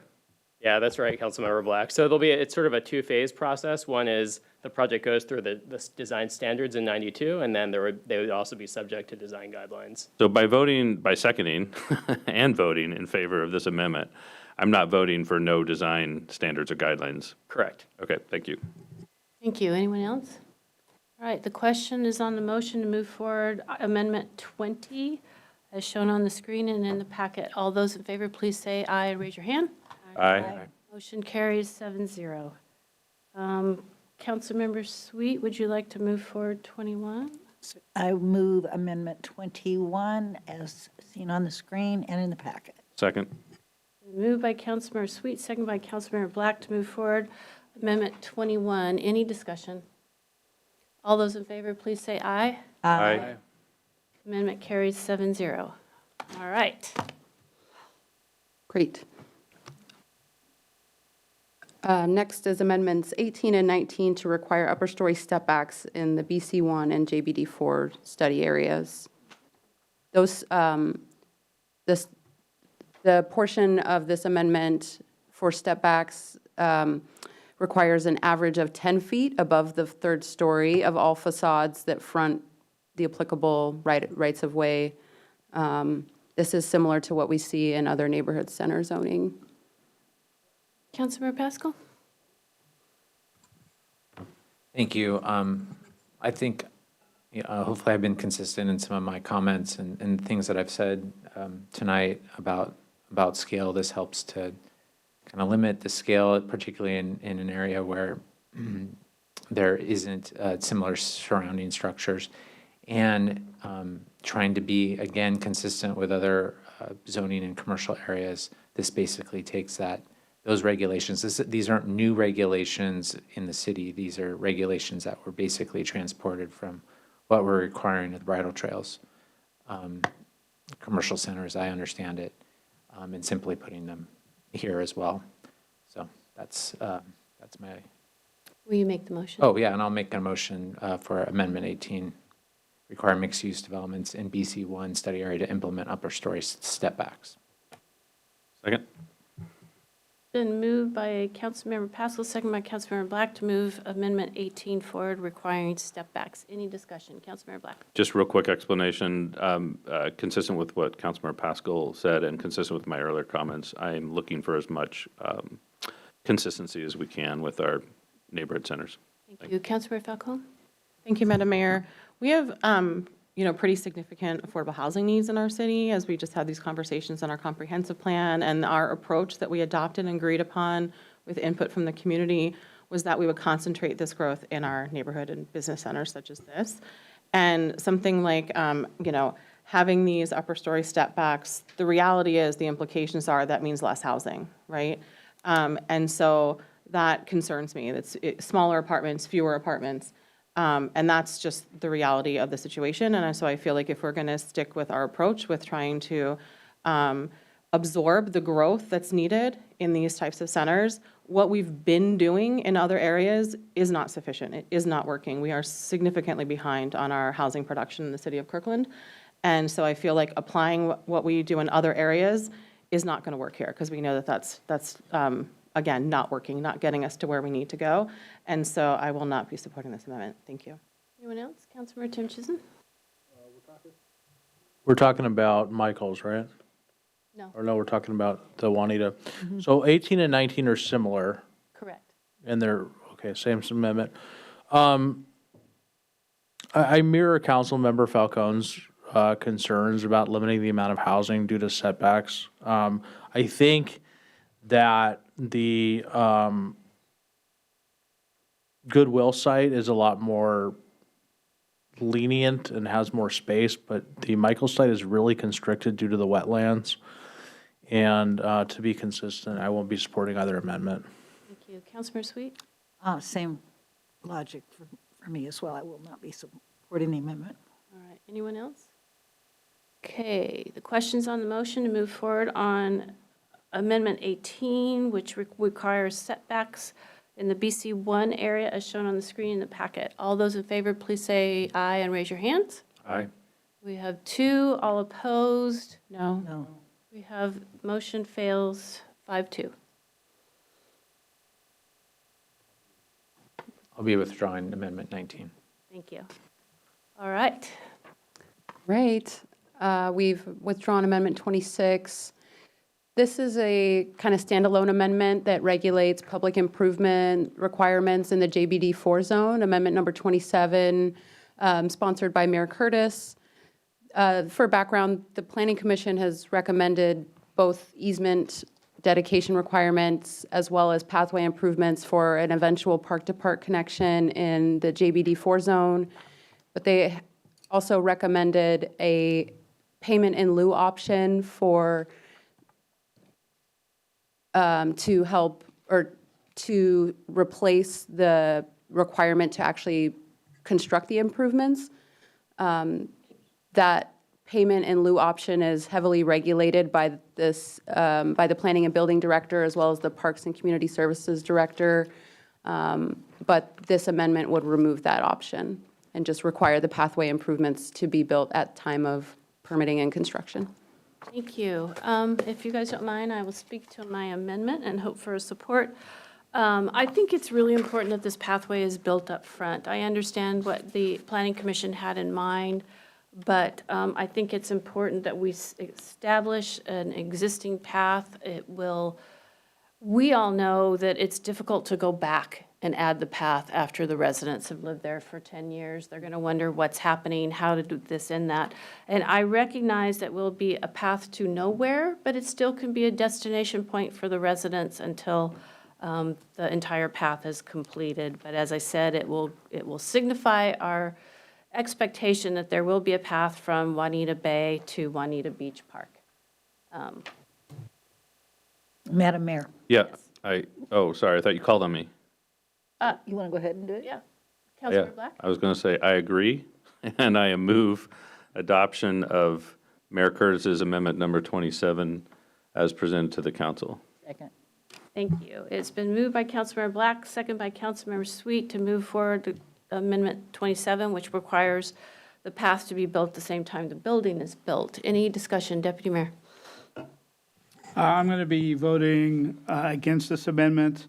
The CR applicant is in the middle property of 3 parcels that connect between Juanita Bay Park and Juanita Beach Park. I believe the payment in lieu option is appropriate and beneficial to enabling the connection where we don't know how it's going to work with the neighboring properties. And even worse than a path to nowhere is a path to nowhere that doesn't connect to the other paths when they when they eventually happen. And I think fee in lieu is as recommended by the Planning Commission, is the right solution. So I will not be supporting this. Thank you. Councilmember Falcone? Thank you, Madam Mayor. I will be supporting this amendment. A couple of reasons, as the mayor already articulated, I think it's important just to get it built, right? Even if it's just a portion of it.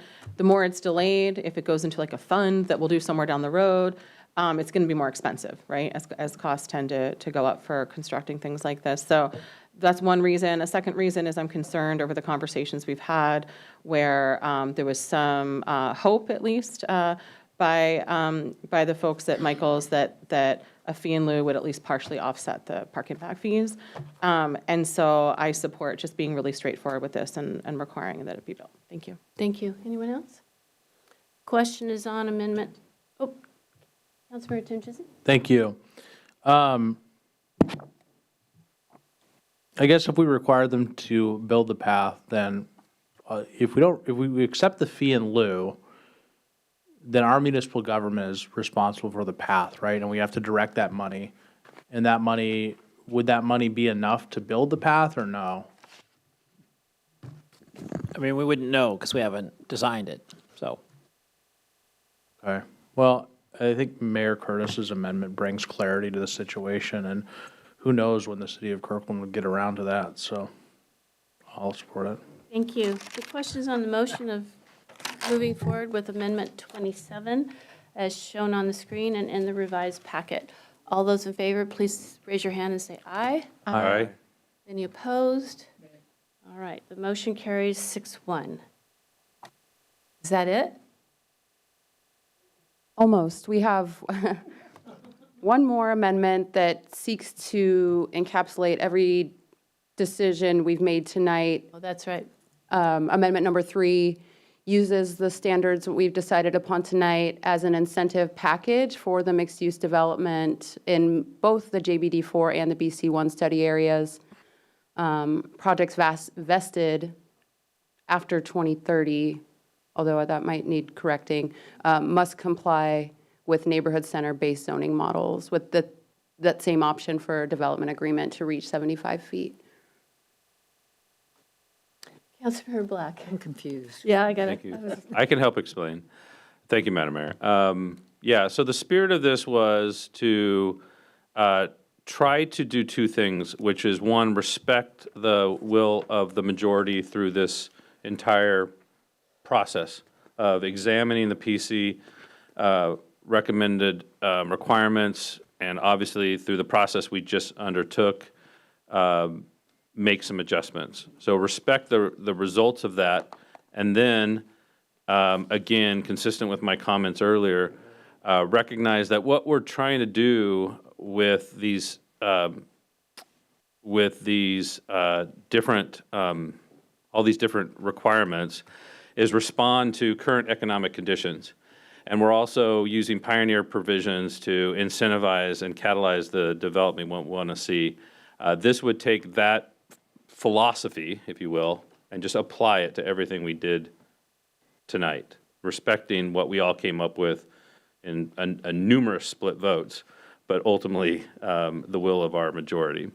And I would suggest it be December 31st, 2029, so anything after 2030, I guess that's what it says. I will say this, my amendments 28 and 29 were very closely related to this concept. They did not receive the approval, the will of the majority of the council. And so I appreciate that in again, respecting the will of the majority here, I will withdraw this amendment, but that was the original spirit of it. Thanks. So you are withdrawing? Yes, because the most substantive thing that this would change would be with respect to heights. And it would, again, after 2030, it would return to base neighborhood zoning. The principal thing that we didn't approve tonight was the height. And so in respect for that, I'm withdrawing. Thank you. All right. Right. As a reminder, we have one staff recommended motion. I don't know when this should be made, but again, to allow staff that authority to clean this all up and approve it, approve the amendments as part of, or in addition to the ordinance. My recommendation is that you have to finish your primary main motion, the ordinance, before you make this motion. We have to vote on the original motion and then. That motion's outstanding, and this doesn't modify that ordinance, so. Okay. So the question is on the amended ordinance 4920, to approve ordinance 4920 as amended. City Clerk, Councilmember Pascal? Since we're voting on the main motion. Would you like to make some I just wanted to make some really concise remarks, just so on the record, folks understand why I landed on my vote tonight. But I want to be clear. I support growth in neighborhood centers. I support adding housing where it strengthens our long-term goals. However, because these CARs set a precedent of parcel-specific zoning inconsistent with citywide commercial centers regulations, they also result in a mismatch in building height and scale, and they also result in a continued loss of commercial land. I'm going to have to be voting no tonight. Thank you. Thank you. Anyone else? Councilmember Tim Chissen? Thank you. I want to thank staff, Adam and Deandra, and all other members of staff who participated in this journey. I also want to thank the developers and their representatives for the tremendous amount of work they did and the collaborative approach that they've taken. I think this was a good process. The final briefing schedule that we had and the way we brought these amendments forward was respectful, cooperative, and collaborative. I thank all of my colleagues for participation in this process. And, you know, are there ways to improve this process? There absolutely are. And I'm sure we can do that in the future together. But I will be supporting this because I think it will add housing in our commercial centers, density in our commercial centers as we talked about. And the process can be improved in the future. But today, we've done our job. Thank you. Thank you. Anyone else? Councilmember Black? Just quickly, I'll just say, yeah, we did it's exactly right. You know, we did a job tonight. This is exactly, once you embark on this, I've already made my points earlier that, you know, I think we should improve this process. This wouldn't be the process I would choose the next time around. Wouldn't be surprised if the property owners and applicants wouldn't choose this process the next time around either. There might be ways to improve this process for everyone involved, owners, applicants, again, planning commissioners, planning staff, council, and the community.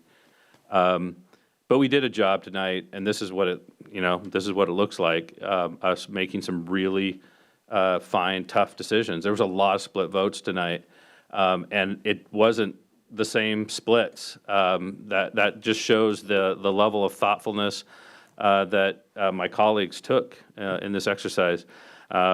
So in the end, just simply in respect for a job well done, I'll be voting in favor. My hesitancy about this process, I've been clear enough about. Thanks. Thank you. Councilmember Falcone? I could say a lot of thank yous. I said a lot earlier, but I just want to call out Leander in particular. Like, you have done a fantastic job with yet another really challenging project. So kudos to you, and thank you for leading us through this. We really appreciate you. Thank you. Well done. All right. Question is on the question is now on the motion to approve ordinance 4920 as amended. City Clerk? Thank you. On that motion, Councilmember Tim Chizen, Yes. Councilmember Black, Yes. Councilmember Sweet, Yes. Councilmember Falcone, Yes. Councilmember Pascal, No. Deputy Mayor Arnold, Yes. Mayor Curtis. Yes. Ordinance 4920 passes 6-1. Councilmember Falcone? Thank you, Madam Mayor. I would like to make the motion recommended. Oh, thank you. Staff.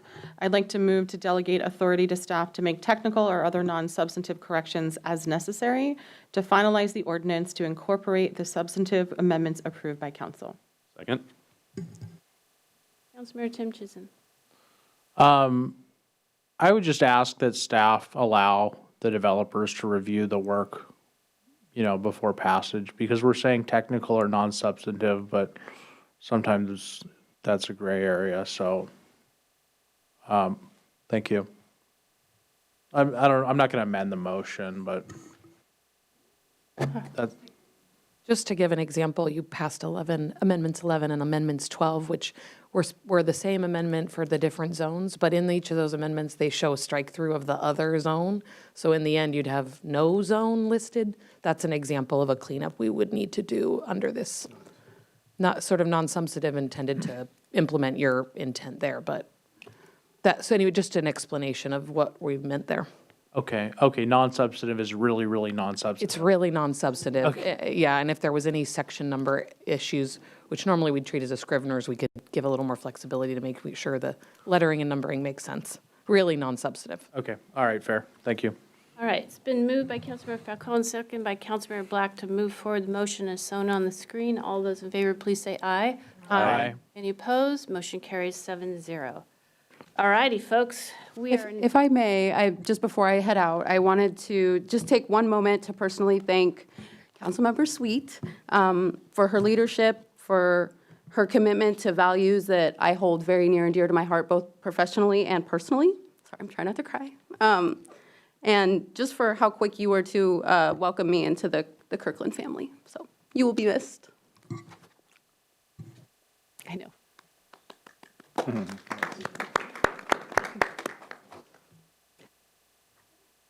All right, we are now going to move on to our last business item, which is the 2025 Annual Comprehensive Plan amendments. And thank you, Angela Rosman, for being with us this evening. We appreciate it. All right, City Manager. All right. Thank you, Madam Mayor. Again, looking for final approval. As you might know, we can do this once a year, and we have some technical changes we need to do to adjust actions that have been taken throughout the year. Here to walk you through that final set of projects is Adam Weinstein, our Director of Planning and Building. All right. Okay. All right. Last one of the night. This is a really quick one, not nearly as complex as the last one. I think there are just 7 slides, again, subbing for Allison Zeich. So there's just a couple buckets of amendments that are in front of you tonight. There's a bunch of comprehensive plan text amendments, and then there's some land use map and zoning map amendments that I'll go over in a couple slides. So yeah, this is the point on this slide is that this is not the 2044 comprehensive plan update. This is just our regular annual comprehensive plan update where amendments are usually minor in nature. So this is the first bucket of amendments, the comprehensive plan text amendments. They're all described on the slide. There's nothing super substantial here. We've got a new policy about mitigating wildfire risk, which doesn't really deviate substantially from what we would do regarding wildfire risk anyway. We have updated the utilities element to reflect our aspirations and goals for the NERTS project, just to make it really clear what we're expecting out of that from the county. There are references in the capital facilities element to the CIP. So instead of incorporating all the tables from the CIP the way that we used to do in previous years, we're making this a lot more streamlined and just referencing those tables in the CIP.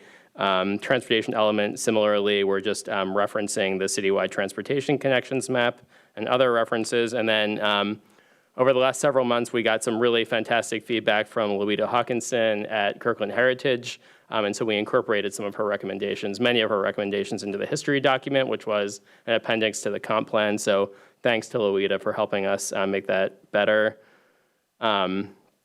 This slide shows the comprehensive plan land use map amendments. So when we went through the stationary plan process, we, I think, inadvertently changed the designation of the entire Rose Hill Meadows Park to TOD. So we're just proposing to revert that to a parks designation.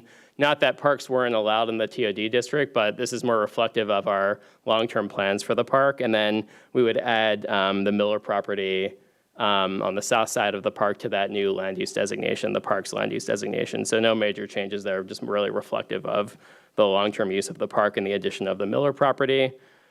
And then, yeah, similarly, on the zoning map side, we would just change the zoning designation of that Miller property from a residential zone to a park zone. And that's it. All right. Council, any questions? Councilmember Black. Thank you, Madam Mayor. Just one quick question. We heard a comment earlier today that there may have been one element of our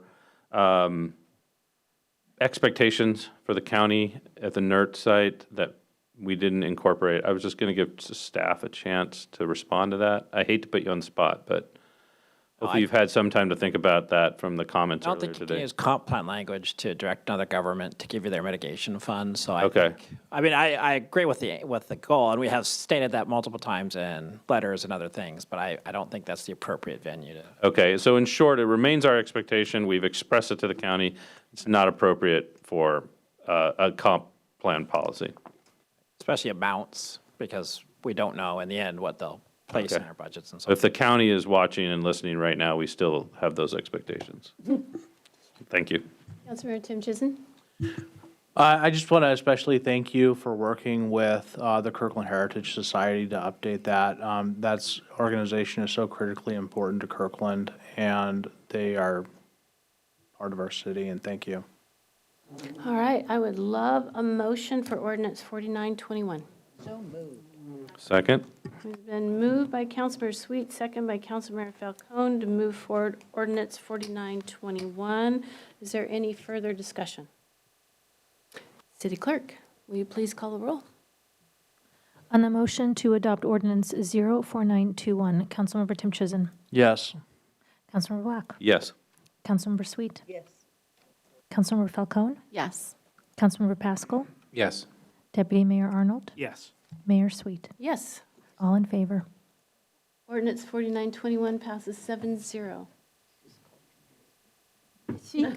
You called me Mayor Sweet. All right, I missed it. Okay. We are now moving on to City Council reports. Deputy Mayor. No report. No report. Okay. Councilmember Falcone. Happy holidays. Councilmember Tim Chizen. Happy holidays. Councilmember Black. So much to report. I don't even want to start down that path, so nothing to report. Councilmember Sweet. Nothing to report other than the fact that you will not see me except in public comment from here on. God help us. I hope we do. Okay, apologies to council. I do have a little bit. First, I want to thank Deputy Mayor for filling in for me for last meeting. That was super last minute. So I appreciate his and staff's quick turnaround on that. Shout out to Parks on the ELF content on social media. I hope you guys have seen it. It's adorable. We've had many celebratory events, the ice rink ribbon cutting, Google Lights, the Scramble dedication, and we have more coming up. We have the 100th Avenue celebration. Councilmember Tim Chizen and I are going to be at Wreaths Across America. We have the Queer Potluck this Saturday, and we have a menorah lighting on this Saturday. So the celebrations continue. Many of you are receiving emails from King County that your committee appointments are in limbo while departments are being reorganized. So please forward those to Andriana so that she can keep track of assignments for next year and where we all land.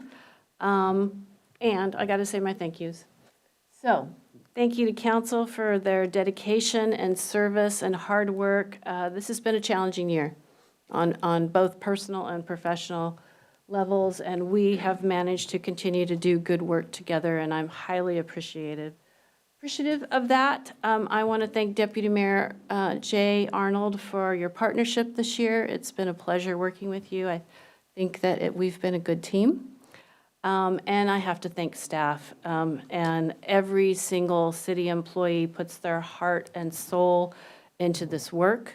We are blessed by all of you, so thank you for your dedication, your innovation, your collaboration, your expertise, your leadership, and your vision.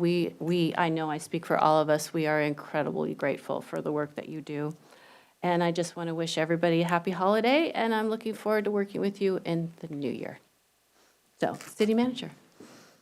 Okay, thank you, Madam Mayor. So first, calendar check, then one update. So obviously we head into the next year with a new council. Any calendar updates for February, anyone council? All right, then I just want to note that we'll be trying to nail down a date for a retreat in early February. So look for those calendar updates coming to your calendar soon. So this last one, I just, point of personal privilege with Councilmember Sweet. My last original member who hired me 15 years ago.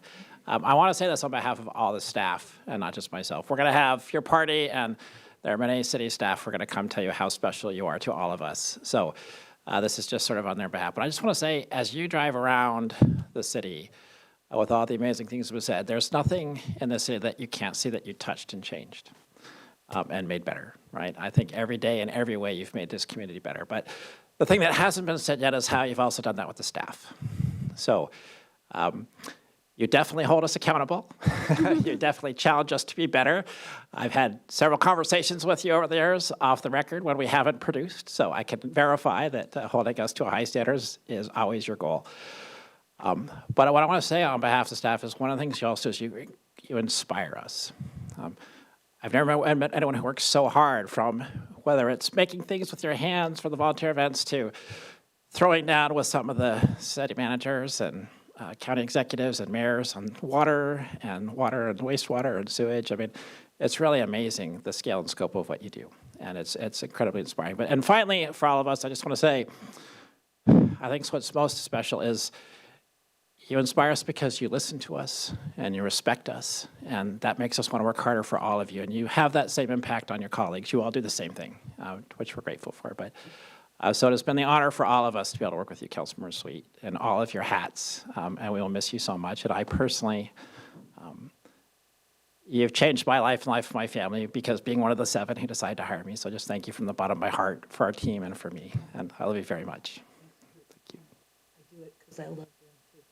Thank you. All right, on that note, we are adjourned. I want to wish everybody happy holidays, and we will see you in the new year, 2026. Thank you. Thank you.